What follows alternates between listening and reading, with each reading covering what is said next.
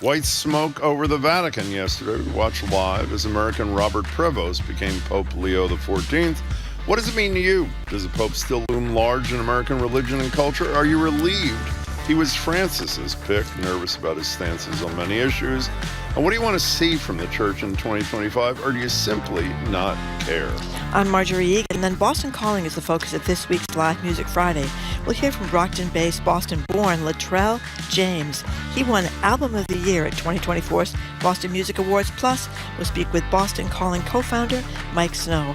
All that ahead, hour number 1 of Boston Public Radio, 89.7 GBH.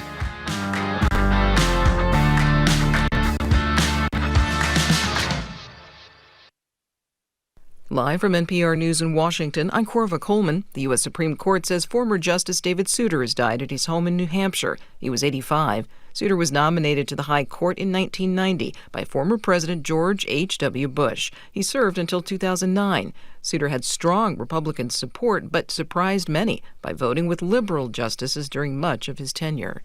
Trade negotiators from the U.S. and China are starting talks this weekend in Switzerland. These are the first high-level, face-to-face trade talks between the two countries since President Trump returned to the White House. NPR's Emily Fang has more. The talks come despite pretty consistent defiance from China, which said it would, quote, fight to the end as levies on its goods climbed over the last few weeks. China has also demanded, quote, sincerity before this weekend's talks kick off, and for new U.S. levies to first be lowered, something President Trump has refused to do. Analysts say China also wants the U.S. to roll back export controls on AI-related technology like semiconductor chips. The U.S., meanwhile, has not yet laid out what concessions it would like to see from China. A Phase 1 trade deal during Trump's first term required China to buy more American goods, which China largely ended up not doing. Emily Fang, NPR News, Washington. A federal judge in San Francisco will hear arguments today in a lawsuit challenging the Trump administration's sweeping overhaul of the federal government. As NPR's Andrea Hsu reports, the case was brought by a coalition of unions, nonprofits, and local governments. The case is the broadest legal challenge yet to President Trump's efforts to dramatically downsize the government. The plaintiffs contend that Congress has the sole authority to undertake the kind of wholesale transformation Trump has ordered, shutting down programs and firing large swaths of the workforce. They argue actions taken by Trump, Elon Musk, and the heads of nearly 24 federal agencies usurp Congress's authority under the Constitution. They're asking the court to void agencies' plans for mass layoffs, as well as Trump's executive order directing agencies to come up with those plans.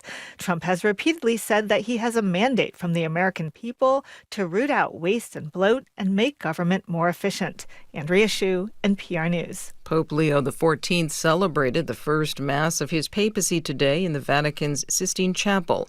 Robert Prevost is the first ever American pope, born in Chicago. He is the youngest of 3 brothers.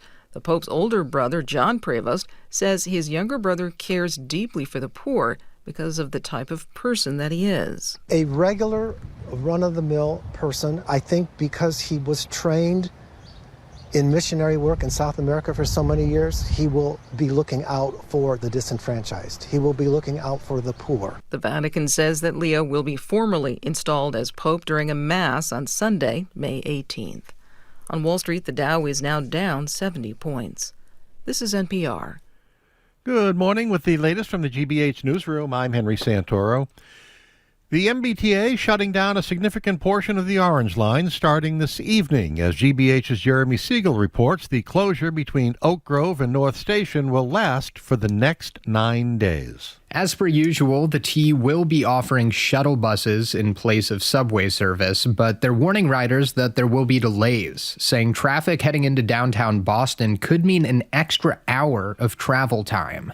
As an alternative, trips on the Haverhill commuter rail line will be free between North Station, Malden Center, and Oak Grove. The shutdown will let crews continue repairs on 2 deteriorating bridges that connect East Somerville and Sullivan Square. Jeremy Siegel, GBH News, 89.7. The Coast Guard's plan to remove hundreds of navigation buoys along the northeast coastline, raising concerns among commercial fishermen and other mariners who depend on those markers to avoid rocks and fog and other dangers on the water. Plan calls for removing 350 of the 4,700 navigational buoys located in the waters from New York to the Canadian border. That includes dozens off Cape Ann and the North Shore, as well as some in the waters off Nantucket Island. In sports, the Red Sox, they open a series on the road. They're in Kansas City tonight and for the rest of the weekend. In the forecast, rain today, rain tonight, rain tomorrow. Don't forget the umbrella. Ella. Temperatures in the low 50s to the low 60s. Mother's Day, a lot of sunshine. Temperatures about 70 degrees. This is GBH News. Support for NPR comes from NPR stations. Other contributors include the Wallace Foundation, an independent, nonpartisan research foundation collaborating with grantees and partners in the arts, school leadership, and youth development. More at wallacefoundation.org. This is NPR.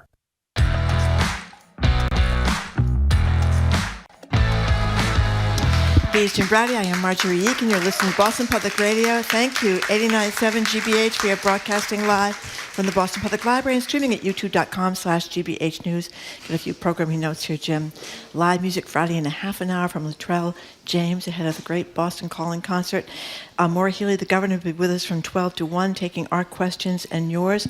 Representative Katherine Clark, number 2 in the House. Number 2 Democrat in the House. That's right. Number 2. We're very happy. She's going to be here at 1 o'clock.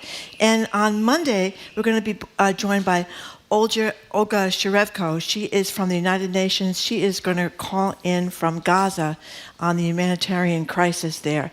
Tuesday, the guy who's running for mayor against Michelle Wu, Josh Kraft. Show's almost over, Marjorie. Well, I have a lot of announcements, Jim. Josh Kraft is going to be here. That's going to be the 13th. And Keith Lockhart will be here with us, too. Want to tell us what you're going to do this weekend, or you're sort of done? I'm going to get my umbrella out, as Henry Santoro advised me to do. Okay. Yesterday, of course, Robert Prevost became Pope Leo XIV, the first U.S.-born pope in the Roman Catholic Church's nearly 2,000-year history.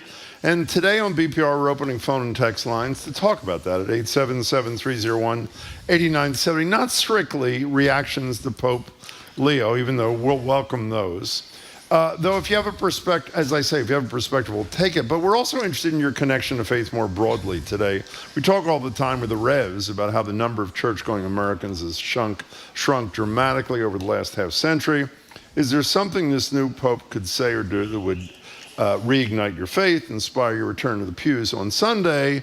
Or is your position you couldn't care less who the leader of the 1.4 billion Catholics in the world is? 877-301-8970. I have to say, when we were commenting on this yesterday, it was really on the fly. Yep. And while I mentioned his, I think, troubling statement about LGBTQ people in 2012, which, as best I can tell, he has not updated since, we also mentioned that there were some charges against him, which his diocese,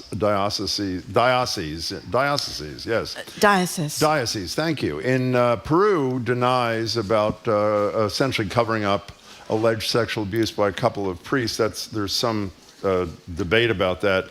On a bunch of other issues, he seems to have embraced the best of Francis. We mentioned that he appears to have been Francis's choice on issues like migration and sort of humanitarianism. And by the way, interestingly, did you see what his final tweet was?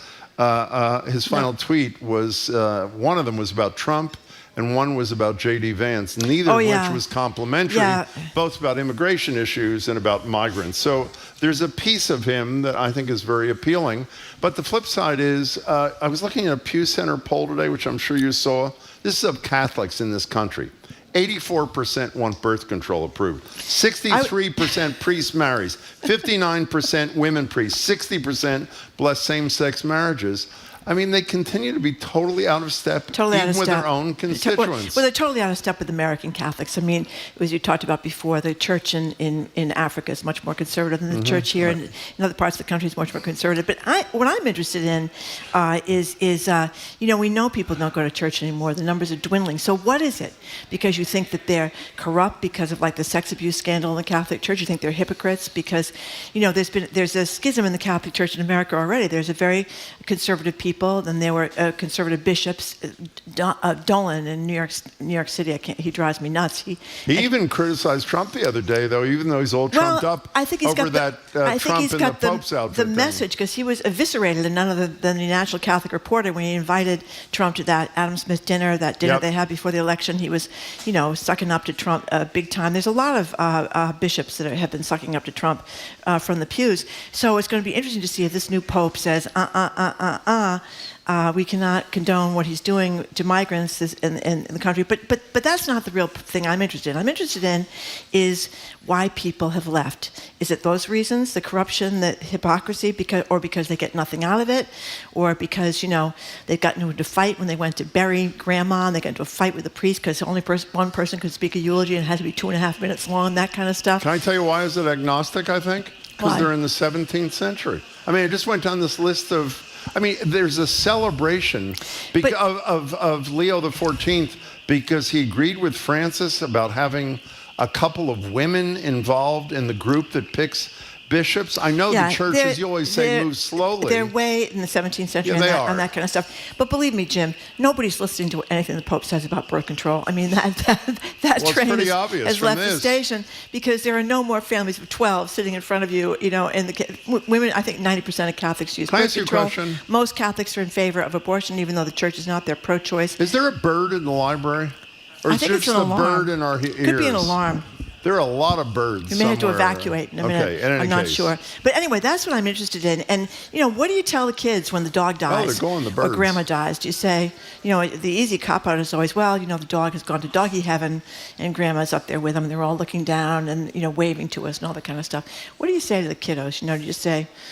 Dog's dead, rotting in the ground, and grandma's 6 feet under. Get over it. 877-301-8970. Anonymous texter, I assume in part because I couldn't pronounce diocese, which is a humiliation. Jim sounds like a hostage on this topic. Let's hear Marjorie, award-winning religion columnist. That's right. By the way, I want to say this. You hate this, I know, but I'm going to say it anyway. Marjorie won a national award as the best religion columnist when you worked for Crux for a little bit. That's right, I did. Well, nobody else is. I did. You had to applaud for them to applaud. That's rather sad. Yeah. By the way, that was a big deal. I know you are so insecure or whatever read my you columns. are. That is totally untrue. But you know what you don't hear about? And I went to an event last week about something called the Nation Volunteer Services. The Jesuits run it. Yeah. To an award that friends of mine were getting, like for their volunteerism and their work with that service. I mean, these are people that are walking the walk. They are taking in migrants into their home. They are doing a lot of political effort along those things. They do wonderful things, volunteering with people who are, as your parents might have said, down on their luck. So there's a lot of great people doing a lot of great things having to do with faith, and you have to really admire those people. But anyway, why is it dropping out? Why are people aren't interested in religion anymore? What do you think? What are the reasons? And what do you think of the Pope too? I mean, it's the biggest international Well, you know story. what? Everybody kept making a big deal about he was an American.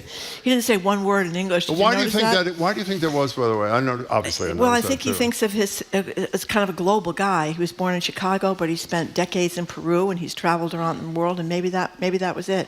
I don't know why. You would have thought he would have, done a "Hey, how are you?" kind of thing in English up there at the papal balcony, but he did not. 877-301-8970. Ellen in Boston, you're first. Welcome to the show. Hi.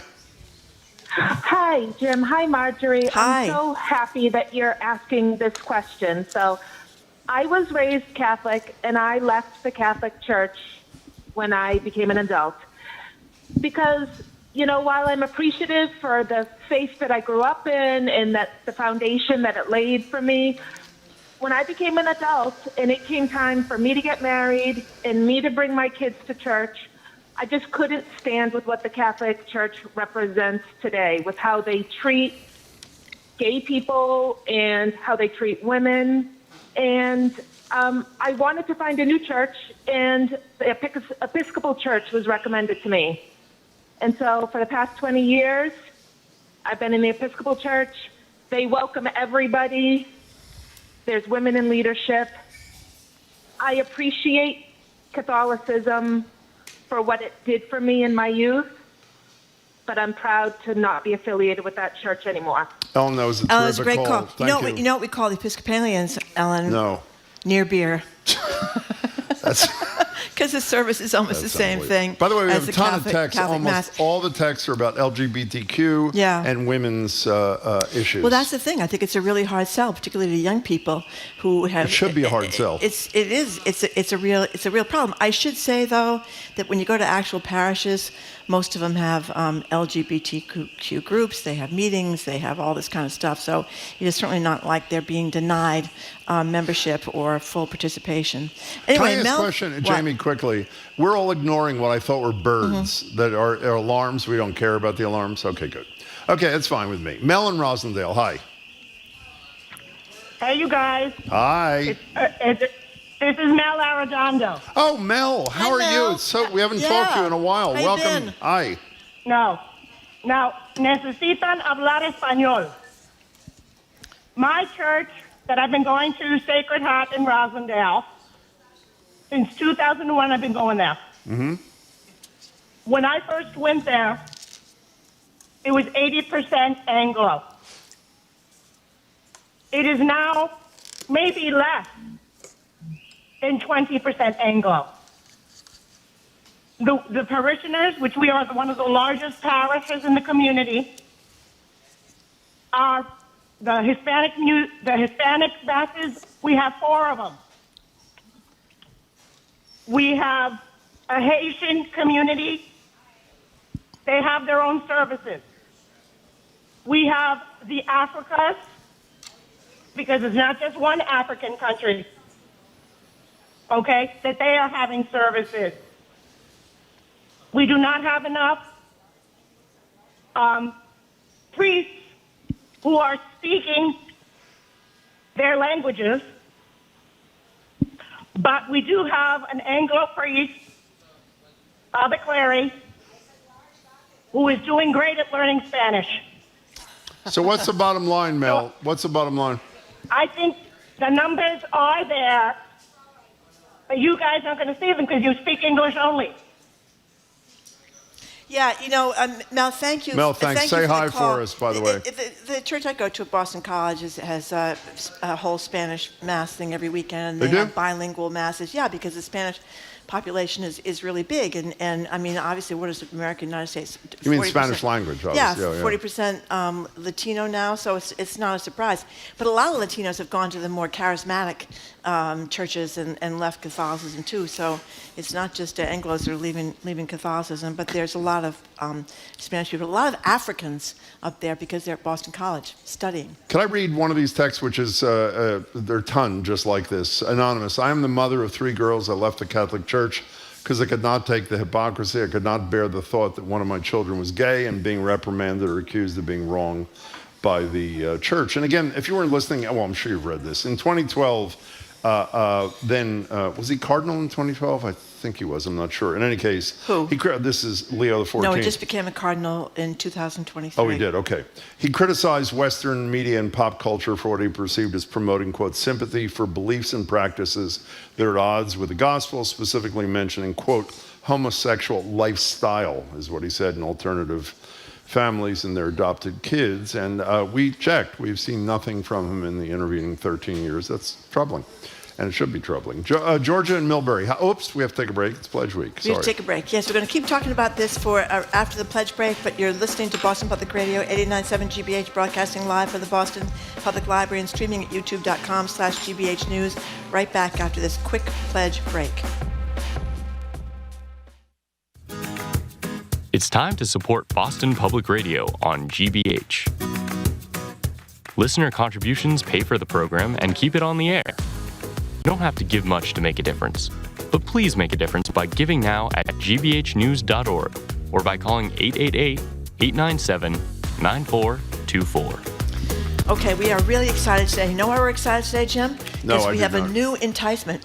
It is the... They're actually really nice. It's great. It's the GBH 89.7 hat, nice color. What would you call this? Kind of a... I would call it a nice hat. It's a green thing. What is It's a greenish what kind of thing. green? It's some kind of green. I don't know what Whatever. it is. Forest green, What does perhaps? it say on the front? And well, I just said 89.7. What does it say on the back? GBH 89.7. In the back it says NPR. So it's Very a very nice. nice hat. Very One nice. size fits all. Good. And we have a special deal going on right now, the $5 Friday. So we're asking you to join us as a sustaining member for just $5 a month. For $5, you get the hat, which is really kind of nice. Did you say you get the hat with the $5? I don't know. Maybe I said that erroneously. I think you get the hat for $5, so 100%. Yeah, you do. You do. Yeah, For yeah. $5 a month, you get this nice hat. We're well 100% prepared cotton as cap. usual, I think. Yeah, that's right. It's khaki made of Khaki? khaki. That's like today. Okay, it's exactly. khaki made 100% cotton on the Whatever. inside. It's really, really nice. Okay, and you can kind of walk around with your khaki hat on, showing that you are a Yes. fan of GBH. It's kind of a walking advertisement for So, us. this is the cocky hat. Cocky hat. Cocky hat.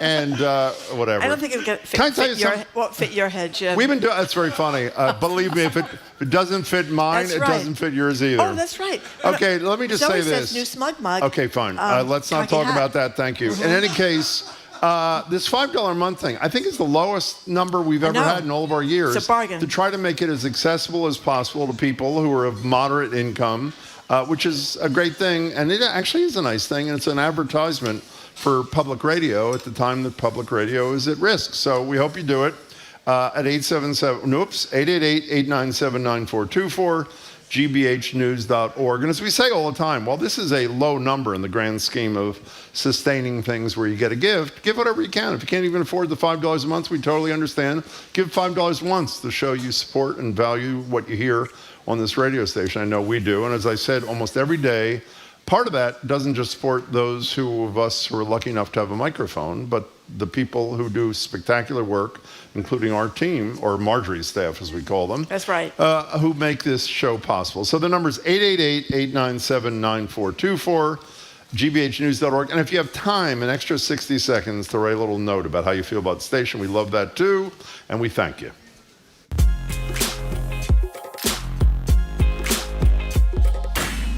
Welcome back to Boston Public Radio. I'm Mark Regan, Jim Bradley. We're live at the library, streaming youtube.com/GBH News.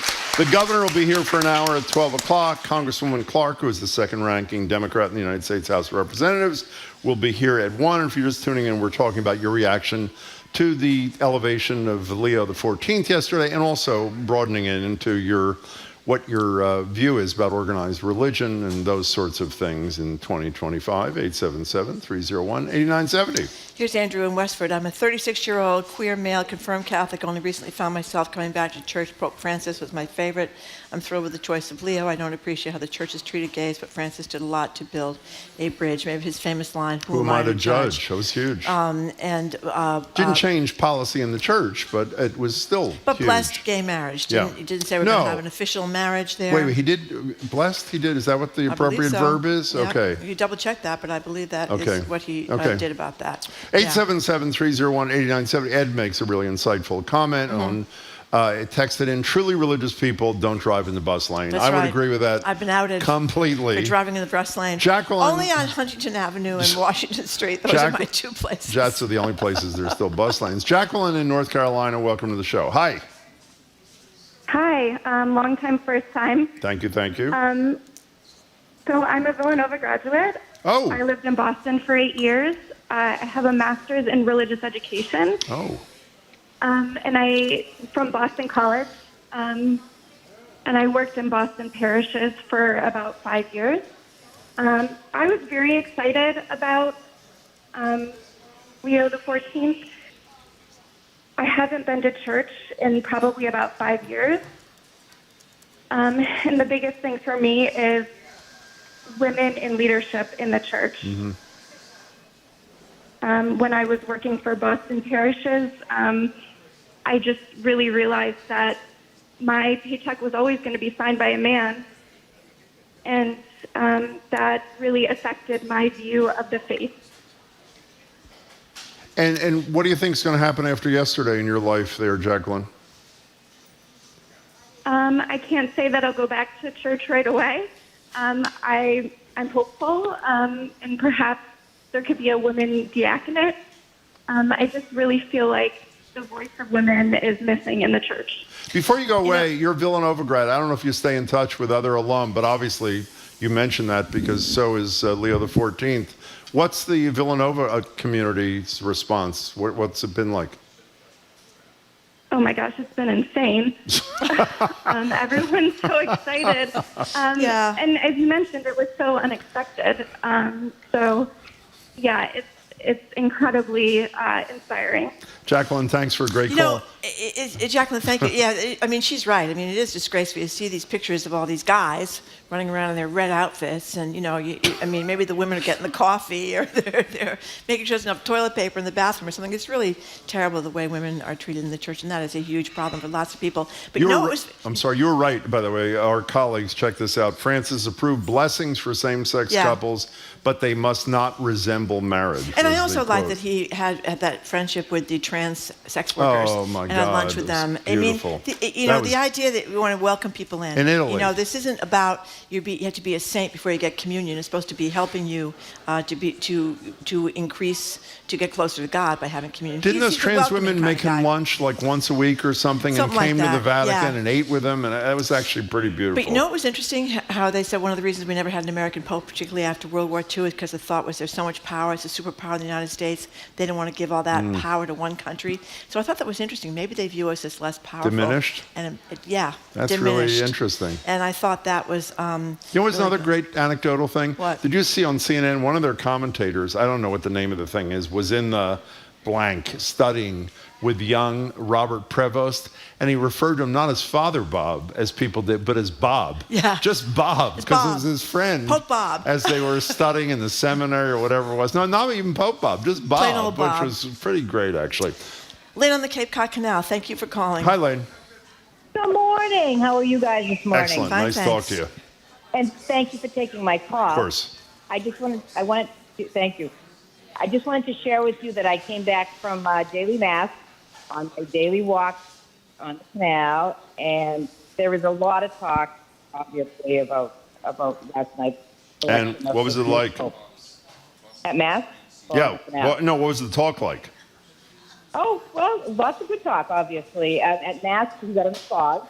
Our pastor is from India, and he is not the diocesan training, but he is an order priest, as is the Pope. He is from an order. They take a vow of poverty, which is wonderful.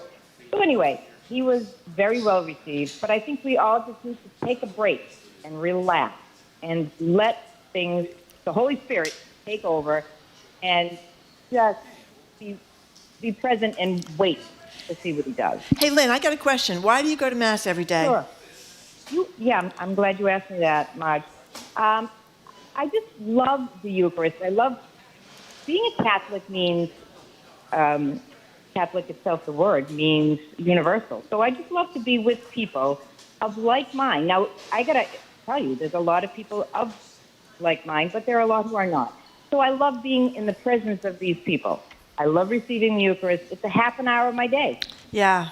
That's a really fine call there, Lynn. Thank you. Jim mentioned it was very nice of you to say I won that religion and writing thing. And one of the things National one of the things award. I won it for is to write thing about daily mass. I know. There's no music. There's no bad preaching. It is like, as Lynn just said, like a half hour, and it's a ritual for lots of people. Lots of people go there as their AA meeting. Lots of people go there just to start their day. It's the same people over and over again. You get to know the people. It's very short. It's very quiet. It's very peaceful.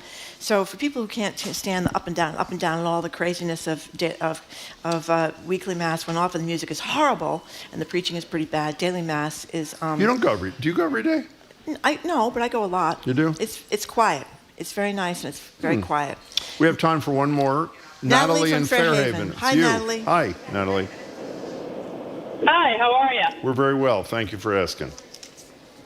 The reason I called is I was raised as a Catholic, and I had lots of problems with stance on women's issues, lots of other things, but what really Oh, Natalie, it's you're a tough breaking one. up. It's a horrible It's a tough connection. one. I'm so sorry. Thank you for the call. Our apologies. I knew this would happen. We're getting all these texts about Father Uni at St. Cecilia's. Well, you should mention him. He is extraordinary. I mean, he's a great priest at St. Cecilia's, which is near the Fenway, and we have a great new priest at my church, John Ronsky at St. Ignatius at Boston College. Is a pretty impressive guy too. So there are some out there. Some of them are pretty boring, pretty bad preaching. But Oni is like on fire. He's really unbelievable. For people that haven't been Message to church, delivery, the whole deal. People that haven't been to church in a long time. Liz Walker was there a couple of weeks ago talking about her new book. I told you before, when we were asked to MC the 50th anniversary of the great Pine Street Inn, Marjorie and I were the MCs. Charlie Baker was there. Lots of wonderful people. And we introduced Father Uni. Remember what he said when he got up? You had made some comment that was controversial. And Uni gets up and says, Marjorie. Well, it's a great boss. He's a great priest. You want to go to a mass? It's kind of inspiring. He is fabulous. It's very inspiring. Plus, you can watch him on Zoom. They do their masses. They do? Yeah, you can watch it didn't online. know that. I think they do the 9:30 mass live every week, and you can see it on YouTube.com without the GBH News at the end of it. That's where we're broadcasting from. I understand YouTube.com/GBH News. Okay, we're taking a break. So they don't say GBH News at the They end. do not say, Father Uni does not say GBH News. But well, that's unfortunate. He's a YouTube star there at St. Cecilia's. Mm-hmm. Okay, coming up next, you're going to hear some fantastic music. Boston Calling is coming up Memorial Day weekend. We're going to hear Latrell James, who's one of the stars that's going to be performing. He's next on Boston Public Radio, and we are broadcasting live at youtube.com/GBH News.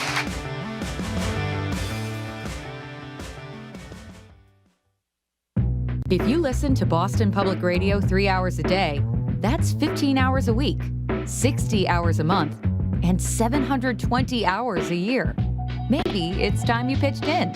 Call 888-897-9424 or give online at gbhnews.org. Let me read a couple of texts or comments, actually, that accompany donations. Good morning, Marjorie and Jim. This is anonymous, no name.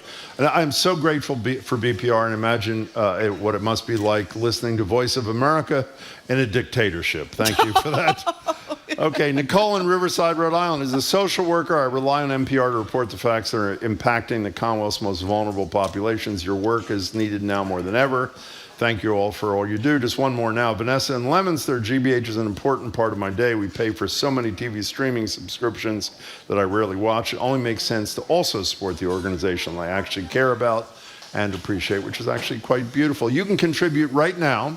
888-897-9424, gbhnews.org. You know, that's a good point. Think of all those subscriptions. You got Hulu, you got Apple TV, you got Netflix, you got, what else do you have? Prime Video. Father Uni on Zoom, Prime Video. You got all these things. And you're paying and you watch like one show every 6 months. Yeah, exactly. You could be transferring that to a worthy cause here with National Public Radio and Public Broadcasting, which of course is under the thumb of the federal government right now. Could you describe the cocky hat here, if you don't mind? The cocky hat. Cocky color. That's right. Khaki. It's very nice. $5 a month. Usually we charge $10 a month or $15 a month, but this is $5. This is a deal. This is a real deal. So, and this makes you a sustaining member, and we like sustaining members because people can plan their budget when they have sustaining members. They know how much money is coming in. On both ends, yeah. Yeah. I think it's, what color is this? I think it's khaki-ish green. Forest green kind of deal. It doesn't really matter. It's a nice collar. It's nice flattering to everybody. It's a nice hat. It's a cotton hat, leather strap, adjustable, one size fits all kind of deal, except for Jim's head, which is enormous. That's it doesn't funny. fit your head. $5 a month or $60 all at once. You just ask for the baseball hat if you want to do it in one fell swoop. And again, we appreciate everybody who donates. We appreciate people who send these nice listener comments. Listen to this one. Megan from Worcester. GBH is a staple in my household for local and national news, covered fairly and factually. Thank you for covering what matters and keeping us informed. Hunter from Manchester. GBH talks about important issues that no one else will. They take the risk of telling the truth. Very nice stuff. 888-897-9424, gbhnews.org.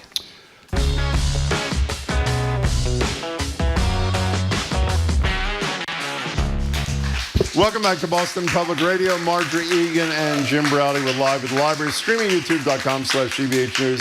Governor Healey joins us at noon. Representative Katherine Clark, number 2 Democrat in the House of Representatives, joins us at 1.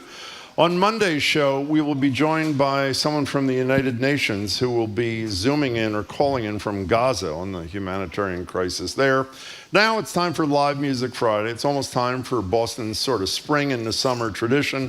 3-day music festival, Boston Calling, just a couple weeks away, routinely named one of the top festivals in America. As always, artists you recognize: Dave Matthews, Sheryl Crow, Public Enemy, and some names you should know, including the man about to perform. Boston's Latrell James is hot off winning Album of the Year at last year's Boston Music Awards. He performs at the festival's Orange Stage on May 23rd. In a moment, we'll also be talking with Boston Calling co-founder and organizer Mike Snow. But first, here is Latrell performing his song Grateful with Ryan Garvey on guitar. Welcome to you both.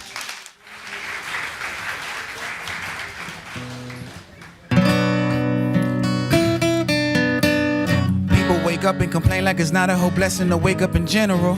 Those type of people are criminals. I should say this for an interview. Now they like, what's gotten into you? If I make out with the minimum, I'll be a millionaire just by the minimum. But money don't guarantee safety. People are crazy. Wait, if you make it, they just gonna take it. Load up their gauges, break in your living room, aim at your femoral. You could be Sean Carter, Sean Taylor. You could be a drug dealer, ball player. Long as the money's good and all there'll be no issue. You turn your back, you hurt yourself. You Yoshimitsu, I'm in the middle. Scholars and killers, mirroring my doubt that some gods in the mirror. Things may seem closer than they may appear. Can't spend your whole life looking out the rear. You heard about it, but you wasn't there. It's apples and oranges with all my peers. Head above water, man, all them in clear. All I can say, what a beautiful year. Oh, and I'm grateful. Look, 5 o'clock on the dot. Call the homies, hit the block. You know, smoke and drink a lot. We look calm on the surface, but we really stressing out. We don't really know our purpose, but we're trying to make it out. Said I'm grateful, whoa, whoa, whoa, whoa, whoa. Said I'm grateful, whoa, whoa, whoa, whoa, whoa. Said I'm grateful, whoa, whoa, whoa, whoa, whoa. Said I'm grateful, said I'm grateful. Look, people wake up and complain like it's not a whole blessing to wake up in general. Those type of people are criminals. I should say this for an interview. Here's where it's finna get pivotal. Look, you and me, we not identical. Also, you deal with the bull, so you typical. Oh, cause you knew I would win, cause I'm Piccolo. I never expect you to get it though. I've been this way since they cut the umbilical. Detached from the world sooner. Blame it all on the baby boomers. I heard that their favorite word was millennial. We would just backyard with the finger roll. We were just getting jiggy till millennium. They ain't no crack. Cocaine was killing them. They didn't know what was what. Enough is enough. Man, I see Cosby in cuffs. Heard he got slapped with a chicken patty. Man, I hope someone's making this up. Actually not.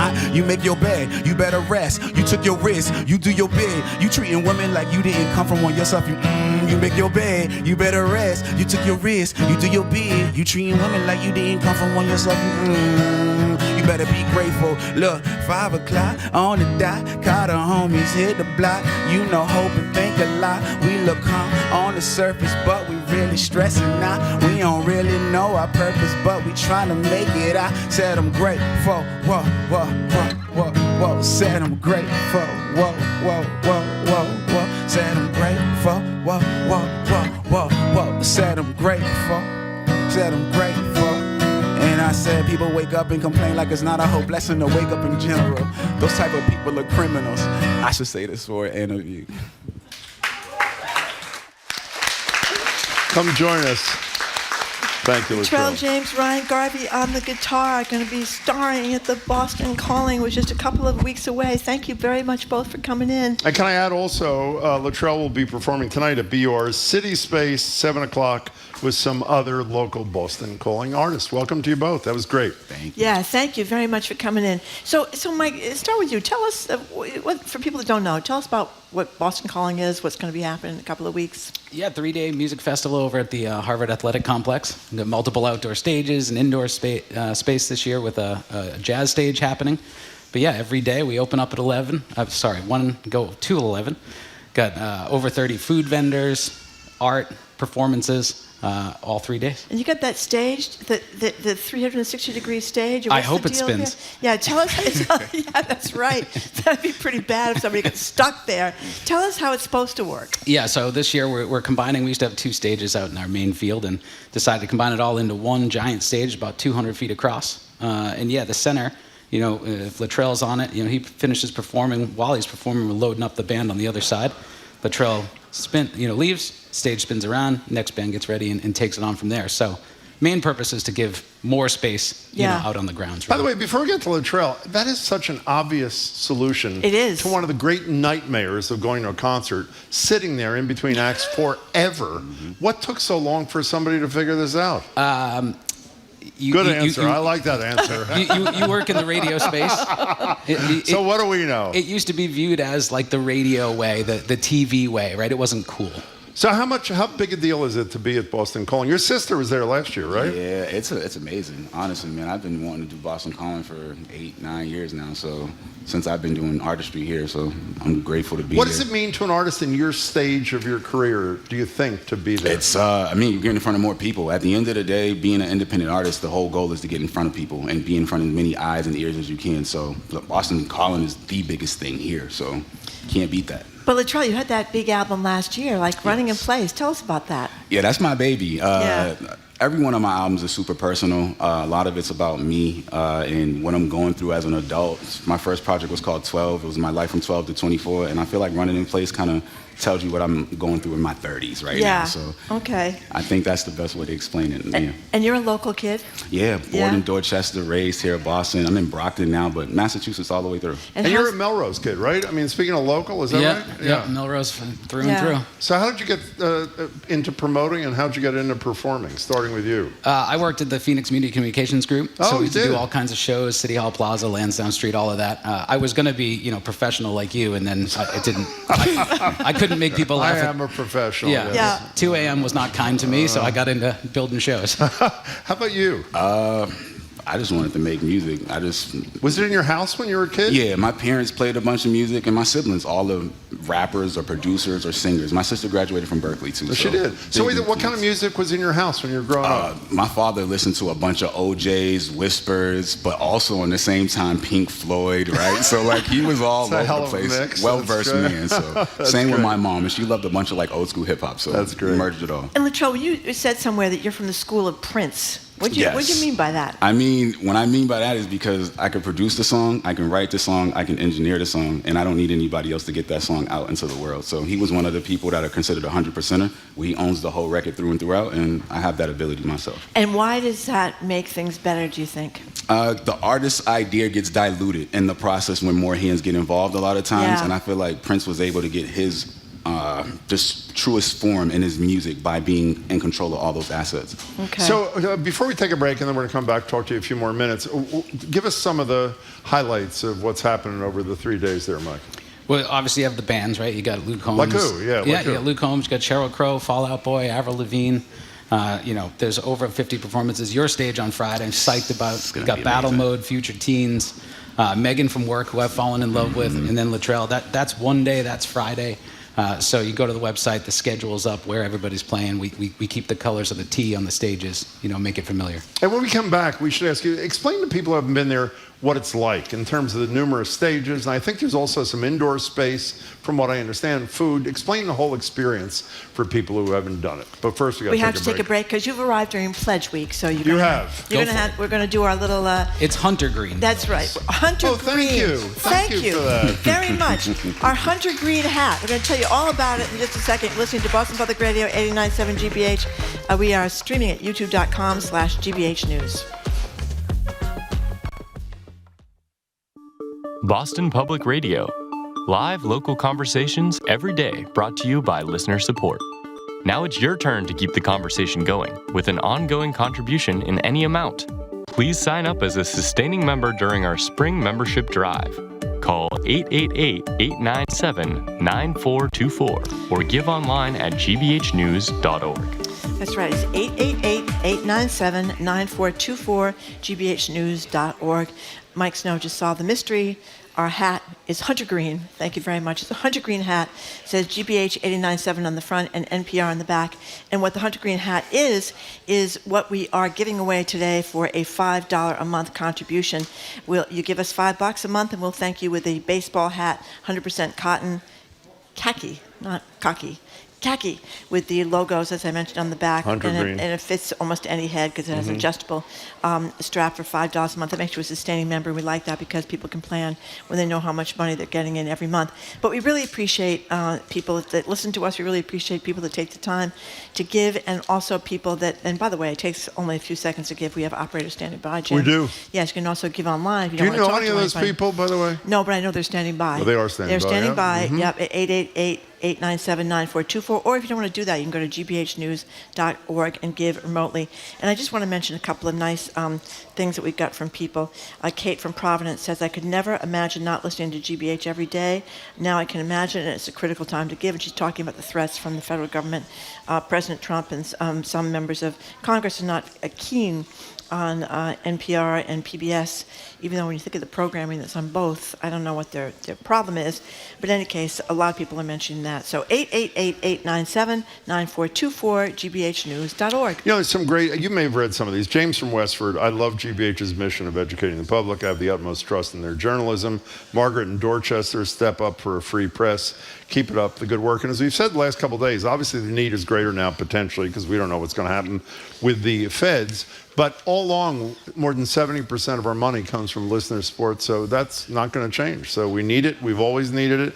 And by the way, I really like that the people in charge of the development fundraising, whatever the hell you call it, generally the floor to get a gift in return for your generosity has been $10 or more. This $5 a month thing makes it more accessible. You do get the hat, which is a nice advertisement for us and for you as a supporter of public media, which is great. But as I said, if that's too much too, give what you can. Give a few bucks, do it once, to show you value what our colleagues do, and their work is spectacular. You call 888-897-9424. You go to gbhnews.org. If you have an extra couple of seconds, these notes really mean a lot to us and our colleagues. Not necessary, but you can do it. 888-897-9424, gbhnews.org.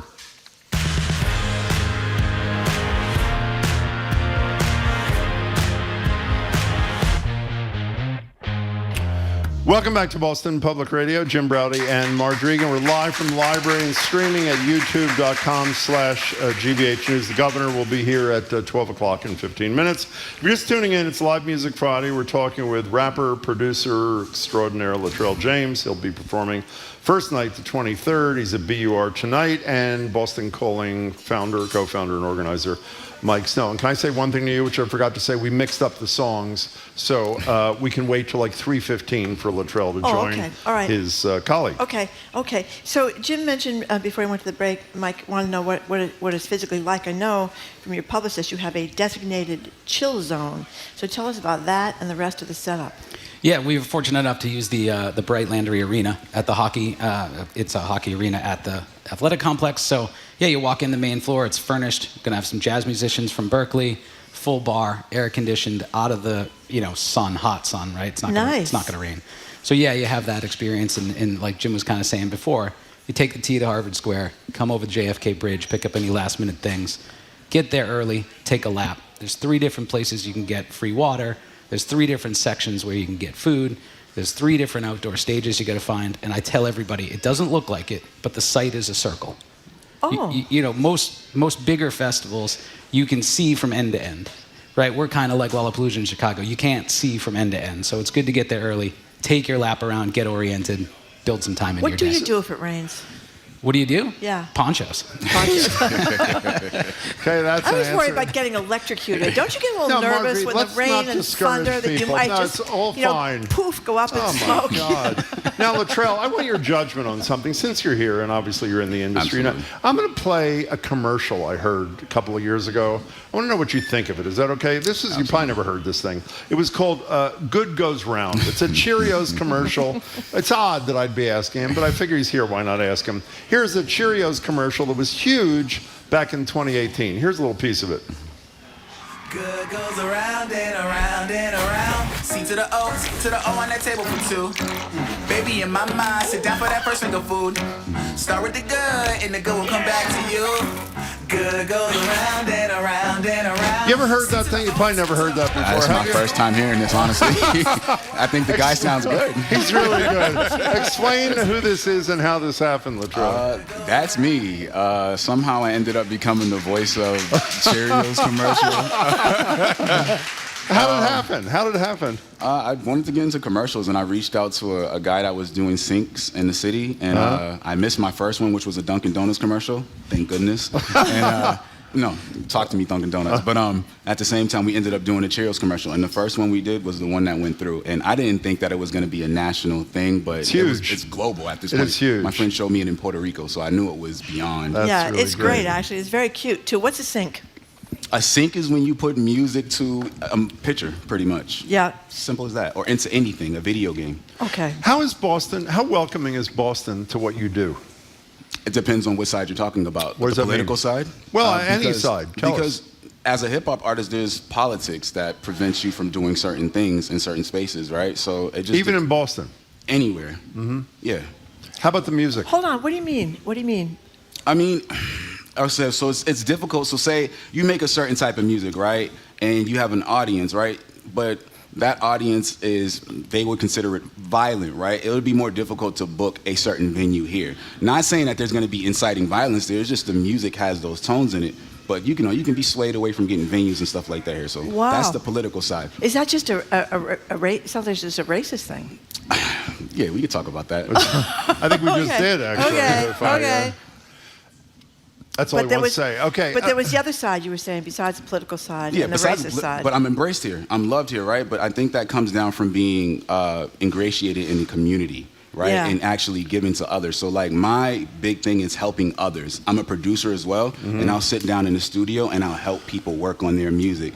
I will give all that because I believe that Boston should be one of those places that should be on the national and global scale. So do we. So before you join Ryan, your colleague over here, what are you going to perform for us? It's a song called Quattro, and it's about me being my mom's fourth born son. Oh, I love that. Put your headset down gently. For Mother's Day. And we'll talk to How Mike. Nice. Mike, what's the website if people want to learn who's playing, when they're playing, the ticket prices, all the logistical stuff? How do they find out? Everything's at bostoncalling.com. Okay. Kept it simple. Fair enough. That is pretty simple. Ryan Garvey on guitar, Latrell James. The song is Quattro. Welcome.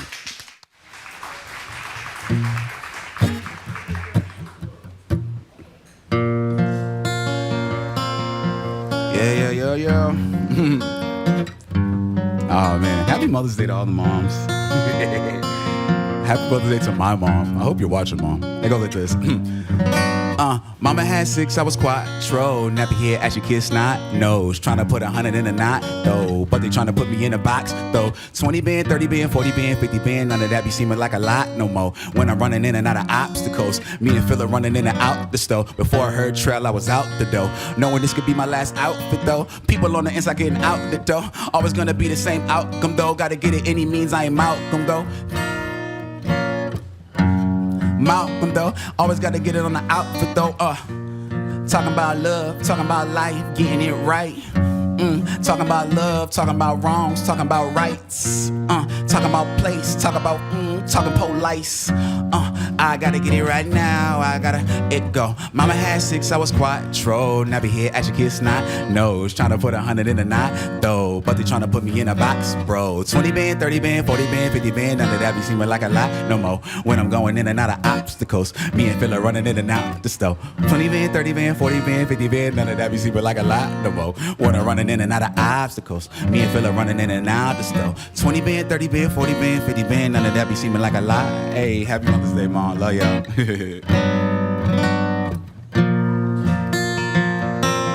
That's Ryan on guitar, too.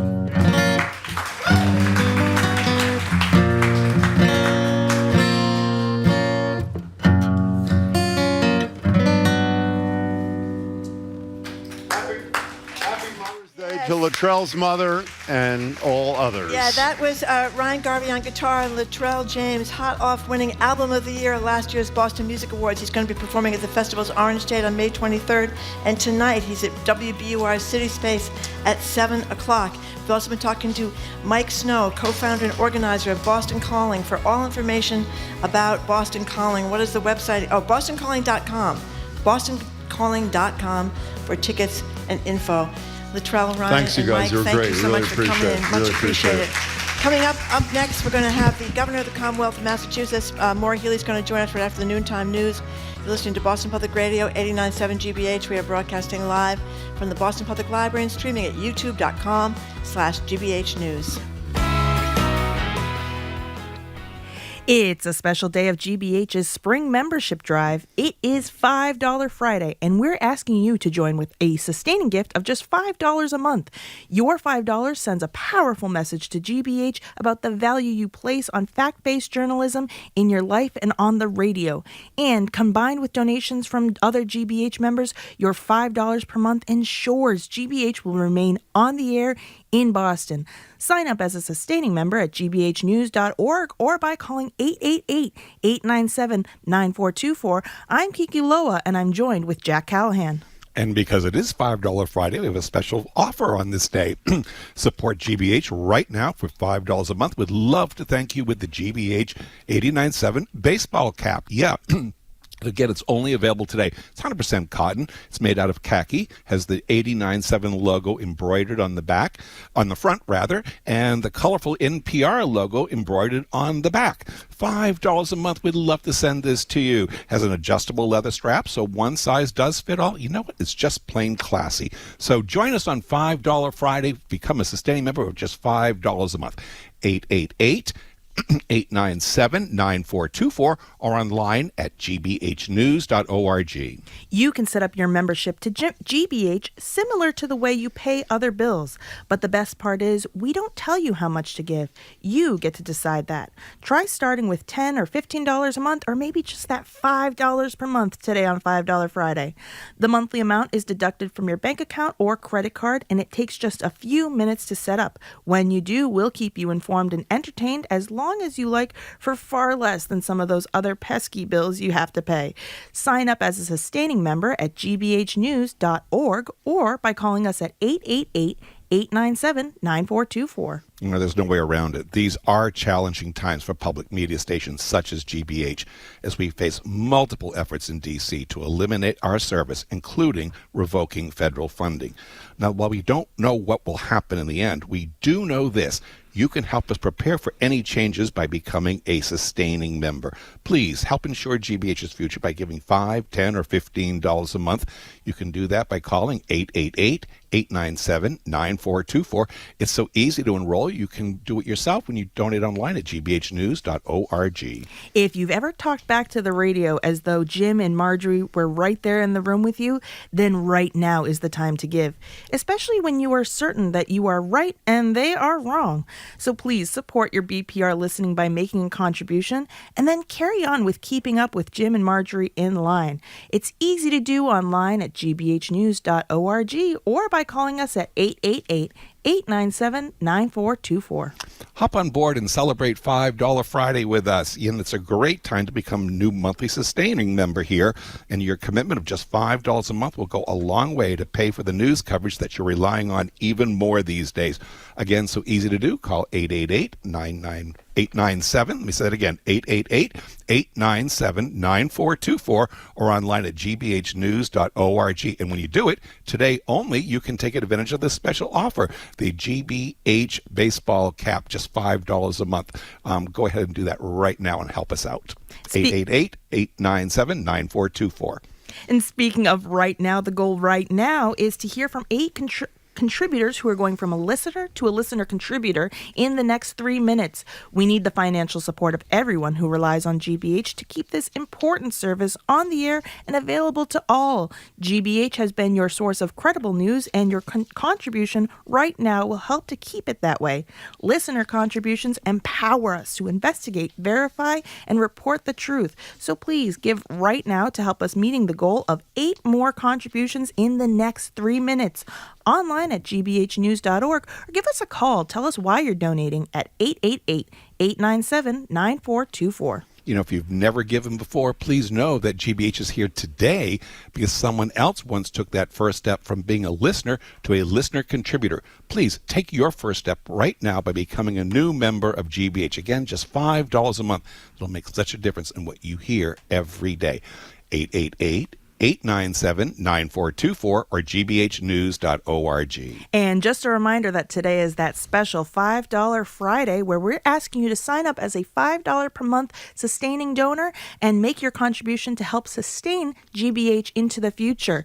$5 per month, that's less than a cup of coffee, but you know what $5 per month can get you is this fantastic GBH baseball cap that, again, is low profile, 100% cotton, colors is khaki, and you can have the GBH 89.7 logo on the front, NPR logo on the back, so whether you're coming or going, people know that you stand with National Public Radio.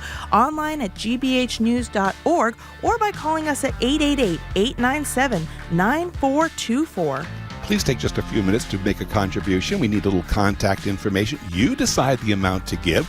You can sign up as a sustaining member or make a one-time gift, but in just these few minutes, you'll help NPR and GBH News remain on the air. 888-897-9424 or gbhnews.org. And thank you.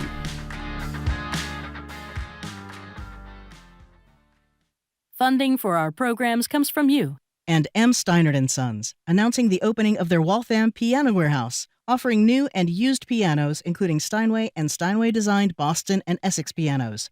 Appointment information at msteinert.com. And Mass General Brigham Health Plan, ranked #1 in member satisfaction among commercial health plans in Massachusetts by J.D. Power for the second consecutive year. Details at mgbhp.org/everyday. You're listening to 89.7 WGBH HD1 Boston. Online at gbhnews.org. GBH News. What matters to you? I'm Jim Brady, ahead on Hour 2 of Boston Public Radio, live from the Boston Public Library. Governor Healey joins us for Ask the Governor. Federal immigration activity has spiked in our state. We'll talk about a number of arrests and what it means to stand up to Donald Trump as a Democrat, while many members of the party decry the first few months of response to his actions. I'm Marjorie Egan. As part of Healey's response, she convened Northeast governors and Canadian premiers to discuss the impacts of tariffs on the region and bolster United States and Canadian working relationships, at least locally. And as always, we'll take your questions too via phone or text 877-301-8970 or in person at the BPL audience mic. Ask the Governor is next on the second hour of Boston Public Radio 89.7 GBH, live from the Boston Public Library.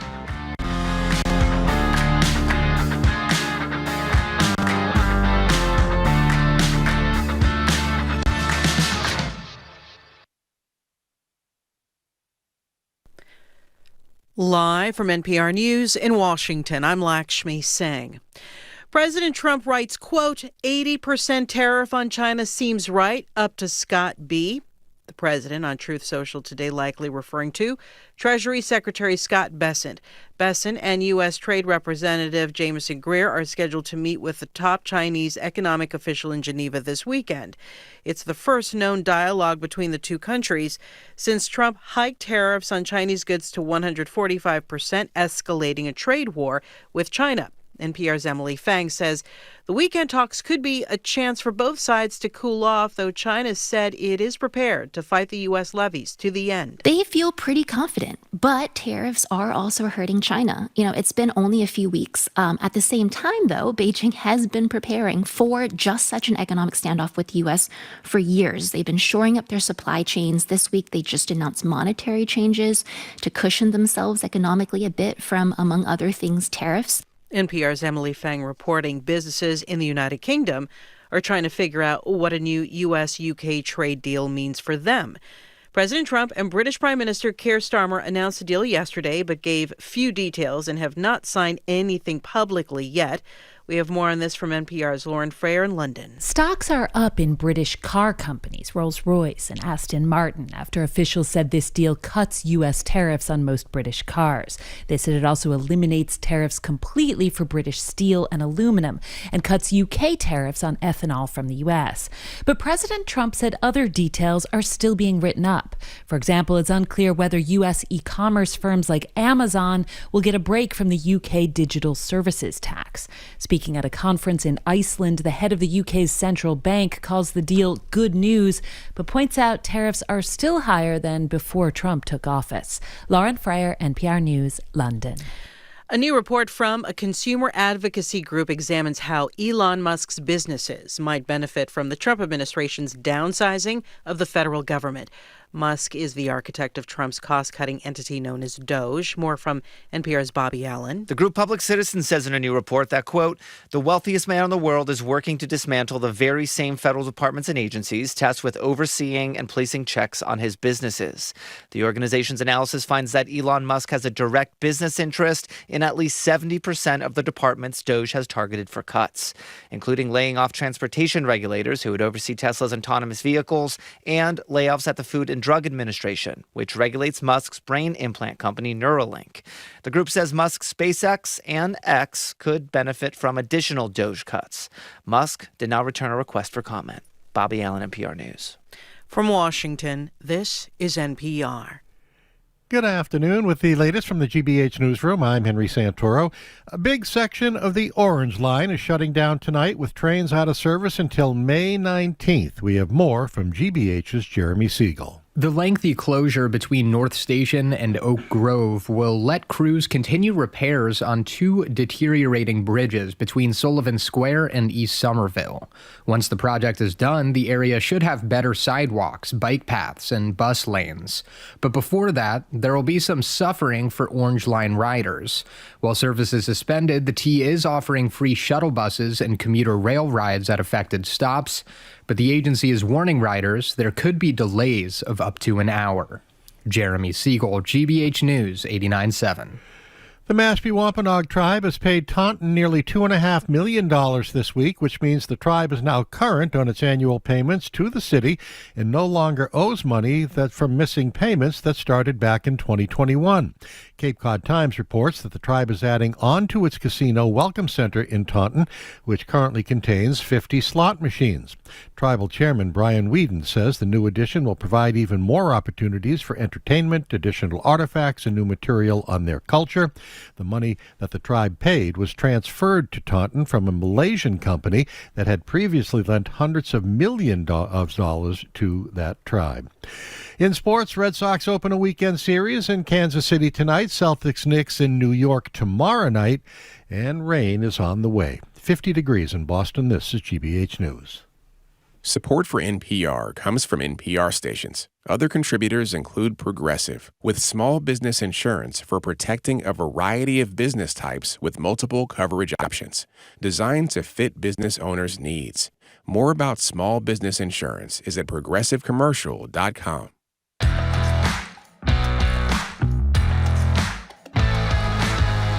He is Jim Browdy. I am Marjorie Egan. Welcome to hour number 2 of Boston Public Radio, 89.7 GBH. We are broadcasting live from the Boston Public Library and streaming at youtube.com/GBH News. Democratic Whip, she's number 2. Democrat in the House, Congresswoman Katherine Clark, joins us at 1 o'clock today, right after the news. And on Monday, Olga Sharevko, she is from the United Nations, and she's going to be calling us from Gaza, where she's going to talk about the humanitarian crisis is going on there. And in just a couple of seconds, we're going to be joined by the Governor of the Commonwealth, Maura Healey, for another edition of Ask the Governor, where she'll take our questions and yours. The number is 877-301-8970. And by the way, it's either to call the governor, which some of you are already doing. You can text the governor, or our colleague Nicole, who has just raised her hand. If you go to Nicole, if you're here at the library and have a question for the governor, she screens them. And the ones that are not insane have a really good chance of you being able to ask the governor directly the question. And speaking of, joining us now is the Governor of the Commonwealth, Maura Healey. Hi, Governor. How are you? Jim, hi, Marjorie. Hello. Nice to see Thank you very much for coming in again. Do you need any water or coffee or anything? Water's here, You're all it looks set? like. You're Yeah, all set? it's Okay. great. I don't know if I'm all set, but I'm here. We have espresso here at the Newsfeed Cafe, too. I go through a lot of espresso over here during the show. Do you? Get a little hit. We start to get tired. You know what I mean? Yeah. Anyway. Hepped up? I'm hepped up. She's always hepped up, the governor. Yeah, she is. Yeah, try to be high energy, Governor. So Tell us, we've been talking for days now all around the country about now we're over 100 days, but the anniversary, we always like these anniversaries of 100 plus days now that the president has been in his office. What does this mean for Massachusetts with all these cuts that we are hearing about from the federal government? Yeah, well, you want to start there, huh? There's so much good stuff that's actually going on that I hope we do talk about. But look, this is this important thing to talk about. I think that so far the Trump administration has been a total failure when it comes to the economy, and I think that's the central issue that a lot of people are focused on, and I think was the issue in the race in many, and unfortunately it's just been a total failure, from the tariffs, which are wreaking havoc with businesses, small, medium, and large in Massachusetts and around the country, to the cuts to so many things, NIH cuts, which obviously do great harm to Massachusetts institutions, our hospitals, our life sciences ecosystem, the cuts to colleges and universities. We've seen a lot of cuts, hundreds of millions of dollars of cuts when it comes to funding for housing, transportation, infrastructure, money that's there to actually, help us build more resilient communities, and it's just been really devastating. And I think it looks like there's more to come from all that we hear. So, that's been bad. I think what's also been really bad is the way that President Trump and the administration have sought to weaponize the Department of Justice, weaponize the IRS. Do everything to silence critics and those that don't agree with them, the silencing of law firms, of companies, of universities, and of everyday Americans. And that's deeply, deeply troubling, and not the course that we need to be on as a country. We're going to get to some good news in a second, so we promise you. No, but that's it's a very challenging time, and I think it's a challenging time for a lot of states, because you have to navigate, first off, what's happening with your economy in the state, the impact that inflation is having, and his efforts are having. Because right now, what's happening is we don't see capital deployed in this country. It's here and there, but a lot of it's going overseas. People are going elsewhere. Students are going elsewhere. Companies are going elsewhere. Developers are going elsewhere because of the uncertainty in the market right now, and that has a real ripple effect on all of our economies. So that's a challenge as we navigate in this moment. There's a heightened fear and anxiety on the part of so many, and we're trying to manage things here in the state. But fundamentally, I haven't seen anything that I can point to that has been a net positive for Massachusetts or any other state from this administration. The economy is dominating everything, and every day he just continues to do things that seem more adverse to lowering the cost of living and making life easier for Americans across the board. Nancy Gertner, the retired federal judge, wrote a piece a couple of weeks ago saying that she thinks that certain states are getting picked on, like blue states like Massachusetts, that has not been terribly supportive of President Trump, as opposed to like maybe Oklahoma. You think that's true? I think that all states are getting hurt. Look at NIH. Yeah. Look at Alabama. Look at Texas. They're major recipients of NIH funding. Ohio. And, we're also seeing attacks on colleges and universities across the board, cuts to the VA system. Remember, I think that was one of the first things out of the gate when they fired a bunch of doctors and nurses at VAs. That happened across the country. I will say, though, that we definitely experience it here in Massachusetts. We have some of the very best colleges and universities in the world. We have institutions here who are doing research on life-saving cures and treatments. The number of Nobel Prize winners who come out of Massachusetts is just, unbelievable. The number of people who come to Massachusetts, including from other countries, to study, to do research, to start companies, to incubate new companies, to grow economies is unbelievable. People understand there are about 90,000 foreign students who come to Massachusetts every year. Wow. And that's because of who we are. We are the global hub for education.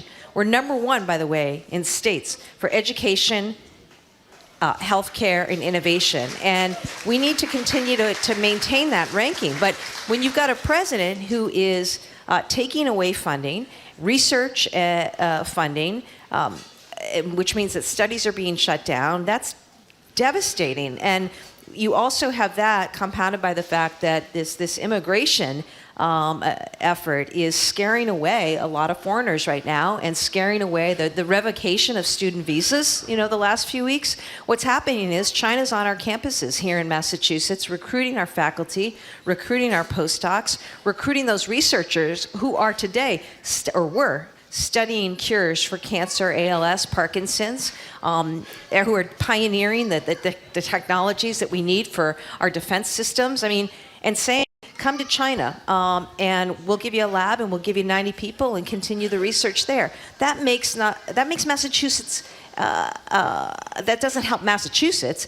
It certainly doesn't help America, and it doesn't put America first. It makes us less competitive. So that's the reality of what we're trying to deal with. And as governor, I am trying to stand strong and say that Massachusetts, is a place to come and study, is a place to continue to do research, is a place where, we want innovation. And I'm going to do everything I can to support that and to support our communities and take care of people as best we can in our state. And I think that our state is, strong and resilient. We are well situated. Again, we're number one in education, innovation, and healthcare. We were just ranked the number one state in the country for the safest drinking water. We're also the safest state in the country. Safest state. We have the lowest gun deaths. We have the lowest vehicular traffic deaths. We have the third lowest property thefts in the country. And on Mother's Day weekend, I want to say that we were just ranked the best place not only to live if you're a woman, but the best place for working moms. So we got a lot going for us as this state, and it's a time where I see a lot of people pulling together, and we need to work together across the board. Business, academe, government, local communities, and focus on really delivering for people here and fighting back against efforts to take us backwards. Governor Healey, you mentioned people from other nations. Trump has spoken out quite regularly against some people who we consider to be deserving to get refugee status, whether it's people in Afghanistan who fought along with our troops. In the last day or so, the government has officially granted 54 Afrikaans South Africans, white descendants of Dutch colonizers, refugee status. We know about the DEI stuff. We know that Toni Morrison's book is out of the Naval Academy. The Bell Curve and Mein Kampf are still in. Is Trump a racist? Well, in your mind? I think that Donald Trump has done things that have only exacerbated racial disparities, have created more problems there that are not in furtherance of equal treatment under the law, that do not promote equality. And, I continue to say that diversity is a strength and not a flaw in this country, and it makes no sense whatsoever to exclude women and people of color and gay people from the table. It hasn't worked. It doesn't work. It hasn't made our military stronger to do that. It doesn't make our boardrooms or C-suites stronger to exclude people and talent. It doesn't make government stronger to exclude people. And that's why I encourage people to continue with the programming that they have to assure that people that we're getting the benefit of all perspectives. And by the way, perspectives, experiences, I'm not just breaking it down on racial or ethnic lines. I'm talking about like geographies too. I know in our administration, we work really hard to have viewpoints in from all over the state. What are our rural communities going to think? What are our hill towns going to think? What are our gateway city folks going to think? And that's important. So, I just think we have a different philosophy about that. Are you avoiding calling him a racist, or you just don't think he is? I don't think my job is to name call Jim. I don't think it's productive right now. My job is to deliver for people in the state, which I'm working hard to do on housing, on transportation, and continuing with the programs. At a time when the President of the United States is dismantling the VA system as we know it, I was really proud to stand the other day over at Brighton Marine, where that's a wonderful organization that provides services for veterans, health care. They just got a $10 million investment to work with us and others on ending veteran homelessness. That's where I'm at. We got to keep moving forward as a state. We got to continue to support our life sciences. We've got to continue to support our sectors of technology here. I just had a great conference the other day with IBM. for the second year in a row, IBM, multinational company, has decided that Massachusetts is the place to hold its worldwide conference every year to talk about what they are doing and bring technologists together. And it's part of who we are. Next week, I'm going to stand with folks just down the street at Lego. Lego's, international headquarters coming here. The other day, I had an Israeli company that's Sheba Arc. It's an incubation innovator, and they are coming to Massachusetts to do really important work. I think all these things are important to remember in the context of what is going on right now. Well, we'd ask people not be disruptive. If you have a question for the governor, we are happy to entertain. One last thing before we get to the calls and texts, if we can, Governor. You have also convened, or in the midst of convening, Canadian premiers, obviously in response to this tariff nightmare that is affecting virtually everybody in this country. What's that all about, and what's the goal there? Well, do you know that 1 in 5 New Englanders are Canadian Americans or of Canadian descent? I did not know that. Well, I think about this, a lot of us are Irish, but a lot of the Irish came through Canada first. My grandfather's family actually, Newfoundland, and that's a true statistic. And it's also the case that Canada is the #1 trading partner for all of the New England states, for New York, I think for maybe 34 states. So obviously, the economic ties are super strong. 90% of the jet fuel at Logan comes from Canada. 8 out of 10 cars in Greater Boston are powered by Canadian crude. And it's just to say, we've got so many economic ties that are there. And we've got cultural ties, and we've got familial ties. So, when the President of the United States is picking on Canada and calling them the 51st state and imposing these crazy tariffs, I thought it was very important that we show leadership, and we show that there's solidarity among a number of our states, that we want to continue to support our allies and friends to the north. And so I invited the governors of New England and the governor of New York to meet here in Boston with the Canadian premiers, the governors there, and let's talk about things we can do. Maybe there's an MOU we can sign around trade. Maybe there are things that we can do to continue that relationship. And that just that was a reason that I did that. Jim. Kelly Ayotte from New Hampshire is not one of the inviters. She's also spending most of her time criticizing Massachusetts or you. Was she invited and refused to participate? Oh no, she's invited, and I hope the governor comes. I expect she will. We meet regularly as New England states, and I think it's just important. I think it's really important that we continue to do this. I've been spending time meeting with other countries, folks from other countries, for the express purpose of making sure that Massachusetts is open for business. I'm sending my team next week to something that is called Select USA. It's where countries from all over the world come, and the states basically get to show off who they are and why it is that your state is a great place to do business. And I'm sending my team down there. We're going to brag a whole lot about the great things that we've got going on in Massachusetts, because I want people coming here. I want economic growth. I want more jobs, right?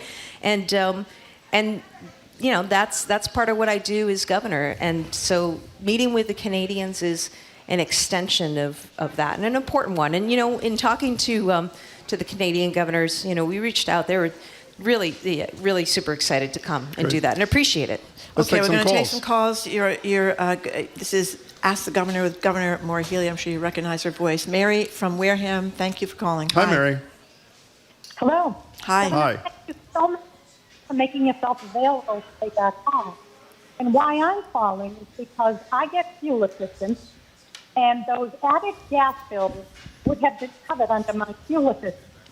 But because it's deferred to summer, fuel assistance won't pay that. That ends the end of April. I've called fuel assistance, and they said there's no plan to deal with it. And I'm wondering if you have a plan to deal with that, because this will hurt the lowest income constituents in the Commonwealth. Did you make out the question? A little bit, but not. I believe it was about fuel assistance. Continuing into the summer. Is that what you were saying, Mary? There's an echo. May I repeat it? Yeah, do it. This is much better. Say it again quickly if you can. Okay. Because those extra payments were deferred for summer, fuel assistance won't cover that. It ends the end of April. Okay. So the lowest wage people are going to have to cover those ourselves I still had fuel assistance left that would have covered it, but they stopped paying the bills at the end of April. This is some of the deferred charges from the utility companies, I think. Yeah, we got it. Yep. We understand it, Mary. Let's hear what the governor Mary, has to say. thank you Thank you so for the much call. for calling. You know, I was outraged when I saw what had happened to people's bills over the winter, and we took immediate action. We worked immediately with the utilities to get to a plan to lower costs, to spread things out over time. Everybody got a $50 rebate back on their bill last month. I'm filing legislation this week that's going to deal with the very issue that Mary's talking about, which is the high cost of energy. And in that legislation, there are going to be actual tools that we think we can implement if the legislature passes it that will have the effect of lowering energy costs for people like Mary, for our businesses, and for residents around the state. And on that, I want you to know, Mary, even the Trump administration cut funding. It's another example of something bad they did. They cut funding for a program that provides heating assistance payments to lower income folks and to seniors and just lower income folks generally. And, we're trying to find ways to help people with that funding going away. We are very much focused on this issue, Mary, and I'm glad that you raised it. Mary, thanks. Governor, because it's also, we don't want things to just be spread out. We want things to actually be reduced. And that's some of what has happened with the measures I've already taken. The measures I've already taken, we estimate, are going to result in $6 billion in savings over the next 5 years. Add to that the legislation that we file this week, and we'll be in a lot better position for people like Mary and everyone else. You going to read Martha? Is that what you're going to do next? I was going to read Martha because we've gotten a lot of texts about this. This ICE raid in Worcester that took place yesterday. ICE agents, some of them masked, some of them not, swooped down upon this woman, took her away. And then there was a 16-year-old girl, her daughter, who was very distraught, holding a baby. I'm not clear if she's the mother of the baby or it's her sister. I don't know. But the people at the scene said there was no warrant. At least 20 cops showed up, and they arrested the 16-year-old daughter, who held her to the ground, who was protesting her mother's leaving. And people were upset by the chaos, by the screaming, by the fact that this woman was the one that was arrested, was put into an unmarked SUV, and they claimed there was no warrant. So the questions basically are... Why don't you read Martha? She nails it, I think. She called the atrocity in Worcester yesterday. Why aren't we fighting back to get these kidnappers out of the state? And an earlier texter wanted to know what are you going to do about the lack of due process when these people are being hauled off by ICE? Yeah.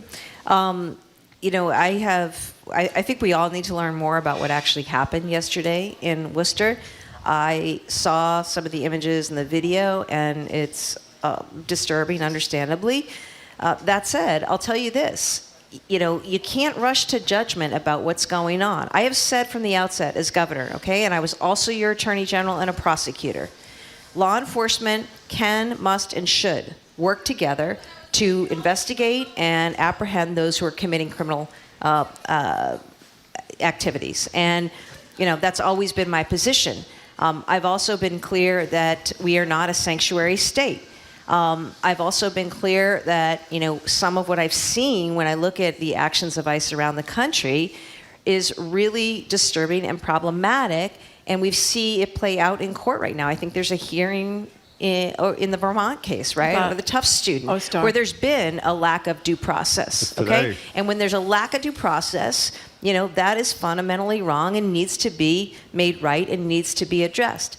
I don't like to comment on, and I would encourage people to, until we know all of what happened, people can jump to conclusions, And I know what we do know in that situation is that there was some effort by ICE to pick someone up. The circumstances, I don't know. I don't know if it was with a warrant or without a warrant. We don't know.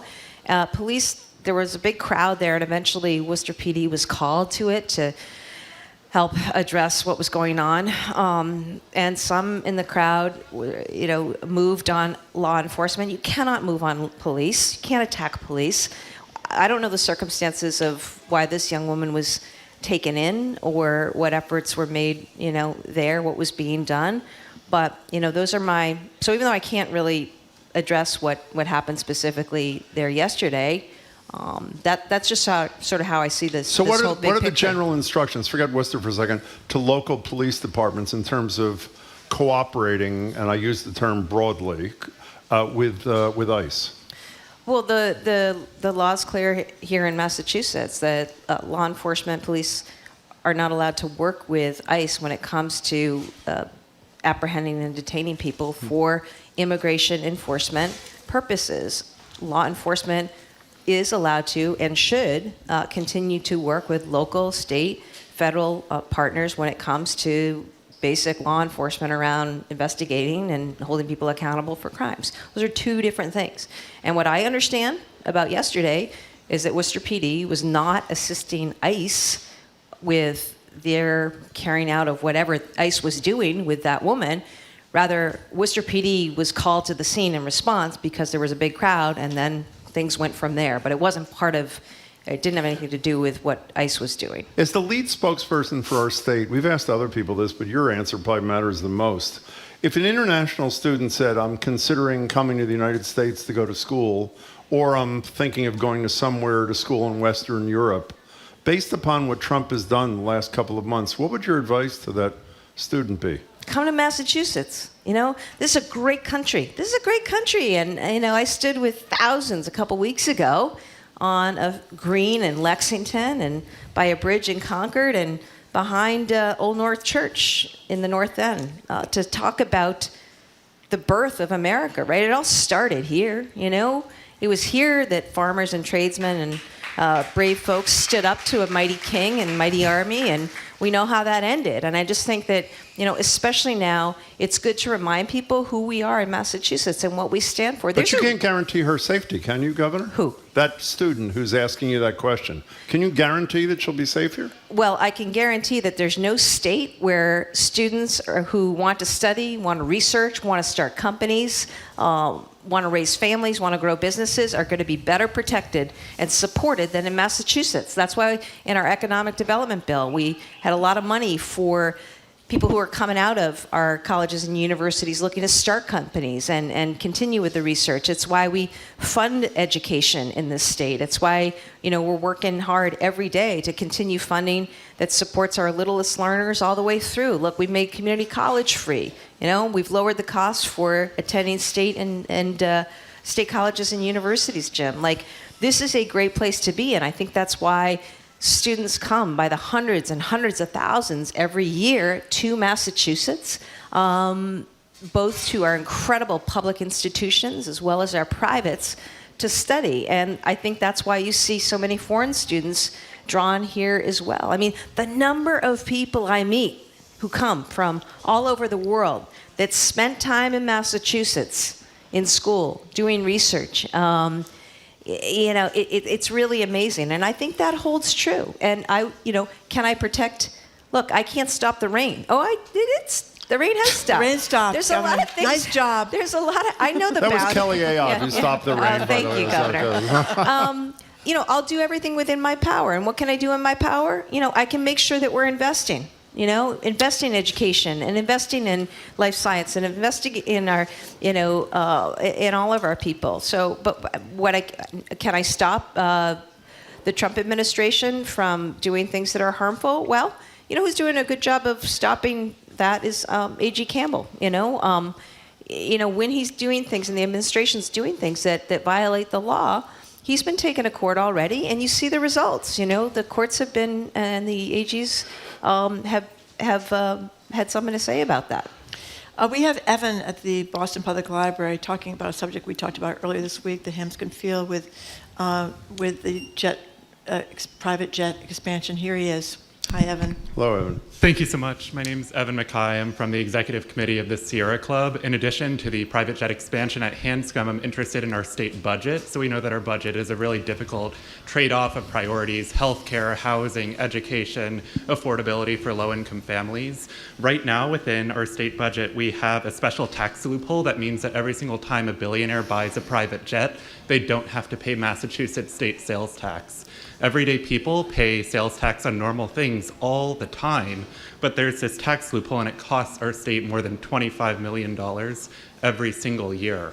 We're trying to ground this jet tax loophole. Governor, will you help us ground this jet tax loophole? Thank you, Evan. Appreciate Thanks, Evan. I don't know what you're referring to exactly, Evan, but that's okay. I'll just say as a general matter that we're going to continue to make investments in things that are priorities. And one of the things that I made as a priority as the first governor in the country to appoint a cabinet-level climate chief is that we're going to continue to look to invest 1% of our state budget in energy and environmental affairs. And that's what I did most recently in the budget that I filed. It's now with the legislature, of course. But, you know, it's very important that we continue to make these investments. And I'm open to looking at anything that comes to my desk. And news on Hanscom, by the way, I don't know if you followed that. There's a lot of concern about expansion there. The game's kind of changed, though, on that entirely. Now we have this company, Merlin, that wants to come to Massachusetts and use some of that space to pilot some new technologies there. And so that's kind of changing and resulting in a whole new start to that Hanscom discussion and debate. And I think it's really exciting, actually, to have another example of Massachusetts. Like this is an innovative technology company that's looking for ways to help decarbonize in the transportation sector, and has picked Massachusetts, has picked Hanscom, actually, as a place where it wants to work on that. Well, so Governor, I know you're kind of a game changer there. I know you're finishing up the environmental study, the MEPA. And thank you, by the way, whatever for it the is. work you do for Sierra Club. MEPA hasn't come in yet. I don't think that it hasn't come in yet finally. But we had, as I mentioned before, we had Chuck Collins in here earlier this week. He's one of the people that's upset about Hanscom.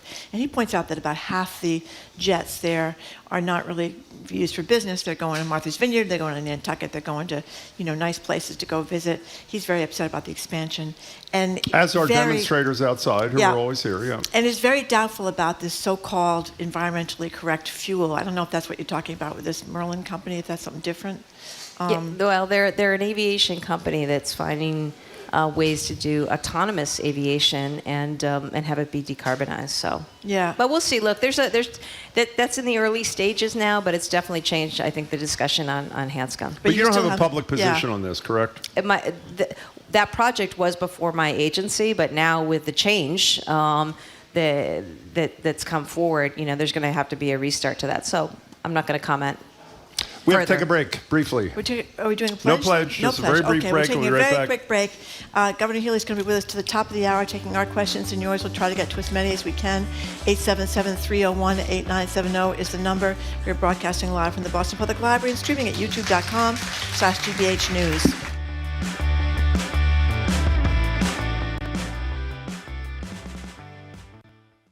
As Swedish author Fredrik Backman was writing his latest book, he was seriously considering retiring. The demands of promoting his work were taking too much out of him. Maybe I should go and see if there's something else that I could do that would make me a happier and a little more balanced individual. I'm Ari Shapiro, Fredrik Backman on feeling like a fraud despite his success on the next All Things Considered from NPR News. Today at 4, here on GBH News 89.7.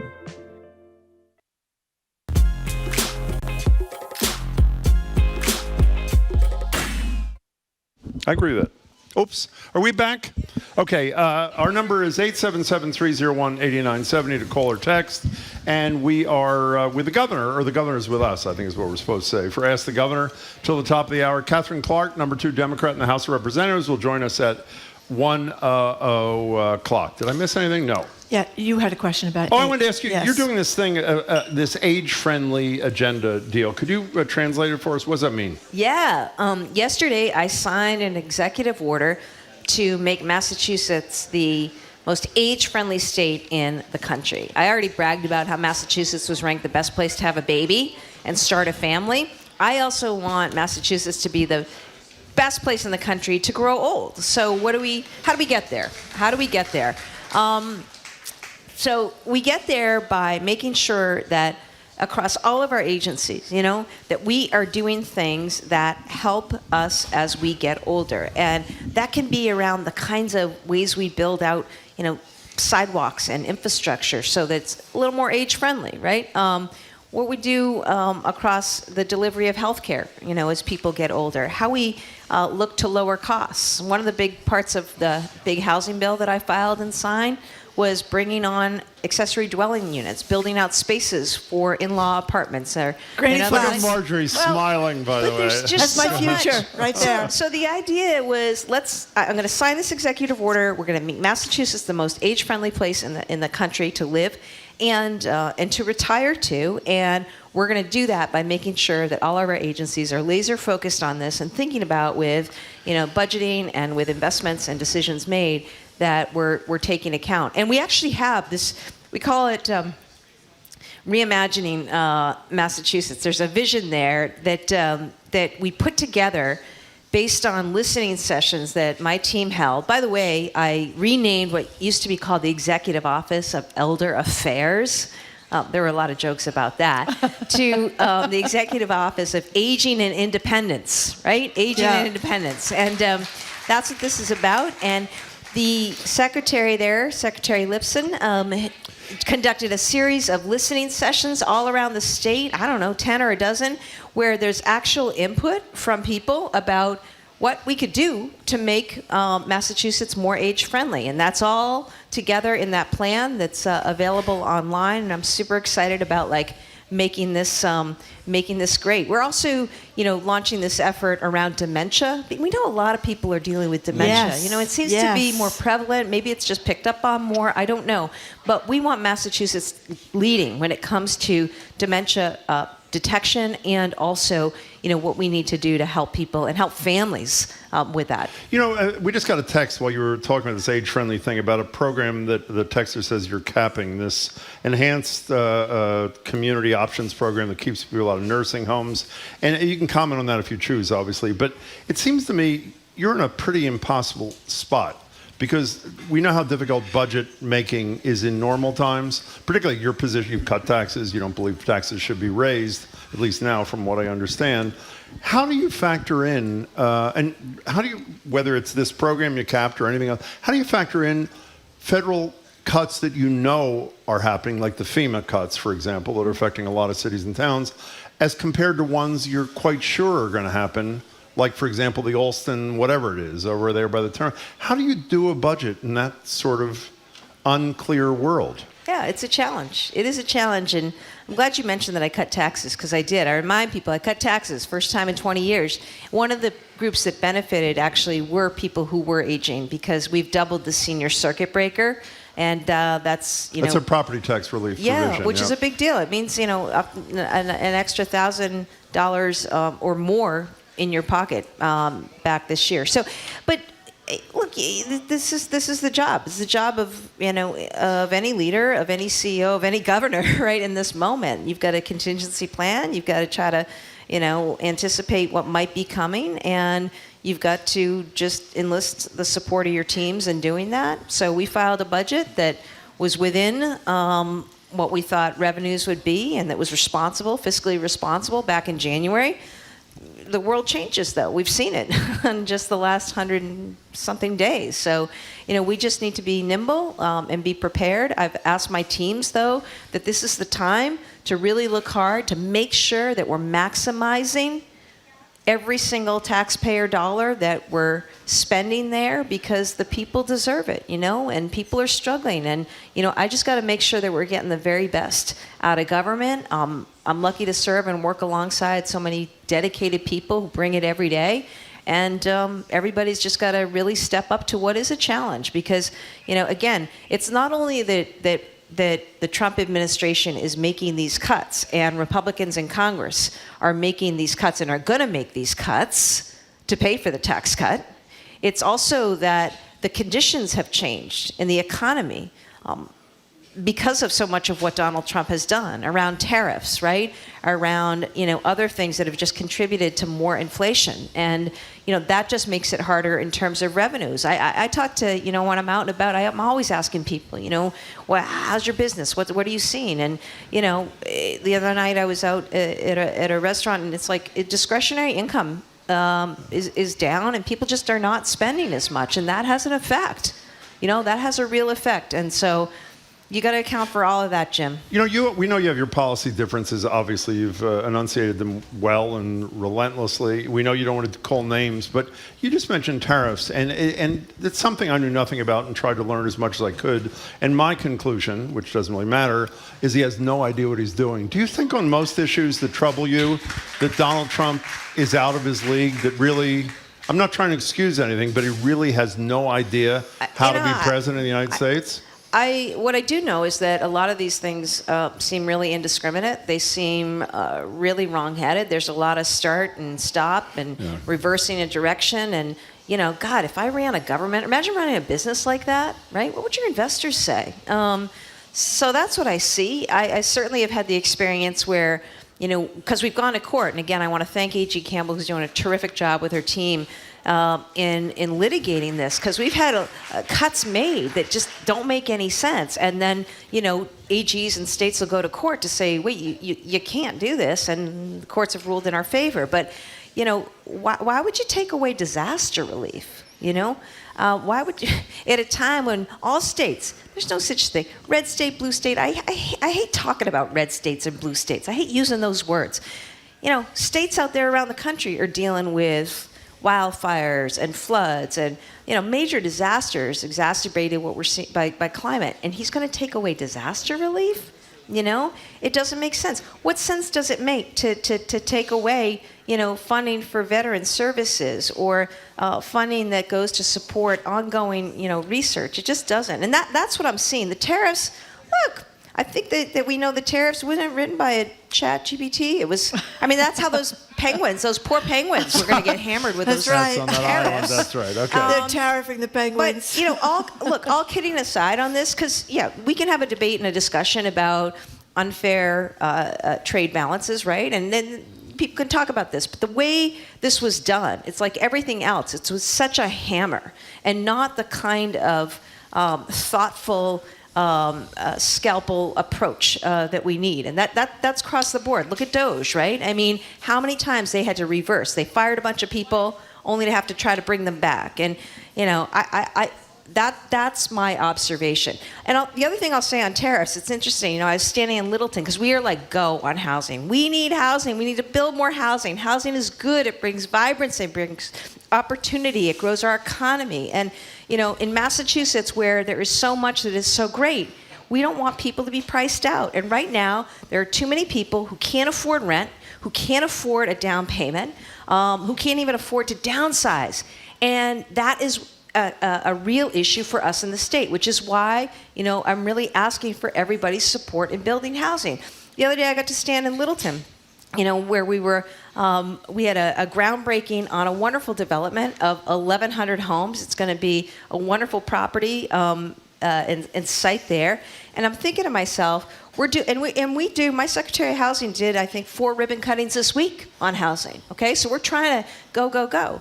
But you know what you need for housing? Lumber. Where do we get it from? Canada. Yeah. You know what you need for housing? Gypsum and all sorts of other building materials. Where do you get those? Mexico. So at the same time, I'm trying to do things to lower costs by building more housing or cutting taxes. Donald Trump is imposing higher costs, through the tax that is a tariff, and by making housing more expensive to build. And that's the frustrating situation that we find ourselves in. Let's go to Patrick on a car. You're on with the Governor of the Commonwealth. Hey. All right. Thanks for taking my call. Sure. I'm calling more for the people who can't represent for themselves. I just pulled into the kitchen. Oh, we have Patrick, another Patrick. This is horrible. He's been on for 40 minutes. Yeah, is there a place you can go to with better reception? Can we do this? Can one of our producers put this on hold, take the call, and see if you can understand what it is? Type it up for us. We'll read it. But we're having phone troubles apparently. I'm sorry, Patrick. We have a lot of texts from people that are talking about being unable to live here. One person says, "I'm 30 years old, work a great job, make $80,000 a year. I can't afford to live here for the rest of my life. Never be able to afford a home." Jan and Mary Mac, what do I tell my 26-year-old twins, both college graduates, good jobs, actuary, urban planner. They're both made up their minds to move someplace else, housing, taxes, child care. a mass exodus of young people, and it is a real problem if you're 30 years old, even if you got a lot of money saved, when houses are $1 million. Yeah, which is why we're trying to bring housing online as quickly as possible. That's why I stood with Sal Lipoli, who's built great housing developments around the state the other day, because this is what we need to do. We now have 129 communities who've signed on to the MBTA Communities Act. There was more votes this week, towns supporting housing, embracing housing. And, it's why I worked hard to file and sign that housing bond bill so that we can get money out to developers. I'll tell you, in 18 months alone, there's a program. We give tax credits to developers to build more housing in gateway cities, okay?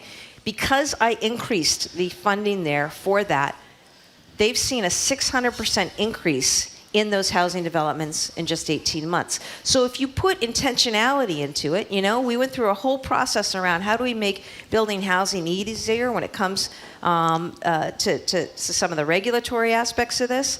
And you marry that with some money. And by the way, it's not just state money. State money can't do this alone. It's how do you incent private money? And that's what I think is special about what we're trying to do right now, is using that opportunity to bring public-private partnerships together to get more housing built. Every day, Marjorie, this is what I think about. Every day. When I talk to folks, I was up in Newburyport at a shop there talking to a small business owner, and God bless our small business owners. It was Small Business Week just last week, and they are like the heart and soul of our community and really of so much of the economy. But she's telling me about her kids living at home right now still because they can't find that place. So I am driven every day, and I'm just sort of hold on, folks. Hope is coming. Relief is coming. We're doing everything we can to lower costs. And by the way, if Massachusetts, there's so many good reasons to be here, and know that is, what we're working on every day. I have a thermometer. I measure it, okay? I'm the first governor to actually say, how much housing do we need to build? Turns out, a lot, 220,000 units. I don't know why we weren't building housing here for so long. But the good news is, every day we're working on that and working to bring more housing online, and it's why I've made such a huge investment in it. Patrick is back on the car. I think he's talking about the possible closing of Pappas Rehab. No, just read the question. Hannah. He's worried about Pappas Rehab Hospital in Canton closing. He's there picking up his daughter for the weekend. He wants to know if there's an update for family and patients about the impending closure. Yeah. Patrick, good afternoon, and thank you for the call. The caregivers, the work that's done at Pappas is really remarkable. I've been there. I've spent time on the campus, and so has my team. And right now, there's a working group that I asked to be put together to look at this. The problem with Pappas is not the care or the caregivers. The problem is that nobody invested in this facility for decades. And so it's gotten to the point where we're actually not allowed to bring new patients in because the conditions are so bad. And so it's a tough situation there. And I wish people hadn't kicked the can on it, but they did. Is this rehab for car accidents or brain injuries? It's a range of things, but it's for young people, who really can't be at home, and can't be at home, during, full time, and need this kind of care. And again, the caregivers there are amazing. So they're going to be going someplace else. He's worried they're going to go to the Shattuck Hospital. I guess he's worried about that. Although Shattuck does a lot of good work. Well, let's have an answer here. Let's see where the working group gets, comes to on this and what makes sense. What's in the best interest of these kids? That's my focus. That's my job.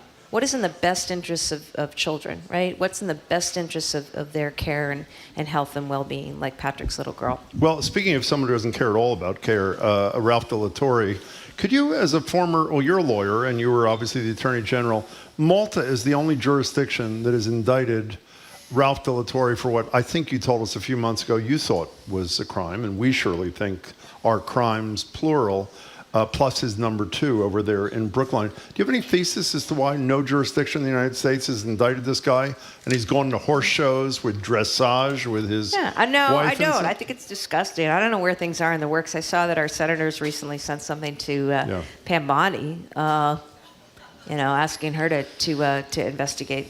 Did you work with her? I did. What did you think of her? I served with A.G. Bondi as Attorney General, and we worked well together on a number of things. She's an election denier. We actually traveled to Israel together with Janet Mills, actually, with a group of Man. AGs a few years ago. Remember that? Before you go, we're giving you a gift, by the way. This is a GBH can't hat with get- is it NPR. worth No, more it's than under 50 $50. bucks? $49, $5. actually. It's incredible. $5. Doesn't look Thank like you. it is. Before you go, we only have a minute. Thank you. What do you think of the Pope? Oh, I think it's wonderful. As a Catholic, as an American, I think it's a wonderful announcement. I really like that Pope Leo is somebody who, to hear him speak yesterday, I thought it was kind of fun. He's got the little bit of the Chicago accent there. He does. So actually. that's in him, and also he served for 27 years in Peru. And a Pope who can represent all of the Americas right now, I think it's a beautiful message. And he seems to me to be somebody who's going to carry on the work of Pope Francis, who I had the honor of my lifetime meeting and spending time with. Oh, I Was that didn't know the that. environmental thing? Yes. That was during the Oh, environmental gosh, thing. that's right. Climate, That's yeah. right. And I think it was a hard day when a couple weeks ago when we woke up to the news that Pope Francis had succumbed and moved on. And it was a really, I think, joyful day yesterday with the announcement. And we should all, in my view, offer Pope Leo our prayers. Governor Healey, we thank you so much. Enjoy the hat. We'll see you next month. Thank you Take very care. Good much. luck with Happy everything. Mother's Day to all out there. Take care. Governor, thank you very, very much. We much appreciate you coming in. Coming up after the 1 o'clock news, you're going to be joined by Democratic Majority Whip Congresswoman Katherine Clark. She's on her way to the library. We'll ask her about, as we did the governor, the first 100 days of President Trump's administration, and why Democrats are kind of struggling now. Popularity polls. You're listening to Boston Public Radio, 89.7 GBH, streaming at youtube.com/GBH News. And it's Boston Public Radio on GBH. Listener support is the most important and largest source of funding for GBH. Please take a few minutes to give right now. And by the way, we brought you that hour with the governor totally uninterrupted with fundraising because we knew our listeners would step up at the end of the hour and help us reach the goal. So when you do become one of our members, one of the many people to keep Boston Public Radio on the air, we'd love to thank you. But you start that conversation by calling 888-897-9424 or giving safe and securely online at gbhnews.org. I'm Jack Callahan, and I'm joined by Melissa Jones. It's $5 Friday, and we're asking you to join GBH as a sustaining member at just $5 a month. Your monthly commitment sends a really powerful message about the value you get when you listen to GBH. And your contribution now, joined with the others that Jack was just talking about, will ensure that we can continue to cover the news in Boston and across the globe. So please join us today for $5 Friday by becoming a sustainer right now with that $5 a month gift. gbhnews.org or 888-897-9424. Yeah, we're celebrating today with $5 Friday. In fact, and then another way we're celebrating, we have a special offer for $5 a month. Yeah, just $5 a month. We'd love to send you the really classy GBH baseball cap. It's khaki, 100% cotton, and it has the GBH logo embroidered in the front and the NPR logo on the back. Has a leather strap, so one size fits all. It's really cool, and you'll be showing your support for public broadcasting, public radio, GBH 89.7. Call 888-897-9424. Let me say it again, 888-897-9424, or online at gbhnews.org.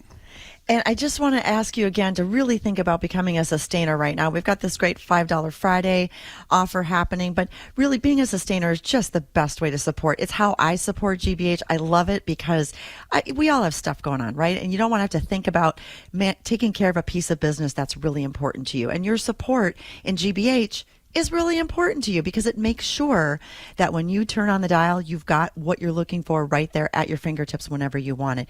And that's what you make possible with your contribution in GBH right now. So be a sustainer because you set it up the one time in the amount that you choose that's just right for you. And you don't have to worry about it again. It's just happening. It's the best way to give. Don't take my word for it. Find out for yourself. gbhnews.org or 888-897-9424. Hey, a shout out to Kelly in Pawtucket, Rhode Island. She says, thank you, Jim and Marjorie, for keeping me informed and entertained 5 days a week. I am donating for the first time. Yay! Because we need you more than ever. Together, we will survive this. Well, Kelly, we can and will with your help. What an example Kelly has set. If this is your time to make that first gift, come on board. You'll be so glad that you did. 888-897-9424 or online at gbhnews.org. Join Kelly right now. And listen, information with a dose of humor, that's partly why you listen to Boston Public Radio. Whether it's Jim and Marjorie keeping you company on your lunch break while you're running errands, they talk about the issues that matter to you. And they do that with that sense of humor from time to time. Please support all of the local conversations you find here like this by giving right now. It's $5 Friday. Don't miss the opportunity. gbhnews.org or 888-897-9424. Yeah, again, it's $5 Friday. We're celebrating here, asking everyone to come on board, becoming a sustaining member. Just $5 a month. Think for a moment what costs $5 that you often spend on a cup of coffee and a donut at Dunkin's. 10 minutes. Yeah, get a load of this. 10 minutes of parking at Fenway Park during the off season, or 2.5 hours of metered parking in Brookline. Just saying, please consider the value that you get from GBH 89.7 day in, day out, and take action. Call 888-897-9424 or online at gbhnews.org. You know what else might cost $5 a month right now? It's getting that hat when you give. We've got that fantastic GBH 89.7 baseball hat Jack was telling you about. It's 100% cotton. It's khaki. It's got the logo on the front, the NPR logo on the back, so you can show off that you're doing your part in supporting trusted journalism here in Boston. And it's our special thank you to you as part of $5 Friday, say that 3 times fast, and making that contribution right now. The deadline is 6 o'clock tonight. Don't miss your opportunity to have your hat. gbhnews.org or 888-897-9424. All right, we have people on the phone and some online contributions coming in. That's great news. GBH has awesome listener supporters, and right now is no exception. Please help us hit the goal in the next few minutes by making your gift right now. 888-897-9424 or online at gbhnews.org. And John in Chicago, thank you for doing your part too. More calls are coming in. That's fantastic news.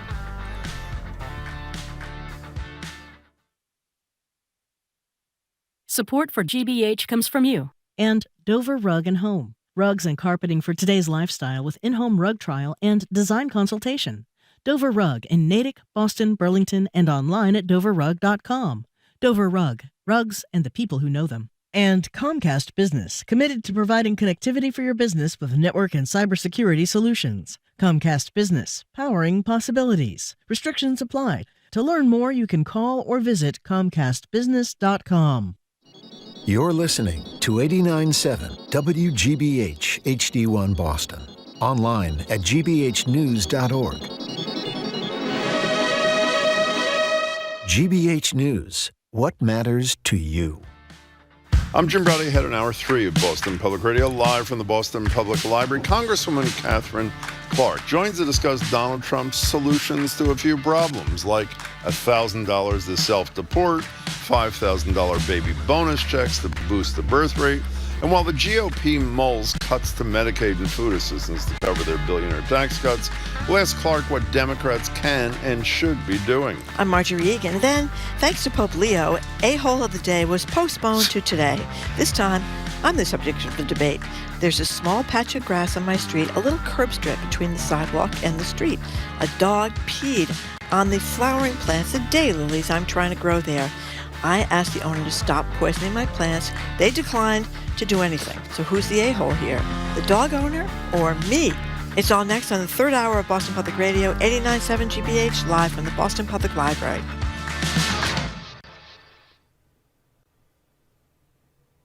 Me sang. Retired Supreme Court Justice David Souter has died. He passed away yesterday at his home in New Hampshire at the age of 85. Souter is being remembered as a private figure whose impact on the nation's highest court was as a moderate justice who bucked expectations. Souter was a Republican nominee in 1990, selected by then-President George H.W. Bush. But he surprised conservatives when he sided with his liberal colleagues on high-profile cases during his 19-year tenure. The new pope has not only made history as the first from the United States to be elected to lead the world's 1.4 billion Catholics, He appears to have Creole roots in Louisiana. A New Orleans genealogist and the pontiff's brother, John Prevost, are cited in multiple news reports about Pope Leo XIV's ancestry. However, according to the New York Times, the Pope's brother says the family did not identify as black. Prevost talked about what people can expect from his sibling. A regular, run-of-the-mill person, I think because he was trained in missionary work in South America for so many years, he will be looking out for the disenfranchised. He will be looking out for the poor. Earlier today, the Pope, previously known as Cardinal Robert Prevost, celebrated his first Mass in Sistine Chapel since his election yesterday. The Trump administration is officially granting refugee status to more than 50 white South Africans. Kate Bartlett reports they're expected to begin arriving in the U.S. next week. The group of white South Africans could arrive at Dulles Airport as early as Monday, 3 sources with knowledge of the matter told NPR, which has also seen an email confirming the arrangements. The sources all work for the U.S. government, so did not want to be named out of fear of retribution. This comes just 3 months after President Trump signed an executive order claiming Afrikaners face persecution in South Africa and could apply for refugee status in the United States. Afrikaners are the descendants of mainly Dutch colonists. The South African government says there is no evidence they are being persecuted and has accused the U.S. administration of being taken in by disinformation. For NPR News, I'm Kate Bartlett in Johannesburg. Trump's fired Librarian of Congress Carla Hayden, the first woman and the first African-American to hold the job. NPR's Andrew Limbong reports. Carla Hayden became the 14th Librarian of Congress in 2016. Back then, the big job ahead of her was bringing the library into the 21st century, digitizing the library's massive collection.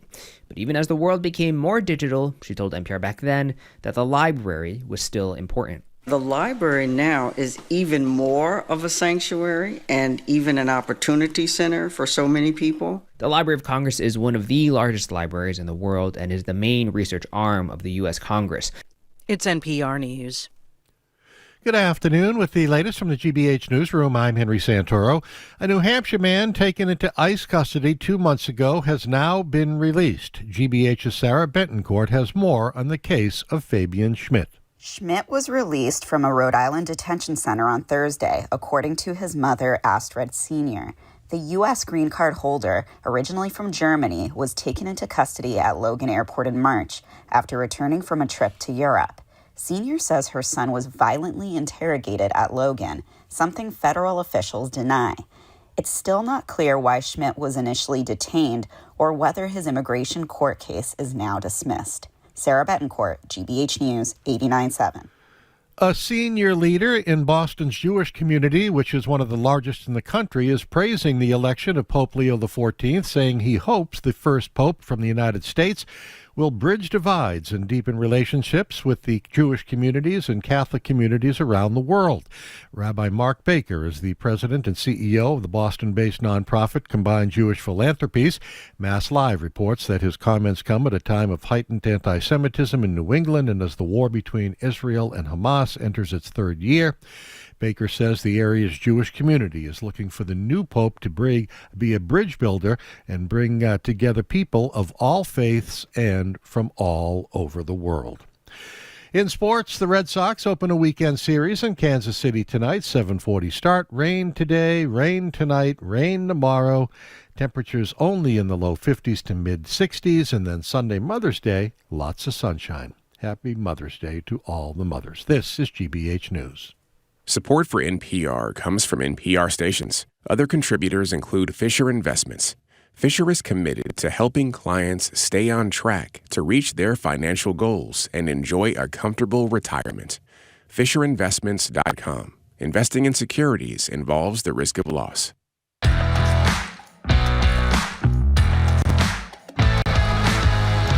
Houston Browdy, I am Marjorie Egan. Welcome to hour number 3 of Boston Public Radio. Thank you. Broadcasting live from the Boston Public Library and streaming at youtube.com/GBH News. Really quick show notes. On Monday, Olga Revko from the United Nations is in Gaza. She's going to call in about the humanitarian crisis there. Tuesday, we're going to be joined by Josh Kraft, who's running for mayor, Keith Lockhart, who conductor of the Boston Pops. Approaching his 30th anniversary. I know, I It's can't incredible. believe it. Yeah. And on May 21st, we're going to be joined by the Attorney General, Andrea Campbell, and the 23rd, the Mayor of Boston, Michelle Wu. Hello again, Jim. Hello again, Marjorie. Joined now at the library desk by Congresswoman Katherine Clark, Minority Whip in the House of Representatives. That means she's number 2 in the Democratic hierarchy. She represents the 5th Congressional District here in Massachusetts. Congresswoman, it's great to see you. Thanks so much for being here. Yeah, it's great to be back. Thank you. Thanks. So, Congressman, I'm going to ask the same thing I asked the governor. It's 100-plus days now of Donald Trump. Is this what you expected, and what does this mean for Massachusetts? It has been 100 days that feels like 1,000 days. And what we have seen are chaos, corruption, high costs, unconstitutional behavior.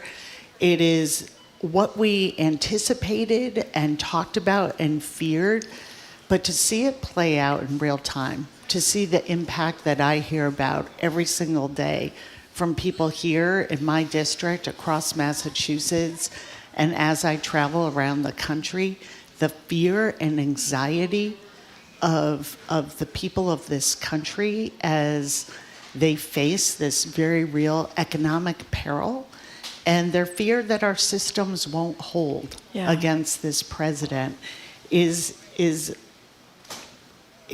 far worse in a short time than I think I even thought it would be. Do you worry that our systems won't hold against the president? I know I speak for Marjorie. We do. When you have a Supreme Court, just as one example, that says facilitate the return of Abrego Garcia from El Salvador. He says in an interview with Terry Moran from ABC, I could facilitate the return, and nothing happens. Yeah. I mean, we worry about it every day. And I think it has been part of what we have had to do. There are 2 parts to that. We worry about that. We worry about the fact that this president came into office with immunity granted to him, and how he interprets that and puts that above his constitutional responsibilities. But I have to say I am also heartened by, from day one, we had to pursue a litigation strategy, over 217 cases filed. And we are winning those orders, and we are continuing to hold them accountable. But as you said, they are being pushed by this administration to the extreme, and we don't know how some of these cases will be resolved. And that's a great unknown and another source of anxiety.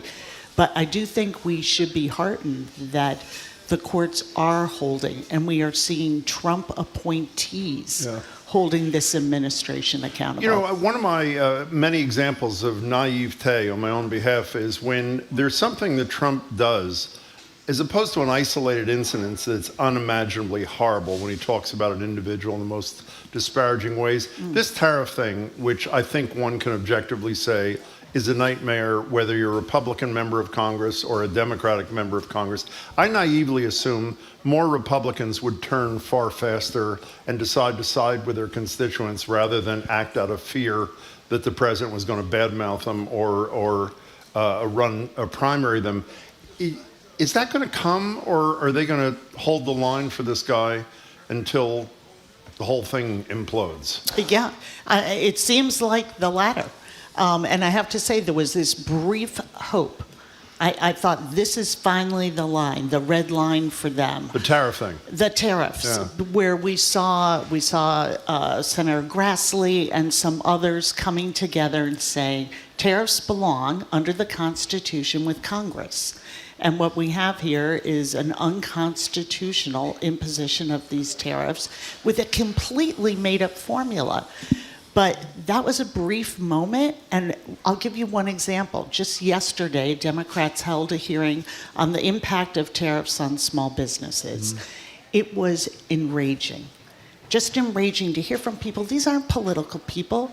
There was a woman who was running, a baby care business, a woman who's running a shoe business that she created to make high heels more comfortable. Oh, good. And I know. And she was just turning a profit, but she is looking at her holiday orders, and the basic boot, her high, leather boot, was $50 last Christmas. Now to order, her wholesale price is $150. Oh, gosh. So she's not putting orders in. And each one of these small business people, because of tariffs, and I've heard this repeated throughout roundtables we've done in my district, are looking at their whole lives being upended, and they're already letting go of employees, and they don't have a lot of employees to let go of. So the impacts, even though the real big price hikes haven't hit our shores yet, it is being felt in our small businesses and around these communities. You know this very well. I'm sure you confront it every day. While Trump's numbers are declining, pretty horrible,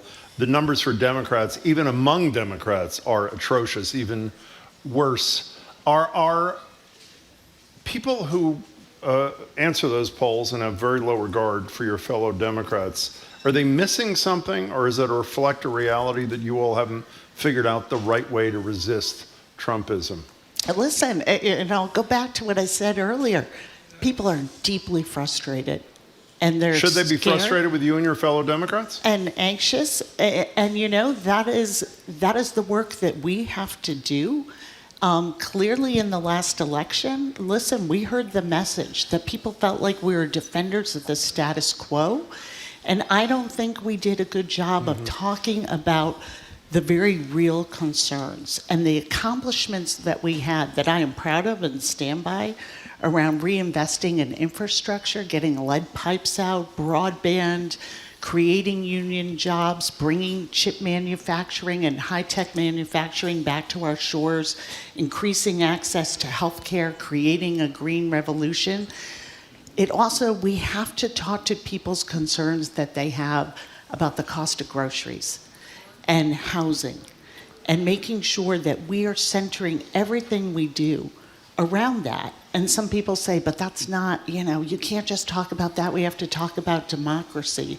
But if people don't feel they can be part of the American dream, if they feel that it's out of reach for them, they can't focus on bigger themes. And so we have to take this moment and show whose side we're on. And I think it is why you are seeing with that focus that the president's overall approval numbers are down, but his approval numbers on the economy, where we are focused, are way down in the low 30s. It's really unheard of territory for any president. We're talking to Katherine Clark, Massachusetts congressperson, number 2 Democrat in the U.S. House of Representatives. Congressman, when you mentioned the last election, people thinking that Democrats were defending the status quo, but there's been a lot of writing and talk since the election about democratic cities and states.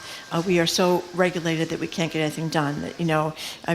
This wasn't Massachusetts, but the broadband that was supposed to be expanded by Joe Biden really didn't get that far. The electric vehicle chargers that was supposed to be, pushed in the Inflation Reduction Act, we've hardly put any of them out, so people don't want to get electric cars. The Fall River Line, the train between Boston and Fall River, the track's been there for 30 years. We've been talking about this for 30 years. It starts, and then they have to have shuttle buses because, there's not enough people to run the train. So there's a sense that we not only just don't get it, I shouldn't say we because I'm an independent, but the Democrats don't get it, but they can't function. And we promise things in elections and then we don't produce. Well, I think we got two things going on here. One, we have those very real accomplishments that we have to take a hard look, and we're the first ones to say, if you look at our immigration systems, our permitting systems, our taxation systems, they aren't working for people. Yeah. They aren't working for people. People feel the system's rigged against them because it is. And you just take one example that a lot of ink has been spilled over, but it is something we have to look at, which is high-speed rail in California. Billions of dollars, and we still don't have a system. Yeah. So instead of taking what we're seeing from this White House and army of allegiance that we see in the House is that then we scrap all that and we go over here. And we have to come to the American people and say, let's put you forward. Let's put you in the center of what we're doing, and let's work on solutions. But if you can't acknowledge that the systems aren't working well, you can never get to those solutions. And what I think the danger of this moment is that they're moving in the total other direction. Let's get rid of all regulation that gives us clean water. Let's take a rounding up of people that may or may not have criminal backgrounds and disappear them, instead of working on an immigration system that works for everyone and keeps everybody safe. So we can't allow this administration to go so far the other way that we actually move backwards instead of working to fix and create efficiencies in the system we have. Katherine Clark, you wrote a piece, I think it's in this morning's Washington Post. Yeah, the title I of love which this. is, so did I, Women Are Having Fewer Kids. It's Not a Mystery Why. Fill in the blanks for people who haven't read it yet, please. Recently the White House said, hey, look what's going on. Women can't have children. How about we give them $5,000? That'll get you 2 months of daycare. You're lucky. And this just points out the obvious, which is the lived experience of families right now. For people who would like to have another child or a child, it is often just too expensive. And we can't continue to say to families, at the same time, they're taking away Medicaid, this unbelievable cut to the biggest insurance program, the health program that we have in our country, that we're going to take that away for tax cuts for the very wealthiest. Are we, though? Isn't Johnson, the speaker, saying we're not going to do that? Well, we will see. We will see. They voted twice to do it, so Okay. let's put You're their votes where suspicious. their mouth is. But we're saying to moms, they need help affording and finding childcare. They need to have a place where they can have a safe birth and receive prenatal care. Now, 1/3 of every county in this country, there's no obstetric care. Yeah. There's no place to go have a baby. And then we move into paid leave policies. Just all these fundamentals of giving families and moms the tools for success. So the point of this piece was this isn't that hard to figure out how stacked against families this system has become. Katherine Clark, we just got a text from somebody who said, once again, I'm paraphrasing Jim and Marjorie, not telling the whole story. For example, Trump's a strong supporter of IVF. I'm so glad that was brought up. My understanding is he does an executive order on IVF, please correct me if I'm wrong, saying we're going to expand IVF, doesn't change one word of policy, doesn't add $1 to the funding for. Is that an accurate statement? It is accurate, except now we're leaving out that he's cutting health care for people. How are you supposed to even be able to afford it? But there's absolutely no protection. And it is absolutely part of what people are saying. They've written it down in Project 2025, which this administration is working through and implementing on an hourly basis. That IVF is as much up for grabs as any other reproductive health in this country.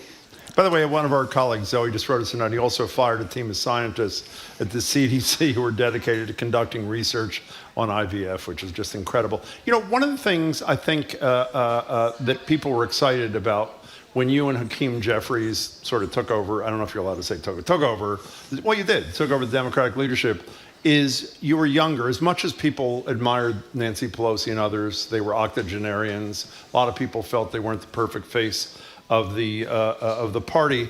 The Senate is really old. Dick Durbin, 80 years old, said he's not running for re-election. Chuck Schumer is not only older, not older than 80, but older, but also upset a lot of Democrats when he basically abandoned House members, I would argue, and many of his fellow Democrats for buying into that budget thing. Ed Markey with us the other day, we asked him. He said he's like Paul McCartney. He'll be 80s in his next term. Is part of the Democratic messaging problem, is it some of the leaders are still just too old for the average American? Listen, I think we have some of the most, charismatic leaders in our caucus, and many of them are young. You look at a Jasmine Crockett, a Robert Garcia, an AOC, and lots of others that aren't household names, but are doing an incredible job. But we also have people with invaluable experience. And so I don't think it's age itself, but are you staying current? Have you become an institutionalist, or are you fighting for the people of this country? Can you acknowledge when something isn't working for them, and are you fighting with everything you've got? Can I interrupt you because this is important breaking news? A federal judge has ordered the immediate release of Rumeysa Ozturk, the Tufts PhD candidate, whose sudden arrest by federal immigration agents, as we all know, snatched from the streets of Somerville. If you want to comment on that, I didn't mean to interrupt you, but I wanted people to know that. That is a great interruption. Do you think it will happen? Well, we'll see. I mean, I assume there'll be appeal. That's what I worry about now, that these federal judge order things. We were just talking about this actually this morning, because I couldn't understand why it was May 16th. She needs to be released. She needs to come back to New England. And it is... Oh, you mean May 16th in terms of the Vermont it was like, return date? Let's get her back to Vermont by May 16th. It's like they were able to get her to Louisiana almost instantly. And it is time for her to come home. This is a young woman who is a Fulbright scholar. Fulbright scholar, did nothing wrong. She doesn't even have a parking ticket. And if you cannot write an op-ed in a student newspaper in this country, none of us have a constitutional right. Before you go, we're almost out of time here. A lot of people are frustrated. They don't know what to do because they're very upset. There have been protests. There was a hands-off protest that was massive. That was a few weeks ago. There are little protests in little towns all around the country. You've run for office several times. What do you think works? What should people be doing that are upset and want change and don't want these tariffs and don't want these cuts, et cetera, et cetera? What should people do? Listen, it is all the power in this country. There are powerful people in Washington. We know the power of the presidency. It still resides with the people. It still resides with the people. So big protests? And we need big protests. We need small protests. We need letters to the editors. Still, one of the most effective ways to influence politics is talk to your neighbors. Because more than any news source, all apologies to it's okay. GBH. More than any news source, more than any politician, it is a family member, a friend, a coworker. And so whether you are part of volunteering for an organization that speaks to you, or you are just an active member of your community, if I have one message is, know your voice, know your power. And we've actually started turning our town halls into also having activism fairs so that people have a bunch of organizations that are there and present after we have our discussion and answer questions so they can go out and find ways to plug in that make sense to them. So that is, we need to litigate, we need to do everything we can in Congress, and we need to mobilize together as communities. Katherine Clark, we really appreciate your time today. Thanks so much for joining us. Thank you very, very much. We much appreciate you being here, Congresswoman. We have been speaking with Democratic Minority Whip. That would be Congresswoman Katherine Clark, and we are thankful again for you taking the time. I want to mention, somebody texted about the fired librarian of Congress, a legislative branch agency, wanting to know how the president can do that. I don't have the answer for that, but we do have the former librarian of Congress, Carla Hayden, the first woman and the first African-American to hold the position, who was fired, was here at GBH last week for Media Summit, sat down for a number of GBH interviews. You can see those interviews right now at gbhnews.org or at youtube.com/gbhnews. Okay, after a quick break, our incredible producer, Hannah Loss, is out with a new audio story about the herring's great return to the rivers in Braintree. We're going to give it a listen and then a BPR-style critique. Jim is going to lead the way there. It's next on Boston Public Radio, 89.7 GBH, streaming at youtube.com/gbhnews.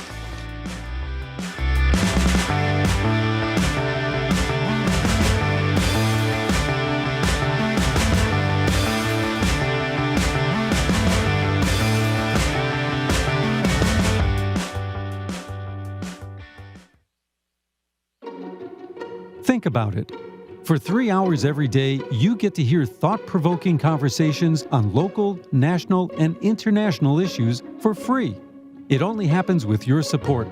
So please support your Boston Public Radio listening by calling 888-897-9424 or giving online at gbhnews.org.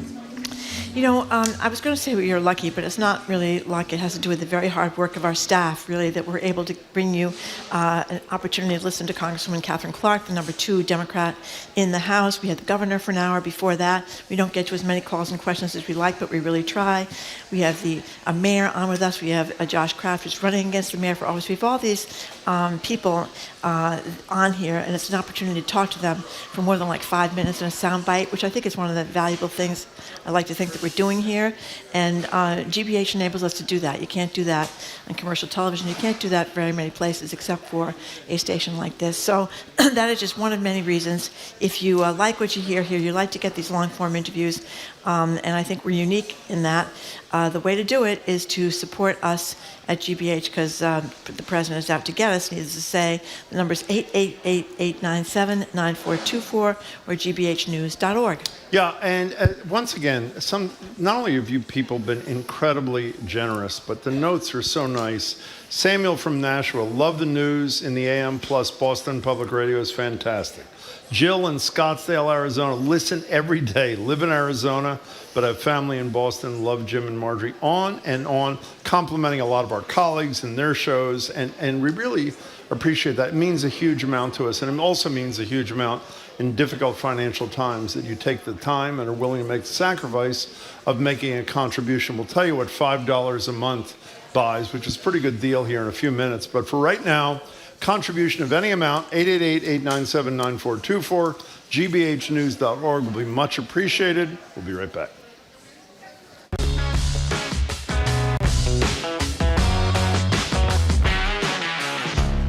Welcome back to Boston Public Radio. Marge Regan, Jim Browdy, live at the library, streaming youtube.com/gbhnews. We almost never air produced pieces on the radio. Today we're going to make a brief exception and take some time to play you a piece before we have our MIBA hole finale today, one day. The piece is by our colleague, otherwise known as Marjorie's producer, apparently, Hannah Loss. As you might have noticed, spring is the season when animals of all kinds sort of get it on. They do. Even fish. Now, thousands of silvery, slippery river herring will swim from the ocean and up into Massachusetts tidal rivers to lay their eggs.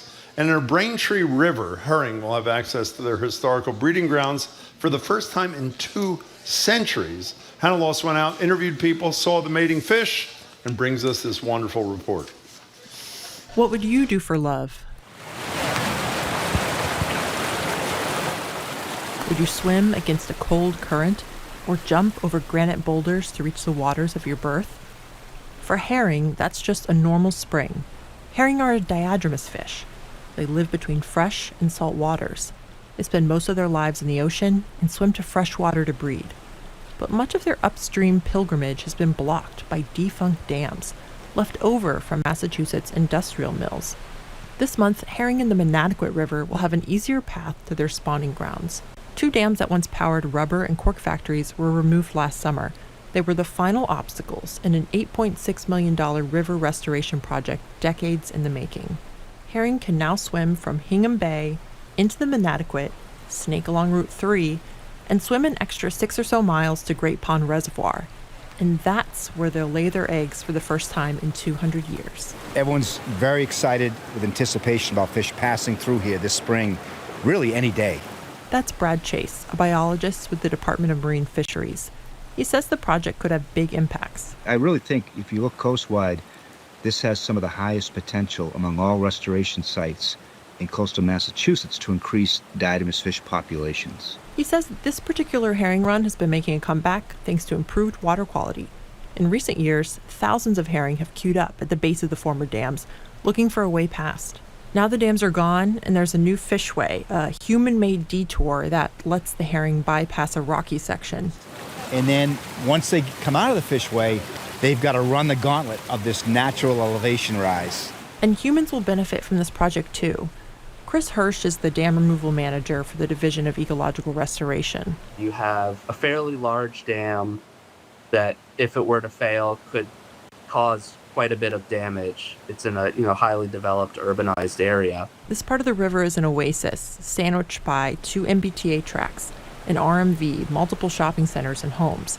In the past few years, the state has ramped up its dam removal efforts. Especially in the face of climate change, with larger storm events, more frequent flooding. It's really putting this infrastructure to its stress test. With the dams gone, the natural flow of the river has returned. Native plants grow on the riverbank, sprouting from seeds that were submerged under the dam's impounded water for 2 centuries. And those seeds just need a chance, a little sunlight, a little oxygen, and they'll sprout right back up. That's beautiful. What is that? That's how Braintree Mayor Erin Joyce reacted when she saw the plants. The town has been leading this project, and it's worked with funding partners to create a public access and boardwalk here. Joyce says it's easy to forget about old dams, but getting rid of them can have a ripple effect. Something that's been there for 200 years, sometimes you don't even think what would be there before, why you should take it away. But I think we're seeing visually just the beautiful restoration, and who knows what wildlife will be able to enjoy that space. Herring will be the first in line. Hopefully they make the most of their new river love nest. Hannah Loss, GBH News, 89.7. Yeah, congratulations to Hannah. Great. That was a great piece. Yeah, Hannah Loss is our producer, and it's a great piece in the Herring. We're very happy for the Herring. What a neat story.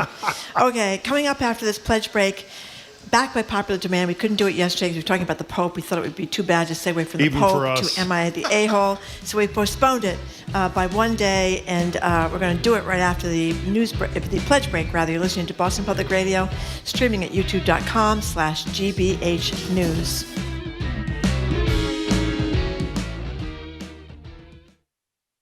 If you listen to Boston Public Radio 3 hours a day, that's 15 hours a week, 60 hours a month, and 720 hours a year. Maybe it's time you pitched in. Call 888-897-9424 or give online at gbhnews.org. There's a fabulous thank you gift today. Marjorie calls it an enticement, and it's at a lower rate than generally we charge. I don't know if charge is the right word. Ask for things during pledge. For $5 a month, or I don't know if you can do $60 all at once, but it's $5 a month, you get this fabulous hat that is hunter green or something. It's got 89.7 on the front. It's got NPR on the back. It's actually really nice quality and really nice, and comparatively speaking, it's very affordable. $100 for it. It's khaki and whatever else. And it gets the show in a very visual way all the time, that you support the work that we do and our colleagues here and across the country do at NPR. And you do that by going to 888-897-9424, gbhnews.org, Marjorie. We have some lovely listener comments to people. A few of these, Jim. This is Jocelyn from Mount Vernon, Iowa. Whoa. She listens, mostly Marjorie, sometimes Jim.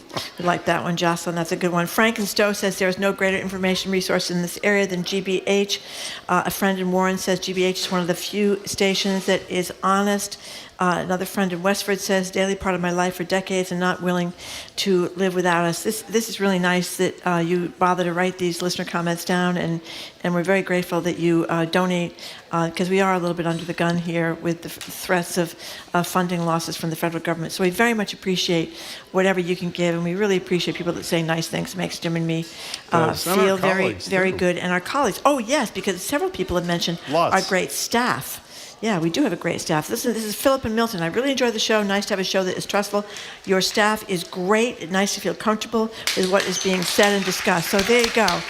That's Aiden leading the charge there for the applause. So anyway, thank you very much for all that. Thank you for donating. Thank you for the kind remarks. The number again is 888-897-9424, gbhnews.org.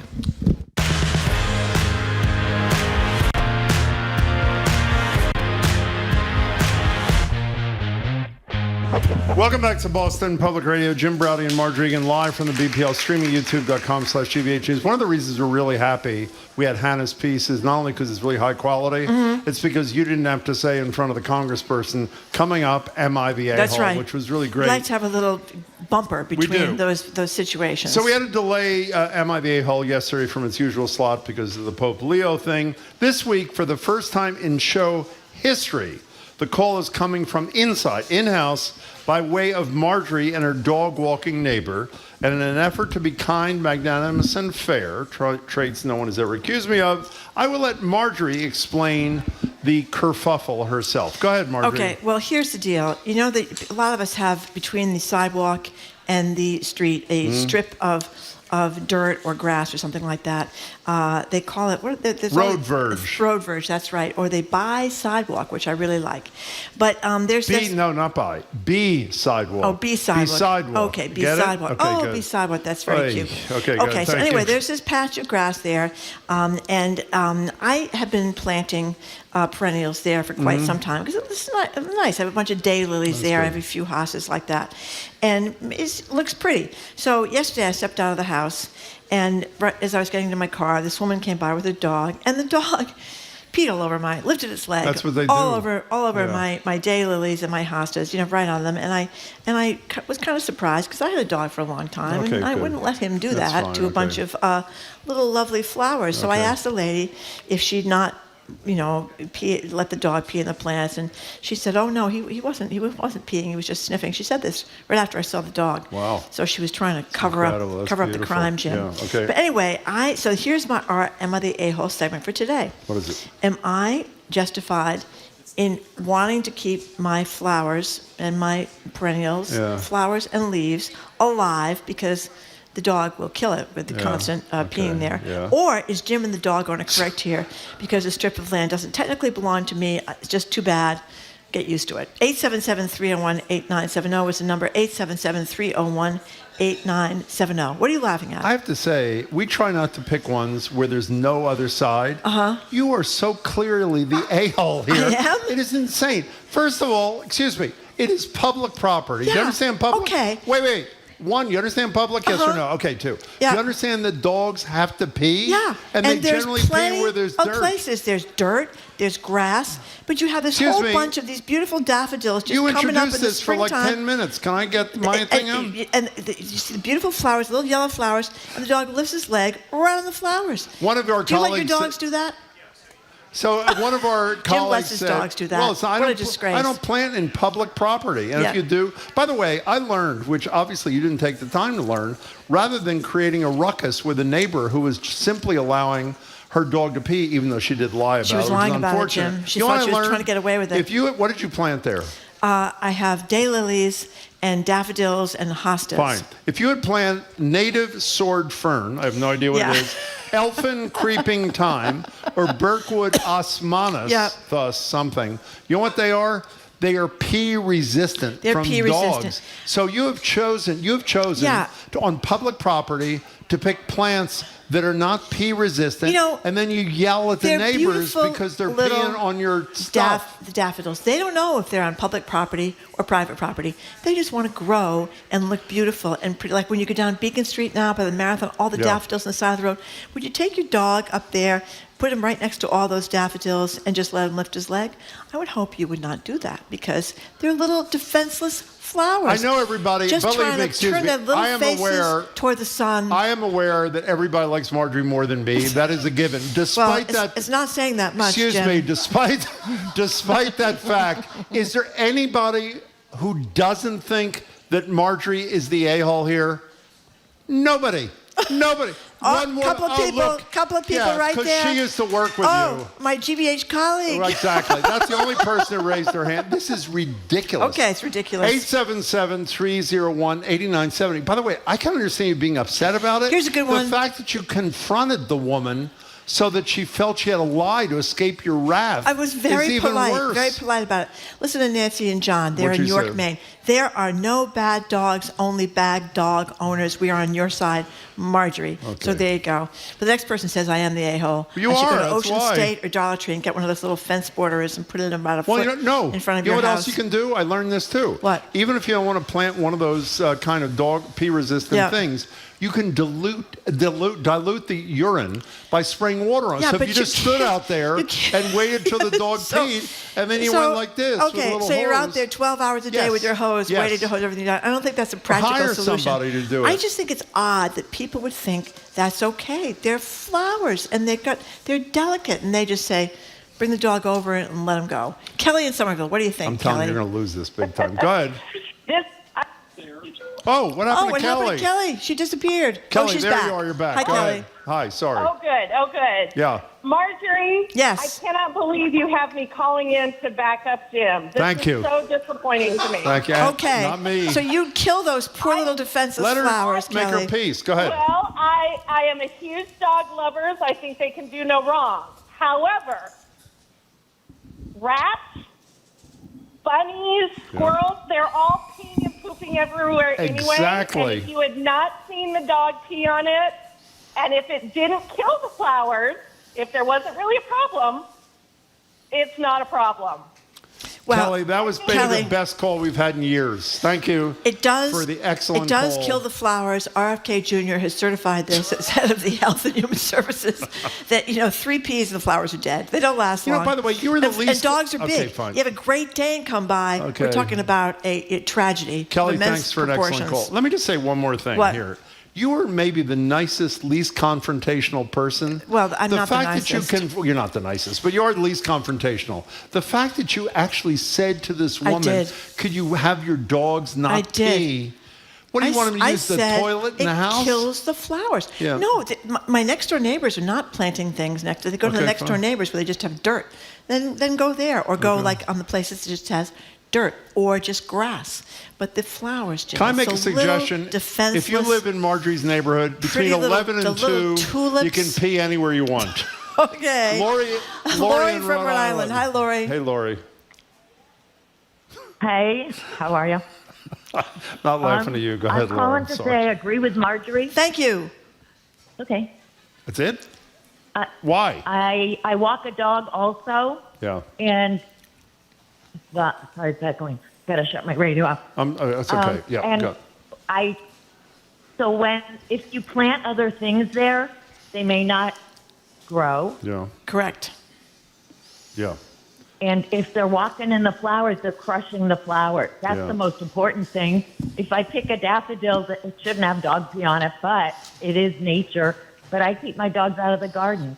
Yeah, that's kind of the I'm Lori, sorry, thank you so Lori. much for No, calling. That's kind of the no, basic thing. You don't let the dogs go in the gardens. Anonymous texter is also with me, Jim. I'm totally with Marjorie. Jim is a total a-hole just for not siding with Marjorie in this particular case. And Matt from Narragansett, Jim, What do you say? it only took Jim 60 seconds to clinch it today. He's definitely the a-hole. Thank you very much. 877-301-8970. You have to take a quick break. I know this is a riveting discussion and you're very upset It is, about this. actually, to me it is. But let me tell you, the dog pee kills the flowers and the poor little things. The poor little things. They're defenseless. So we'll continue the discussion right after the pledge break. You're listening to 89.7 GBH, broadcasting live from the Boston Public Library and streaming at youtube.com/GBH News.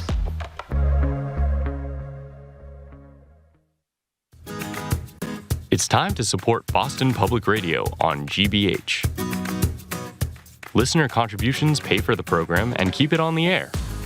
You don't have to give much to make a difference, but please make a difference by giving now at gbhnews.org or by calling 888-897-9424. Yeah, we have a real special deal going on today. Usually the sustainer thing is $10 a month. Today it's $5 a month. And I would say you get an equally impressive gift, which is this, I think forest green. Now, is that what we're calling We this? don't care. It's some very color. nice. It's very some color. nice, yeah. It's a greenish kind of thing Whatever. going on. Yeah, okay, good. 100% cotton. It's a baseball cap, basically. Khaki. I always want to pronounce that You pronounce it incorrectly. beautifully, yeah. Khaki, because it's the Khaki. 89.7 logo, Yeah. GBH logo in the front, Yeah. and the NPR logo in the back, Yeah. and it's one size fits all kind of deal. So for $5 a month, this is a sustaining member. Okay, what's 5 times 12, Jim? 60. 60. Thank you very much. For $60 a year, or you can give $60 all at once if you want to, but it's easy to give $5 a month. You can get that hat. All you have to do is call 888-897-9424, where operators are standing by, or you can go to gbhnews.org, and it only takes you a few seconds to get your subscription or sustaining subscription all set up. And sustaining membership is really nice because our budget people know how much money they have for the year. We say all the time, because it's true, more than 70% of our money comes from listener support. Obviously, if things we hope don't happen from the feds, that number is going to grow, which means, frankly, the burden is on you, and we hope you can meet it with whatever you can afford. And the notes are great. The contributions are epic. I know it's a tough time. And I'll tell you, when we read these notes and look at these numbers, it is really uplifting for our colleagues and us, who we like to think work really hard to give you what you apparently want. So we thank you in advance if you haven't given. We thank you after the fact if you've been kind enough to give already. For the about to give, the number is 888-897-9424, or simply go to gbhnews.org.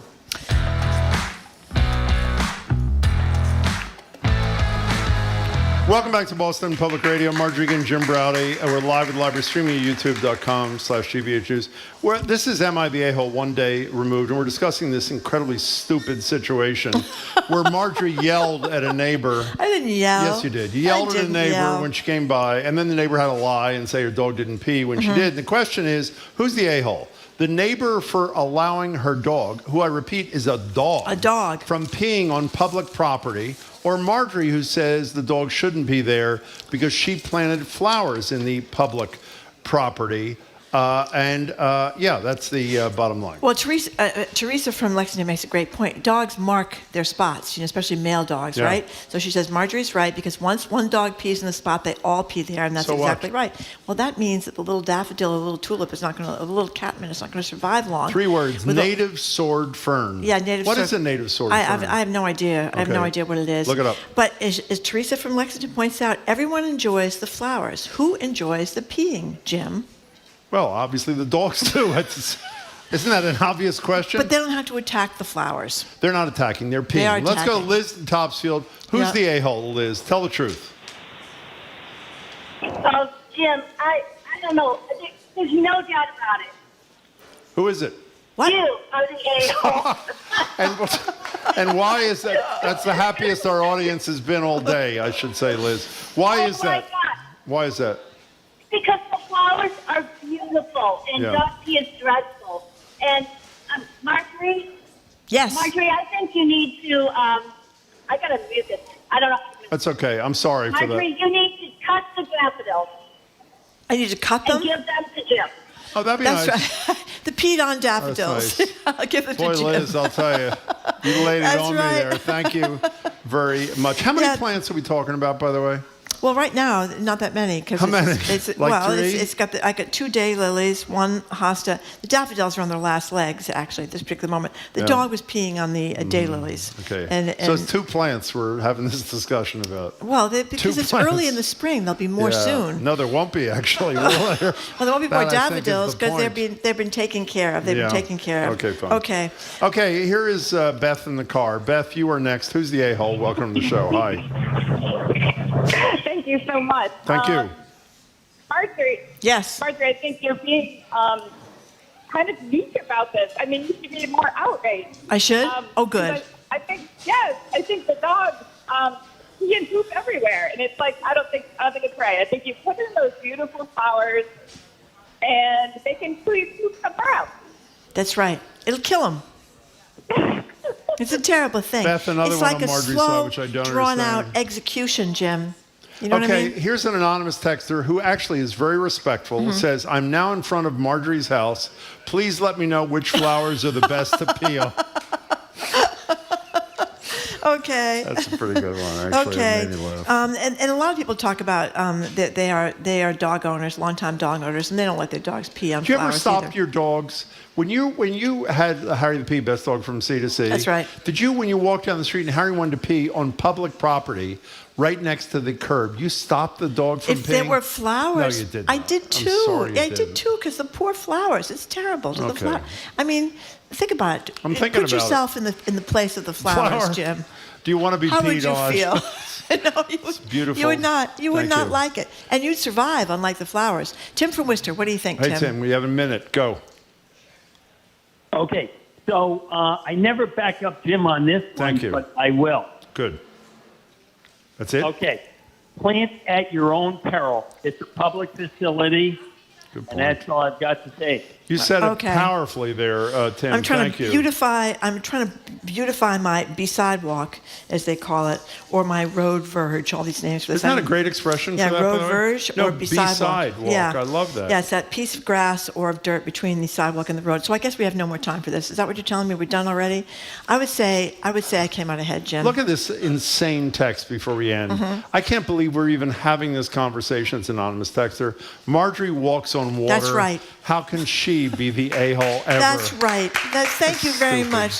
That was very stupid nice. text. Okay, stupid text. Okay. Thank we you. are done. We're Thank you done. very much. I'm glad we didn't do this after the Pope yesterday. I'm glad we waited till today. I think it's quite better. I think we should have waited today, too, to tell you the truth. Is this the last page? Oh, It's the yes, end of the show, I'm on the right Margaret. page. It's the end Okay, of the on show. Monday, we're going to be joined by Boston Globe business columnist Shirley Young, former Massachusetts Education Secretary Paul Revell, the UN's Olga Sharevko, who's calling in from Gaza to talk about what is going on there. They're trying to distribute humanitarian aid, and obviously... She's with the UN, right? Yes, and it's a tough situation. The Reverend Zion Monroe and Emmett G. Price III are going to be with us as well. We want to thank our crew, Zoe Matthews, Ed Conley, Nicole Garcia, Hannah Loss. Congratulations again, Hannah, for that was great great, piece Hannah. It was, about yep. the herring run. Our engineer, John the Cloth Parker. Our executive producer is Jane Bologna. Special thanks to the BPL staff, Maddie Geyer, Patrick Lowley, Angelica Marrero, and Juan Jose Cadena. The Culture Show's Week in Review is going to start right after us here on 89.7 GBH. They're also going to be broadcasting live from the BPL studio. I guess that's it. So if you're here, stick around. Oh, thank you to people It's who a came great down to the show. Boston Thank Public you for Library, coming. by the You were way. great We today. very much appreciate you coming down. I hope you had a good time watching the show and eating at the Newsfeed Cafe. I'm Marjorie Egan. I'm Jim Browdy. Thanks again Thank for you tuning in all. today. Hope you can tune in on Monday and have a great weekend. And this is the GBH Spring Membership Drive. Excuse me, we're taking just a few moments right now to ask for your contribution. That's how public radio works. Most of the money we spend to run this station and bring you BPR, for instance, does indeed come from listener contributions. We're asking for yours right now by going to gbhnews.org or calling us at 888-897-9424. I'm Jack Callahan along with Melissa Jones. And guess what? It's $5 Friday on GBH. You can become a sustaining member for $5 a month right now. That's just 5 quarters per week, 1 quarter for each weekday of global, national, local news, and then the weekends are a bonus. And that's not a lot of money, but it will make a big difference in your life. So please take a few moments and take part in $5 Friday right now. gbhnews.org or 888-897-9424. And here's another way we're celebrating $5 Friday. We have a special offer. It's the GBH baseball cap, and today only it's available for, you guessed it, $5 a month, or a one-time gift of $60. It is khaki colored and 100% cotton, has the GBH logo embroidered in black on the front and the NPR logo on the back. It has a leather strap so you can adjust it for exactly how it would fit on you. It'll show that you support GBH News and knowing in your heart that you supported BPR right now. Call 888-897-9424 or do what many are doing this hour, donating online at gbhnews.org. I'd like to invite you to join as a sustaining member right now because it's $5 Friday. We get that great hat Friday. I'll get it right here. Friday. But it's easier to do than it is to say. And it's great because when you give that way, you're always supporting. And right now, with some of the funding threats you've heard us talking about, the ability for GBH to have that reliable source of funding every single month is even more critical than ever. That's what you do when you sustain. Think about that right now. $5 Friday, 888-897-9424 or gbhnews.org. You know, NPR and GBH exist because of listener support. And it's always been that way.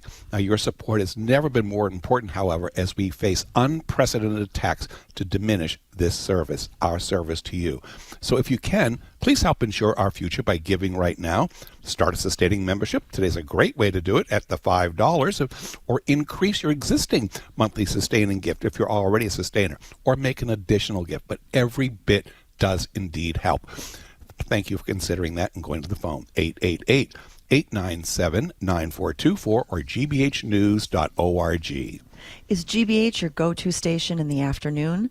Maybe you're at work, you have a short period of time for lunch, you tune to 89.7 GBH to enrich that time, making each moment a bit more interesting and entertaining. And with each story and conversation, you discover something new. And your time is that much more valuable. We're able to be your lunchtime companion because of listener support from people just like you. It's $5 Friday. Make that gift now and help keep GBH on your keep it your home for afternoon inspiration. gbhnews.org or 888-897-9424. You know, you can donate to GBH anytime, but your chance to donate to GBH at the end of Boston Public Radio on $5 Friday really indeed is coming to a close. So make this the time that you shine. Hop on board, celebrate $5 Friday with us. Become a new sustaining member at just $5 a month. And your commitment will go a long way for the news coverage that you've been relying on even more, and keeping Jim and Marjorie 3 live hours each weekday. That costs some money, but we invest in that because we are confident our listeners will step up at a time like this. 888-897-9424 or gbhnews.org. And make that $5 a month gift in recognition of $5 Friday right now before 6 o'clock tonight. And we'll thank you with this wonderful GBH 89.7 baseball hat. I love this. It's 100% cotton. It's got that nice low profile in the front. It's khaki, has the 89.7 logo on the front, the NPR logo on the back. So you put that on, you walk around town sporting that you are a proud supporter of all the news that you get here on GBH. And you get that again by becoming a sustaining member at just $5 a month right now and doing that before 6 o'clock. So let's do that right now, shall we? gbhnews.org or 888-897-9424. Please take just a few minutes of your afternoon to make that important contribution to GBH. We just need a little contact information, which we do keep private, by the way. You determine the amount that you would like to give or that your budget will let you give. You can sign up as a sustaining member or make a one-time gift. That's your call, but please call 888-897-9424 or online at gbhnews.org. I'd like to invite you to think for just a second about some of the other things that you might just drop $5 on without really thinking much about it, like whether it's, 10 minutes of parking at Fenway Park during the off-season. Really, that's $5. 2.5 hours of metered parking in Brookline. Ice cream, froyo, coffee and a donut at Dunkin's. Really. Or you can spend that now and get all of the news that you get here on GBH, and at $5 a month, you get it for a whole year and then some. It's a great deal, and the deal just keeps on going as you keep on giving each month with that $5 a month. So let's do that right now, huh? 888-897-9424 or gbhnews.org. And I want to thank Andrew from Hawkinson for helping us out this hour. He's a long-time daily listener, Jim and Marjorie, and really relies on them. Please join them right now. There's just a few minutes left to donate for Boston Public Radio on the $5 Friday. The phone number, 888-897-9424, or online at gbhnews.org. And again, 888-897-9424, or online at gbhnews.org. Thanks to all who've helped us out over the last 3 hours.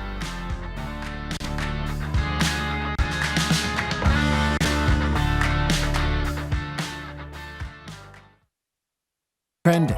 What's interesting? What's going on around town? We're talking all things arts and culture on The Culture Show. Next on GBH 89.7.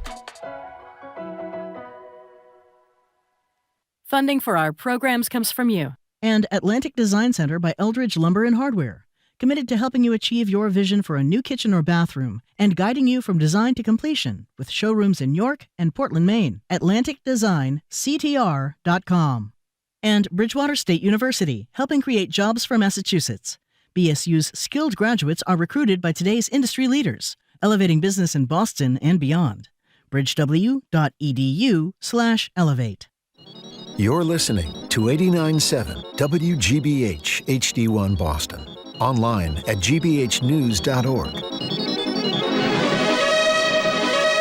GBH News. What matters to you?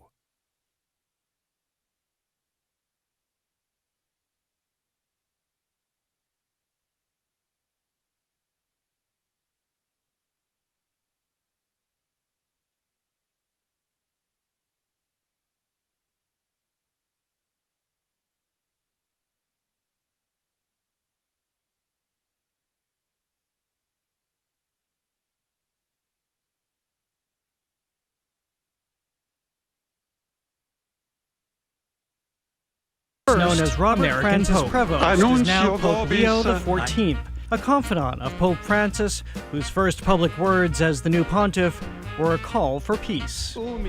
A humble and perseverant peace which comes from God, God who loves us all, unconditionally. Then, a night at the museum, capes, top hats to top all top hats, and zoot suit reboots. These were the stunners at one of fashion's biggest nights of the year, the Met Gala, a star-studded and superfine event celebrating menswear.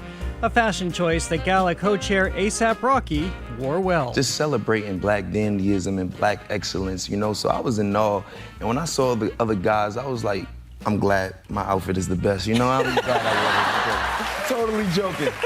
Then, with more big-budget movies now being shot overseas, President Trump has a plan to save Hollywood, a 100% tariff on foreign films. Hollywood doesn't do very much. They have the nice sign and everything's good, but they don't do very much. A lot of it's been taken to other countries, and a big proportion. The industry was decimated. We used to do 100, not long ago, 100%. Now we do almost like very little. It's shocking. And who needs artificial intelligence when you have the very real housewives? If no one can behave themselves, then you all go home. I give you permission. All go home because I decorated, I cooked, I made it nice. They're New England bound. The Real Housewives of Rhode Island begins filming. Off on the road to Rhode Island, we're certainly going in style. We take on that and more right now on our Arts and Culture Week in Review. The Culture Show is made possible in part by a generous contribution from the Fiducia Fund, proud to support this station's art and culture programming. Welcome to the Culture Show, live from the Boston Public Library. I'm Jared Bowen. I'm Callie Crossley. And I'm Edgar B. Herwick III. We're going over the week's top arts and culture headlines, starting with the historic announcement that Robert Francis Prevost, a 69-year-old American clergyman from Chicago, has been named the new pope. Pope Leo XIV is the first American pope and the pride of the Windy City, with Chicagoans speculating whether he's a Cubs or White Sox fan and whether the Vatican will now be offering deep dish Eucharist. The HBO critically acclaimed series The Young Pope anticipated an American papacy, and you could say President Trump also anticipated this when he shared an AI-generated photo of himself as the pontiff. For all the celebrating in the U.S., Pope Leo XIV has also been described as the most un-American American because of his decades-long work in Peru and his progressive views on immigration. So as we start to consider this, there isn't a whole lot of detail about where he stands in the realm of arts and culture. I think the only thing we can take away from this is because he was so closely aligned with Pope Francis, maybe he will continue along the road that Francis had charted that we talked about last week in terms of supporting contemporary art, repatriation for collections in the Vatican Museum, and so on and so forth. But really, the big story here is that he's an American, and all that comes with that. Edgar, I'm going to jump to you on this one because you have a bit of a connection here. Yeah, I mean, he is a fellow alumnus of Villanova University, an Augustinian university just outside of Philadelphia, which happens to be where I also went to college. So, and if you're looking for arts and culture little breadcrumbs, Jared, I will say the current president of Villanova University, Father Peter Donahue, when I was there before he was president, he was the head of the theater department, and he is, obviously very big thumbs up on this. So maybe that's maybe we do have some support for the arts from the new pope. I think we do because his father was a school administrator and his mother was a librarian. So he grew up in a house where all of these things were be discussed. The kids on the street, they interviewed grown folks now asking, from the old neighborhood, who remembered him, and they say he was wicked smart. So well, he studied, his undergrad was mathematics. Well, so there you go. But I think that the humanities played a huge role, and we're going to see that play out in how he approaches us with his homilies and all the rest. I am curious to know how the Americanness will come through, because as you've said, we're all shocked that he was selected. I think it was one of those things where he rose in the middle of some disputing sides, but I digress. I wasn't in the room. I was not in the room where it happened. But so I'm just curious about that, because he's at 69, old enough to know rock and roll. You know what I'm saying? Mm-hmm. He's got stuff he he can bring to the table that's just totally American. Well, that's I'm not Catholic, but this is what's so fascinating to me, because watching this from sort of an outsider's perspective, and to me, the Pope has always been this kind of mysterious, elusive figure, and maybe because the Pope has always been older and seems from a different place and a different time. But Kelly, exactly to your point, he's now of our place and our time. He knows who Lucille Ball is. He knows who the Rolling Stones are. You know that he could have gone to concerts. I mean, this just changes the whole dynamic of that figure, which I find kind of mind-blowing. And it's funny because last week we were talking about Conclave and how many people went to Conclave to understand, the film that is, to understand how this whole procedure operates.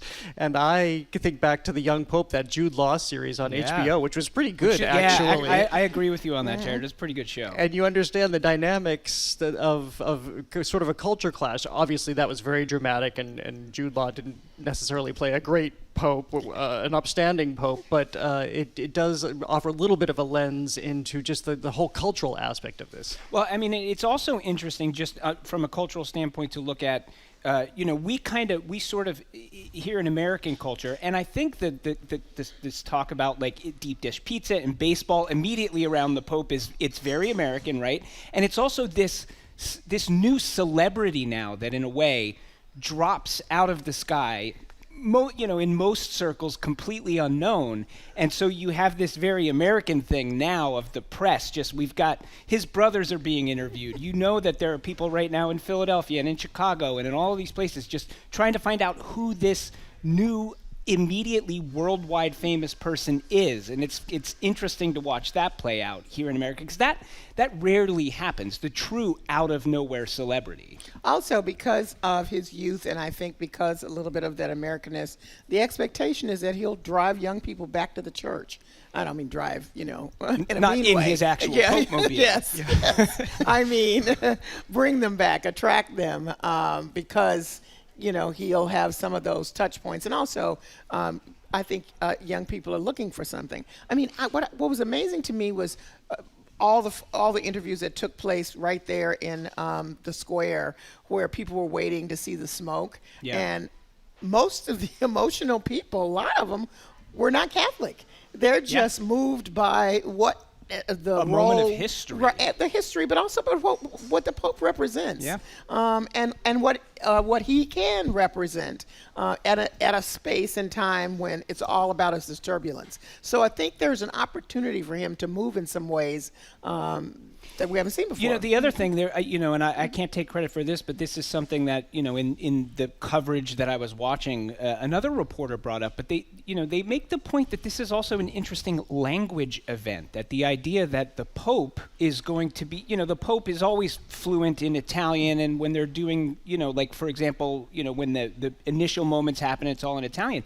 But for the first time ever, this Pope is going to be speaking with an American accent, and that fluidity with English, we think about it here in America, like obviously, but a lot of people speak English all around the world, including these places outside of America, like in Africa and in Asia, where the Catholic Church, has a lot of membership and where, a lot of the energy is coming from. And so English as a language of the church is in and of itself a fascinating thing, and will be a fascinating thing to watch. Well, also cultural language. So our control room is pointing out that his brother said Pope Leo watched Conclave right before going into the conclave. So you know that he is paying attention to culture and pop culture. There's a photo of him of the 2005 World Series in a White Sox jersey, because that was settled. This Sorry, has been put Chicago. to bed. Also, apparently, his brother said that here's a little New England connection, a little Boston connection. Apparently, when he was little, they say they always knew he was going to be a priest because other people play this or that, and he played priest. But apparently, for communion wafers when they were kids, he used Necco wafers when they would play priest at the house. So. Well, New England is there. We did it. That's very clever. Yeah. He also, by the way, has a slight social media presence. A lot of it was already closed down, but this is also a man who was using social media in his regular life, not just as head of the Catholic Church. Well, next we're moving from the realm of Cossacks and pectoral crosses to capes and pinstripe suits. We're moving on from the Holy See to the C and B scene event that is the Met Gala. This was the first time in nearly 20 years when menswear Everywhere was celebrated. The official theme was superfine, tailoring black style. This was looking at dandyism. Here's an interview with NPR's Morning Edition, Morning Edition with Ruth E. Carter. We love her, the Massachusetts-born Ruth E. Carter, who is also the first black woman to win an Oscar for costume design, and she describes why the Met Gala theme of dandyism is a powerful tribute. The black dandy has always used style as resistance. It's garments of protest. It's garments of freedom. Even as we emerge out of colonization into emancipation, we defined our self-esteem and our worth by how we presented ourselves. Many times that was all we had, and that was the only way in which we could express our creativity or our defiance. And that's why the Black Dandy is very important to this gala, because it defines something that's undescribable in any other context. And we should point out that this was years in the making because of some of the other problematic coverage of exhibitions and plunging into black culture. They wanted to get this right, so they spent 5 years pulling in different teams and academics to put this show on. In fact, they interviewed the academic whose book they used really as a guide to framing it historically and culturally, and she was just thrilled. She said, you don't go from having your academic book suddenly be in the exhibit at the Met, so that was really important. I think what I was afraid of a little bit because of what you just said, Jared, was that there was going to be massive amounts of appropriation and not getting it. And I honestly, I can't think of anybody that did that. People stayed in the realm of and understood what the context and the themes were and were proud to do it and really careful about it. Like I'm thinking about Gigi Hadid. And then on his face, I looked at her dress and I thought, okay. But then she talked about how she'd taken time to make sure that this looked like something that she'd seen during that time period. I just want to point out, Dapper Dan, if you're looking at your screen, you can see, go along with us here at the library. So Dapper Dan is kind of a Harlem legend. He's wearing a custom-made white and black zoot suit to the gala, and on the back is an African symbol known as Sankofa. So he's a guy that owned a clothing show in Harlem, a clothing store in Harlem, did appropriate some designer, the kind of European designer stuff that was going on, made it into a whole other thing, developed the hip hop fashion that we know now, and just has become someone that all of the design houses look to for innovation and somebody with his finger on the pulse of the culture. So I was glad to see him. He's 80 years old now, finally getting a big do on the carpet. It looks awesome. Yeah, it looks awesome. So there you go. Well, one thing that stuck out to me, so one of the co-chairs of this is Sir Lewis Hamilton. Now, Lewis Hamilton, I don't know if you know, this is somebody who I frankly didn't really know that much about until I got caught up in Drive to Survive, which is a Netflix series about Formula One racing, which is not in my wheelhouse, but I got into and really got into. So he's a Formula One racer. He is from England. Just a fascinating character, fascinating, interesting person. He has a black father and a white mother.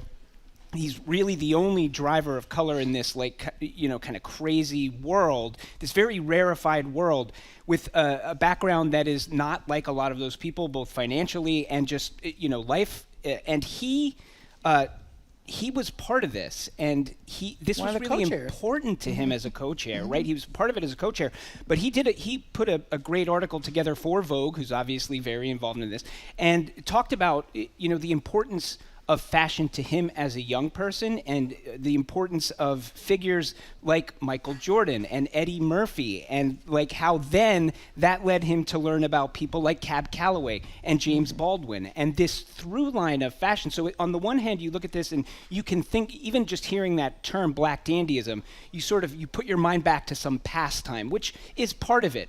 But also this idea that there's this currency today, still this through line of the importance of fashion in this world and what it means for identity. And it's just very interesting stuff to me. Yeah, because the organizers pointed out that it was, especially for people coming out of enslavement, or even in sometimes during enslavement, it was a tool for self-actualization, revolution, subversion. Yeah. It tells the history of liberation. So for that reason, there was also concern, as Callie was saying, and they paid attention to this. What would the white guests showing up at the Met Gala wear? So I will point to people toward Demi Moore. If you're watching on our GBH News YouTube channel, or you're here at the library, you'll see Demi Moore. She's wearing a tie, actually. And I think we can back up. We can see a wider shot. And this is a gown designed by Tom Brown, who also designed a little smaller tie for her dog, Pilaf, we later learned. But if you look at this, this is a necktie. That train becomes the bottom of the tie. The knot is around her face and sort of crowning her. But I thought this was very, very Beautiful. Clever, because it's not something that's so obvious until it's pointed out to you. Yeah, and there's the black and white themes. A lot of what people will see over and over in many of the costumes and the dresses and on the men harken back to 1920s, 1930s Harlem. There was so much style going on then. So you'll see these themes. These tailoring themes go all the way through in many different ways. And this was a very clever realization of that, I thought. Yeah. It was super successful. Did you have a favorite, Edgar? Yeah, I just wanted to point to, we can bring it up on the screen here. This is Chapel Rowan. And the reason why I'm pointing to this one is another kind of piece of this theme, as you were just talking about, Jared, this idea in dandyism of kind of taking clothes that are given to you in some form or fashion and then doing something to it. And she was part of a whole wave of people who, and part of this, it sounds like it's because eBay was a sponsor of this event. Maybe they were paid to do this or whatever. But the idea was she worked with, I think, the costume designer behind Wicked, and they who won the Oscar? Who won the Oscar? First black man. They sourced everything on eBay and then upcycled it. And there were a number of people who did that and pointed that out. So that idea of taking something old and then breathing new life into it kind of cut across this as well, and that's Chapel Rowan's version of it. And I will say, we don't have an image of this, but my favorite was Lupita Nyong'o, who was wearing a Chanel monochromatic suit. Oh, that was so beautiful. gorgeous. With Look it up. Great structured hat. Exactly. Well, coming up, Make American Movies Great Again. We'll look at the president's plans for the film industry, which includes tariffs on movies made overseas, or in a foreign land, as he described, and anointing John Voight special ambassador to Hollywood. That's next on The Culture Show. Stay with us. The Culture Show is made possible in part by a generous contribution from the Fiducia Fund, proud to support this station's arts and culture programming.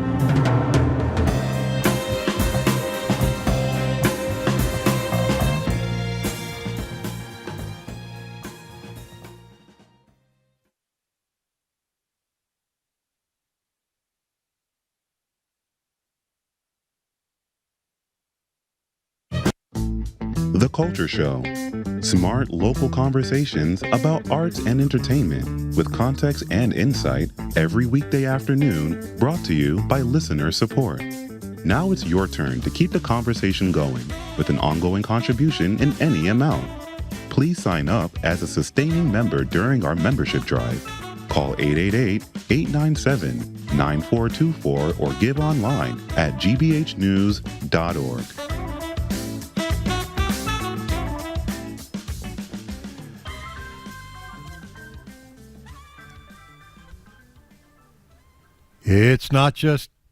It's not just Culture Show Friday, it's $5 Friday here at GBH. That means we're encouraging listeners to become sustaining members to this radio station by giving just $5 a month. By making a monthly commitment to GBH, you help pay for the GBH and the NPR News, Boston Public Radio, The Culture Show, Wait, Don't Tell Me, All Things Considered.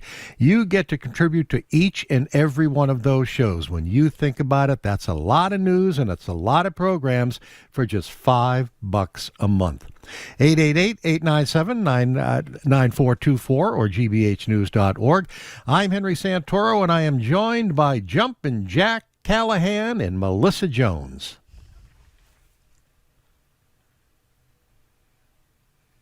Including an executive order from the White House to revoke our federal funding.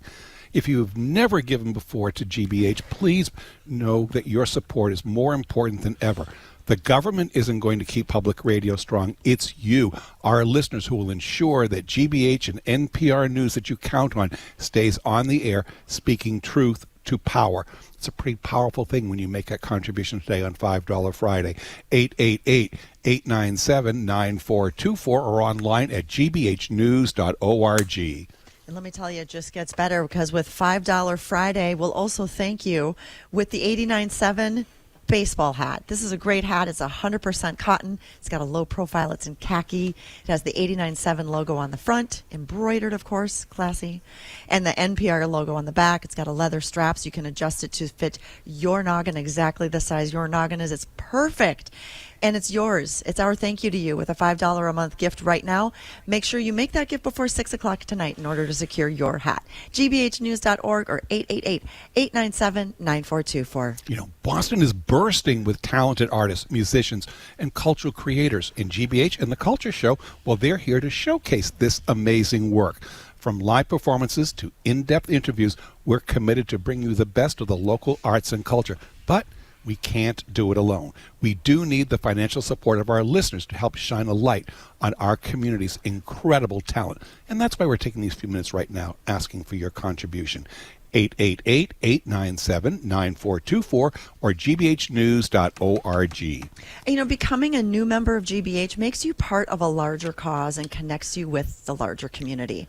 When you support GBH, you're making a statement that goes beyond your one person's thirst for knowledge. You're joining this vibrant community of people who believe this station is an important part of what makes Boston special and relevant. And why is that? Because it's made up of people just like you. So join with us right now, won't you? gbhnews.org or 888-897-9424. And to stay on track for the drive, right now we're looking for 9 more contributions in the next 38 minutes. GBH and NPR play a vital role in delivering trustworthy news that you can rely on. By giving now, you'll help ensure that quality journalism and great conversations prevail over misinformation. Please make a difference. Make your contribution now. 38 more minutes to have 9 more people stand up and be heroes for GBH.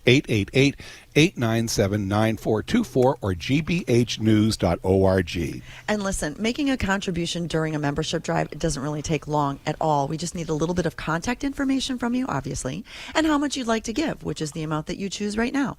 There are a couple of ways you can do it. You can sign up as that monthly sustainer as part of $5 Friday right now. You could also make a one-time gift. But how about $5 a month from either your bank account or your credit card? You choose what's best for you. And then you go online to gbhnews.org or call 888-897-9424. I want to thank Suzanne from Fairhaven, Massachusetts, for doing her part. She said she hopes that everyone can do what they can. Well, thank you for that. Thank you for what you have done. 888-897-9424 or gbhnews.org.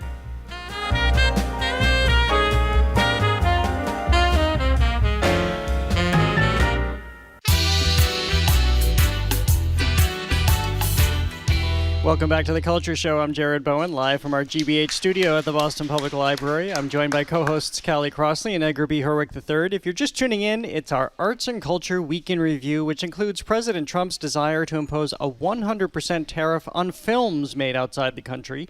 He has characterized movies and overseas a national security as a national security threat, emphasizing that Hollywood is in decline and that it's time to restore both its glory and, in the process, American jobs. Well, speaking of jobs, he gave Jon Voight one as one of his ambassadors to Hollywood. And here's what he had to say, that's Jon Voight, in a video statement a few days ago. Our industry recently has suffered greatly over these past few years. And many Americans have lost jobs to productions that have gone overseas. It's been very serious. People have lost their homes, can't feed their families. After meeting with many of the entertainment leaders, I have brought forward recommendations to the president for certain tax provisions that can help the industry. Some provisions that could be extended and others that could be revived or instituted. This would help the movie and television production and our beloved theaters that are so important to the American family experience. Well, actually, what John Voight is talking about is something we've talked a lot about on the show with the Hollywood Film Tax Credit. We have one here in Massachusetts. It does lure productions which get a tax incentive to shoot here rather than in Hollywood. Gavin Newsom, of course, the governor of California, has recognized how hard hit his industry is. It's so much cheaper to shoot overseas, less for labor, less for shooting. You have more opportunity for all different landscapes. So he is proposing a $7.5 billion film tax credit. So this is all being brought to the president because there's a lot of concern right now about what a tariff would do to an already hurting film industry. Yeah, and of course the problem with all of this is you can only kind of sort of predict, but not really. So according to an organization called ProdPro, roughly half of the major movie and film projects go out of the country to film. So that would include Mission Impossible, which filmed in Norway, the Marvel films in Australia, and we all know any number of shows that film in Canada for the reasons you just said. Hallmark. Yeah. The Hallmark Yes, that's true. You know, right. Canada has built that Hallmark channel. All right, and so here the production has fallen by about 40%.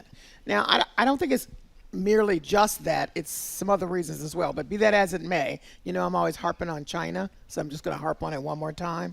As you know, there are very high tariffs right now from the president on China, but China has like huge investment in American films. They responded to that first tariff by reducing the quota of American films allowed into the country. Now that's huge for us because they have a big audience and they put a lot of money into the films. So it's a layered situation that doesn't seem like it is anywhere good to go. So I'm unclear exactly how the tariffs would make this a better situation. Yeah, I mean, I don't know. There's a few things in this. One, you know, we just heard from John Voight, and you know that video that he put out.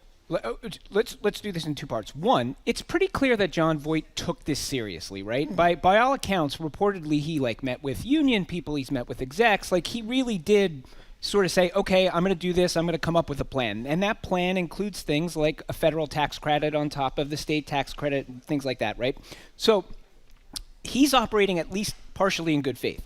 But that video also, if you watch it, he's in front of an American flag. He spends the beginning being oddly obsequious toward President Trump. And then the end, he does the same thing about how Trump is the greatest president since Abraham Lincoln. Now, maybe this is the way you get business done if you really believe in your plan. I don't know. So that part makes it all feel very weird. But to your point, Jared, as you said, this is a real problem in Hollywood. You know, the idea of the way that this economy has worked for years is clearly not working anymore. So something has to be done. But to your point, Callie, it feels to me like the idea that you can just slap a tariff on something, whether it be Hollywood films or really anything else, strikes me in my instincts say this sounds like an overly simple solution to a very complex problem. Well, this is one where the president is chasing everything because, as we talked about, there's already a film tax credit here. There are film tax credits all throughout this country because each state that has passed this anyway, wants to lure productions because of, again, all the reasons we've talked about, because it brings jobs to Massachusetts, because it puts actors to work, it puts construction workers to work, it gives restaurants and catering companies other venue. So there are already people trying to work on this solution. And this is basically what Hollywood has said in response, is that we're already on this. We're trying to figure this out. This only complicates things, especially if you're now breathing down our necks for a situation where we're already trying to work the solution. Enter in AI, which is shutting down so much anyway because things can be generated on a computer that used to be done in a studio. This is going to take time to figure out, and I think they just don't want the further pressure right now. Or just some willy-nilly, let's just cut here or add here, which we've seen happen in other departments. You know, let's be thoughtful about how we do it. For people who don't understand how important those tax credits are, they're really important, as Jared has said. In Massachusetts, I always like to use Georgia. An entire town came back because of one show, Walking Dead. Yep.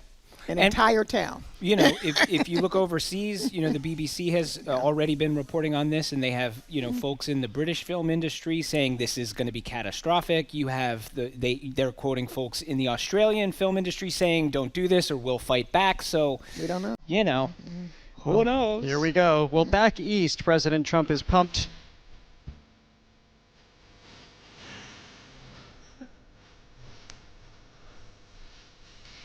because he loves this musical, and he's going to be attending an upcoming Kennedy Center Gala performance of Les Mis. It's the beginning of the president's promised cultural renaissance. He also has announced a pre-show fundraiser with a top gold sponsorship selling for $2 million. And as a backup, a Republican-dominated House committee has proposed a $257 million funding allocation for the Kennedy Center. In a moment when funding cuts are being made all across the arts landscape, that would be a six-fold increase over what the center generally receives. So this is well, I think we know what to make of this, but for whatever reason, the president has set his sights on the Kennedy Center. We know that he has remade the board. We know that he has instructed the erasure of some programming, the cancellation of some programming that doesn't fit the DEI parameters. And now, as I just mentioned, a six-fold increase. Normally, they're asking for about $40-something million, and the House, this is unlikely to get approved, or it has not the likeliest chances in the Senate, but $257 million to rebuild the Kennedy Center and make it in the image that he talked about and others talked about recently with the marina and improving the exterior. And some of this is merited, but this is a lot of money when there's a lot of cuts elsewhere. So I have to say I wonder why. And I've come to the conclusion that if all of this should happen, then the next part that would be renamed would be the name of the center, because that it just otherwise doesn't make any sense to me. Yeah. I mean, some of it's in character, right? Like, so the man was and is a builder, right? And so buildings is something he knows, and buildings as a way to project strength, and the idea of like a majestic building, that's something that is in character for him that we know. There's a fascinating piece in the Washington Post, I think yesterday it popped up, that looks at this in the context of Trump apparently who had a foray into financing a Broadway musical when he was in his 20s, which failed. Wow. And they sort of draw a through line between these once sort of like Broadway dreams he may have had and now where he is with the Kennedy Center. So that, take it for what you will, is interesting and I think well worth a read. But yeah, I don't know. A lot of us don't know what to make of this. And by the way, if you're looking at Les Mis, a number of the actors have also said that they would boycott the performance. I think 10 out of the 12 actors in that Les Mis performance. So that has generated this whole other level of controversy with Richard Grinnell, who's now the temporary chair, saying it's important to out these vapid and intolerant artists to ensure producers know who they shouldn't, I think he means whom, they shouldn't hire. So this just keeps escalating. Also, there have been big layoffs there. So why wouldn't you, put some money into that? You know what's interesting to me, though? Buried in one of his quotes, in Richard Grinnell's quotes, he says, the Kennedy Center ought to be a place where people of political stripes sit next to each other and never ask who someone voted for, right? So it's, I kind of get what he's saying on the one hand. On the other hand, to phrase it as never ask who someone voted for, it sort of strikes me as a, it's like the kind of family that only operates because you never talk about the problems, and if you talk about the problems, the whole thing's going to become crumbling down. So, if we're trying to build a world that's really more tolerant, I don't think not talking about it is the path. Well, also in Washington, Librarian of Congress Carla Hayden was abruptly fired by President Trump yesterday. In the job since 2016, she was the first woman and first African American to serve in the role. She visited GBH only last week as part of a media summit and discussed some of her concerns with the Trump administration's attempts to regulate the library's content. What's at risk is the loss of a more complete picture of the history of this country and the people who have toiled, contributed to it, and have lived in it and still live in it. And when you don't have a complete picture of history, it almost makes you blind to context, to what's going on right now, and what can happen in the future. And now those losses include, as we mentioned, her job. Kelly, you talked to her last week. I did talk to her last week. As you know, we're on Under the Radar. We're doing a year-long series on book banning. So we talked to her as a part of that because she had been a person advocating against that.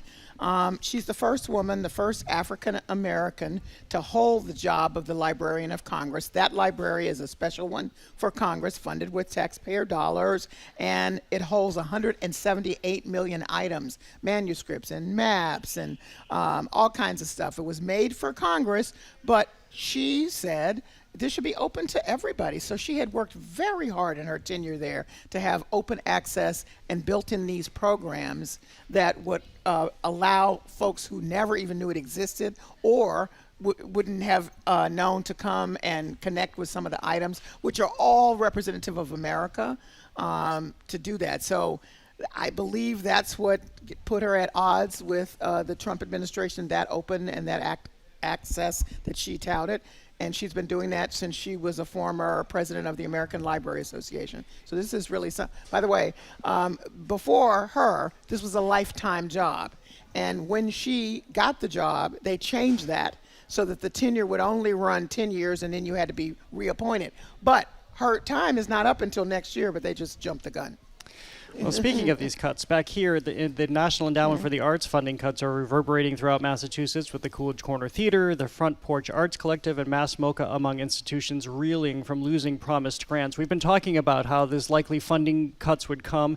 Now, the second round of emails are coming to organizations telling them that they're going to rescind already issued grants. So this leaves organizations wondering about money already spent, and they know what's not going to be coming in the future. I reached out to Maurice Emmanuel Parent, one of the founders of the Front Porch Arts Collective, this morning, and he talked about, yes, they were very much counting on a grant that they have just lost that's substantial in size, especially for that organization. And that's to bring outreach throughout Boston underserved communities. And as he pointed out, this is at a time which the latest language around the National Endowments for the Arts and Humanities and federal funding is to give support to tribal communities, to Asian communities, to Hispanic communities. So this seems to be at odds when this is exactly what Front Porch Arts Collective is trying to do. Callie, I'll bounce it over to you if you have more. Oh, well, I think, well, first of all, Front Porch is, right at the heart of the community and doing such really interesting work that addresses all of that. So I would say that, yes, that was the language, but by executive order, President Trump has said, not only is that not the language, that's not our imperative anymore. He has, if you all have been listening to us, he is trying to change everything to something called American, help me out, it's a big American something that focuses on the true founders of the nation, certain kinds of events. But hanging on the term patriotism, however you define that. Yeah. Exactly. So they just want to leave out certain parts of the story. And, that has never worked. Obviously, he has the power to do whatever he wants to do in this situation, but it impacts down where we live, in this town where it has a very rich cultural and diverse arts community. Yeah, and it's also, the doing of it is one thing, but also like the how you do things matters. And, a lot of the how things are being done right now feel, not great. And to a certain extent, I suppose it makes sense that, a new administration comes in and they, if in good faith, maybe look at the priorities of things and say, well, listen, we're going to prioritize this instead of that or that instead of this. I can give a certain amount of grace to that to say, maybe that makes sense. But to your point, Jared, now it's like what they're saying the priorities are, but then if you go down the list of the funding that's been cut, and there's stuff that seems to be right in line with some of the priorities that they have reshuffled this to be, and yet they're being cut anyway. And then also, it's the level with which, that they are trying to hew this all to, it seems, one person's liking. That piece of it feels very anti-democratic and anti-American to me. It's troubling to me. It's very true. Well, and it's also about education. There are all manner of things that touched everybody. So I could understand this too, that if there was a directive and you understand, okay, these are the new guidelines, exactly, new administration, I can follow this, but they're shifting. It seems duplicitous. People don't know how to respond. Maurice also pointed out to me again, co-founder of Front Porch Arts Collective, which is a theater company in this town, that they do have an appeal process. This is something we haven't encountered yet. What happens when these appeals begin? Will they actually be considered? Will some of this money actually come back? That's something we'll absolutely be following. But again, we're more benefited by being in this part of the country and in an urban environment where there is so much wealth and philanthropy, where people have begun to some degree to step in. But as others have pointed out, in other parts of the country, access to the arts should not be based on proximity to philanthropy, especially when you don't have it, because we know what happens to those organizations that have to fold. That's it. Well, coming up, here's one production that won't be shot overseas, The Real Housewives of Rhode Island. That conversation is next on The Culture Show. Stay with us.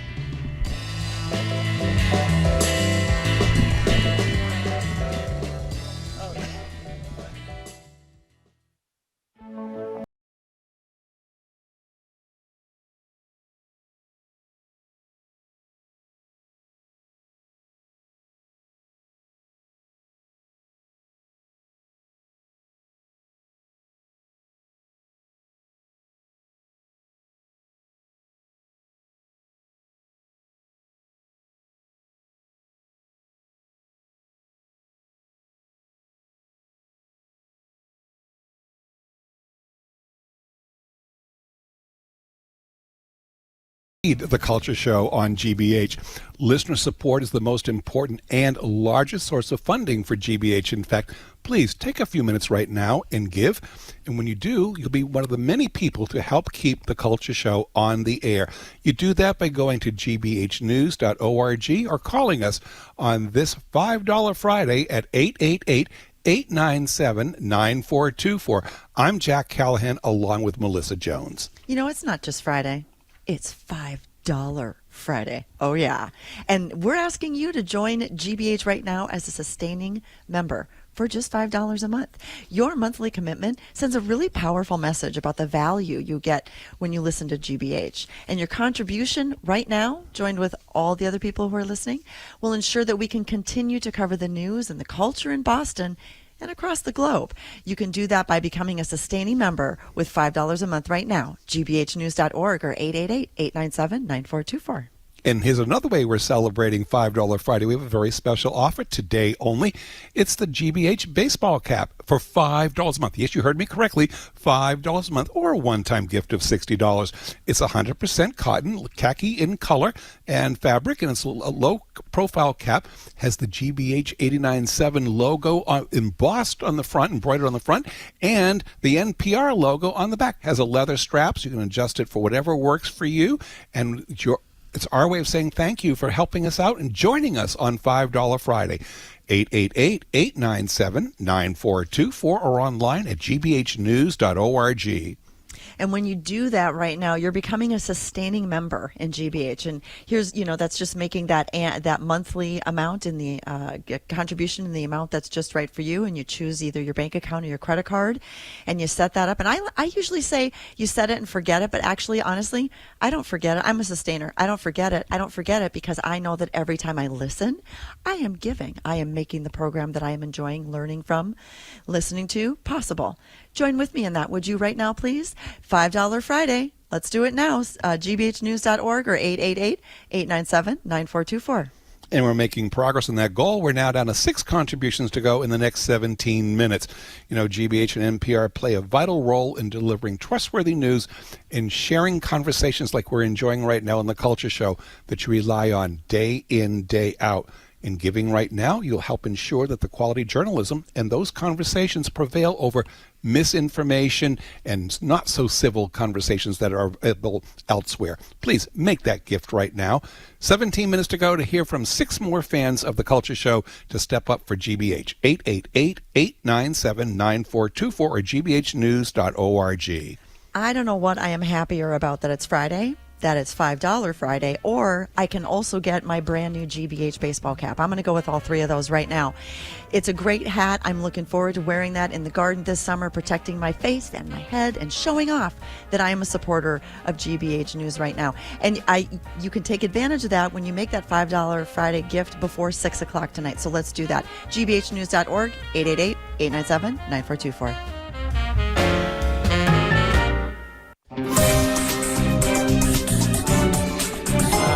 I'm Jared Bowen. If you're just tuning in, it's our Arts and Culture Week in Review. I'm joined by co-hosts Callie Crossley and Groupie Herwick III. We're going over the latest headlines, which includes Rhode Island. Right now, you're listening to the music of the Real Housewives because the Ocean State, famous for clams, mansions, and coffee milk, now can add Real Housewives to the list because that is where the next season is going to. How do you like that timing? I loved it. Nailed it. Yeah. That's where this new iteration will be set. I am so excited for this because I know one of the 10 people who live in Rhode Island. So I'm just kidding, Rhode Island. And here come the calls from Rhode Island. Don't forget to make a contribution to Pledge Drive when you call to make your complaint, folks. I love you, Rhode Island. No, I love the fact that it's coming to New England for the first time. I think a lot of Bostonians are upset because they wanted to see the Bostonian housewives, but this should be fun as this begins to take shape. They've described it as a tight-knit circle with deep community roots and families that go back generations. I don't mind trash. I just don't like it in my yard. So, hey, I'll be observing from afar. And it'll have all of the usual characteristics of the show, I am sure. So, but you know what? One of the reasons I actually like it, too, is because you really get to know the community, which is why Governor Dan McKee said it's a great opportunity to support our local economy and bring national attention to all Rhode Island has to Rhode offer. Island, so I was thinking about this. I feel like Rhode Island is like having an extended moment right now in the larger, broader culture, right? So you got Taylor Swift with her place in Rhode Island, which gets, attention every year and more attention every year. You've got the Gilded Age television show, which had, part of that happening in Newport. You have Newport Folk Festival, which has been great for a number of years now, but I looked at last year, for example, it sold out in under a minute before any acts had even been announced, and the Bob Dylan biopic was set largely there. So Rhode Island right now, I think, is kind of hip and cool, and I think we're going to be in that for a while. Yeah. Well, it's really interesting, especially if they're billing it as families that go back generations. Yeah. I think we're talking about WASPs and Brahmins and Mayflower families, which, if you think about it, well, there was a time in which none of those families would ever even acknowledge they own a television, let alone appear on one. So it'll be interesting who they find and who they're cultivating here to make into personalities and where their nexus is based, because of course you have New York and Beverly Hills and these hotspots, and it's a little bit more dispersed in Rhode Island, but of course you have the very fancy beaches. Yes, you do. And they're also dumping some of the other ones some of the other franchises that are getting a little weary. So I think this will be refreshing in some ways. So I'm totally out of my depth on this in that I have never seen a Real Housewives. Oh my God. I think I've seen one episode of a Real Housewives. So I want you. And you call yourself? No, I know. And this is the thing. I do want you to sell me on this because I'm not averse to trying something. I just mentioned earlier, I've watched the entire Formula One series, and I was not a Formula One guy, so I'm ready for it. But so sell me on Real Housewives and one of these Real Housewives and what it is, because obviously it's a huge cultural thing. People love these series. Yeah, I go off and on with them. Okay, but what it's what usually makes a group of women who claim to be close. And in some of the franchises, they actually are. But in some, it's clear they have manufactured. Like the Monkees. You just put the band together from a casting. Right. And so then they interact in their normal lives. Most of them have a lot of money.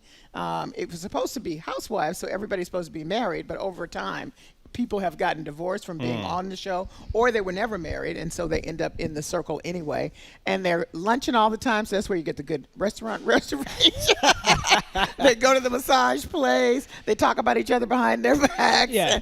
And then usually it erupts in 2 or 3 big events, and it goes on and on. The wheel turns. But you just made me realize now we'll never get into El Forno in Providence. That is true. When the housewives go there, they'll go there. But yeah, Edgar, because of a colleague here at GBH, actually, I watched one season of the New Jersey Housewives years ago. I got so drawn in. I feel like if I started, I would get drawn in. It's the character. It's all about the characters. It is. That's really how about the storytelling comes through. And reality TV is very good at that. They are very good at understanding that is exactly what makes the clock tick, And it's, they have, quote, villains in each of the group, but it really there are these people who are just wrong in some of their stuff, because you find yourself screaming at the TV, why are you doing that? You're so messy. Do you think everybody screams at the TV? Yes, I think so. I'm just asking. I'm just wondering yes, they do. Percentage of the population you figure they're screaming at the TV.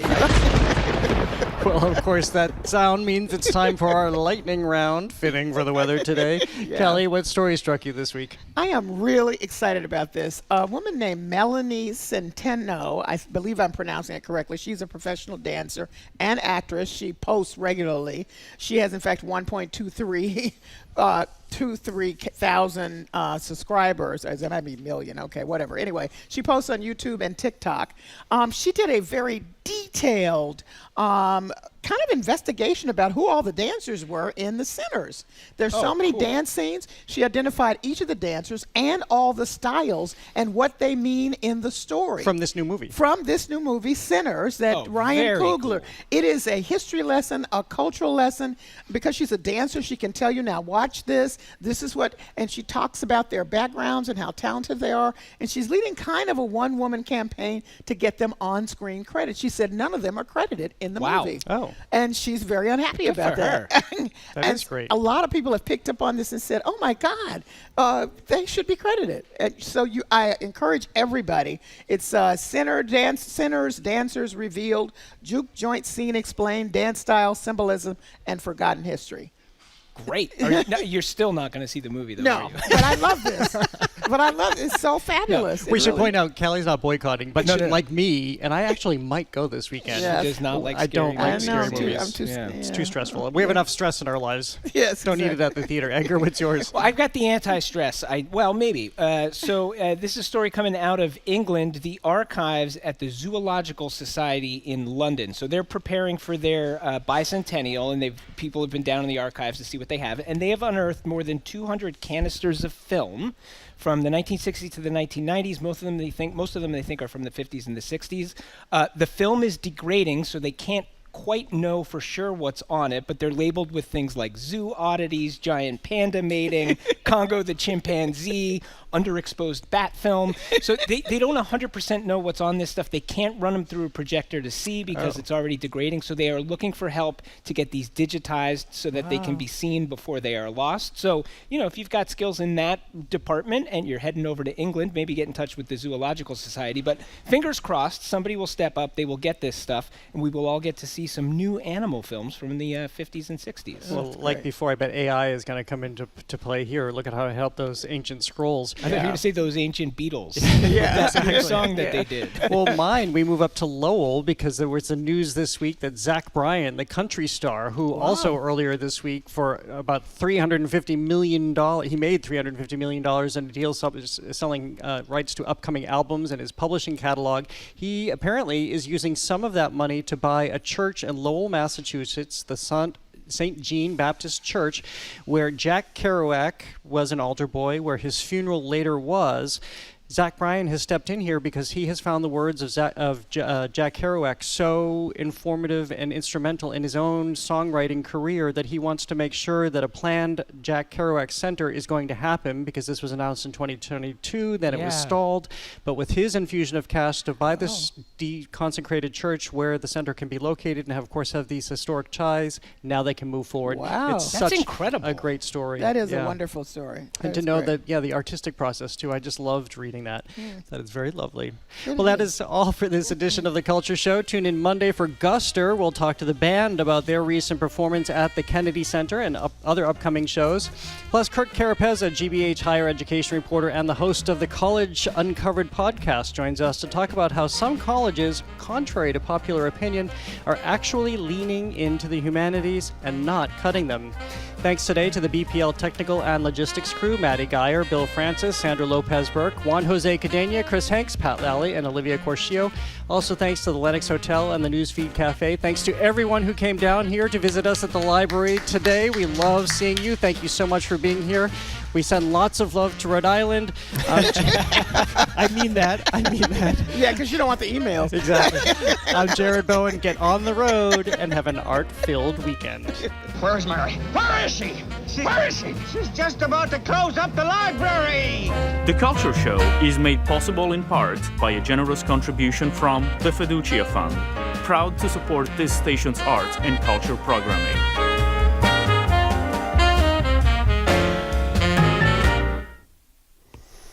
And this is the GBH Spring Membership Drive, and we're here to ask you to consider the value you get from GBH, whether that's on the radio, online, apps, podcasts, or through the newsletters. Asking you to please make a contribution to support these services. That's how public radio works. We're funded by our listeners. So please join right now by going to 888-897-9424 or online, as many are doing this hour, at gbhnews.org. I'm Jack Callahan along with Melissa Jones. Jack, I am so excited because it's Friday. It's $5 Friday. And with $5 Friday right now, you give that $5 a month, and we will thank you with our super nifty GBH 89.7 baseball hat. It's a 100% cotton hat. It's got a low profile, so it's very cool looking. It's khaki. It's got a leather adjustable strap at the back, so you can size it exactly to the size of your specific beautiful head. And it is our thank you to you when you make that $5 a month sustaining gift right now before 6 o'clock today. So easy to do. Just go online to gbhnews.org or 888-897-9424. You know, at GBH, we believe that the arts and culture are essential for lifelong learning. And programs like The Culture Show and The Moth inspire creativity and critical thinking in listeners of all ages. By giving to GBH now, you're helping to support the programs that enrich lives and foster a love for these arts. Every dollar makes a difference, including yours. 888-897-9424 or gbhnews.org. Listen, we've got just 3 more contributions to go in the next 4 minutes to keep us on track for this hour. Just 3. Be a hero. Be one of the 3. The success of the membership drive right now depends on all of us coming together. So you're going to help that right now by making your contribution at gbhnews.org or 888-897-9424. You know, we can't stress this enough. NPR and GBH exist because of listener support. And it's always been that way, but your support has never been more important as we are now facing unprecedented attacks to diminish this service. So if you can, please do your part right now and ensure our future by giving. Start a sustaining membership. If you're already a sustainer, could you increase it by a few dollars or maybe make an additional gift? Every bit does matter. Every bit helps. And right now, every bit also makes a statement. 888-897-9424 or online at gbhnews.org. Why give right now? Because there will never be a better time. We're hanging out together. You're thinking about it. We're talking about it. Don't let this opportunity pass you by. Take advantage of it right now. It's $5 Friday. Did we mention that? Yeah, it's $5 Friday. Give $5 a month right now and be a part of all the great things we do here, and we'll even thank you with a great baseball cap. gbhnews.org or 888-897-9424. You know, $5 Friday goes on for a little bit longer, but this is your last chance to take advantage of $5 Friday and show your support during the Culture Show. Think for a minute about what you spend $5 on, and whether that's a cup of coffee and a donut at Dunkin's, or one-way ride on the T, or 2.5 hours of metered parking in Brookline. Think about that, and what $5 a month that will do here for you and for all who listen to this public radio station, GBH 89.7. Please act on that. 888-897-9424 or gbhnews.org. I think the only thing I love more than $5 Friday is that I can share with you we made our goal. Thank you so much. We have so many great friends to thank for pitching in today and pitching in this hour to help us out. And thanks to all of you being the hero. We've made the goal, so we're on track for this hour and at this point in the membership drive. Thank you so much. If you haven't made that gift, once again, now is the time to do it before 6 o'clock. Get in on $5 Friday, and we can thank you with that great baseball cap. gbhnews.org or 888-897-9424. Yeah, speaking of that cap, cap. It is a khaki, and it is 100% cotton and colored. It has the GBH logo embroidered on the front and the NPR logo on the back, leather strapped, so just the way you want it. It's a really cool cap.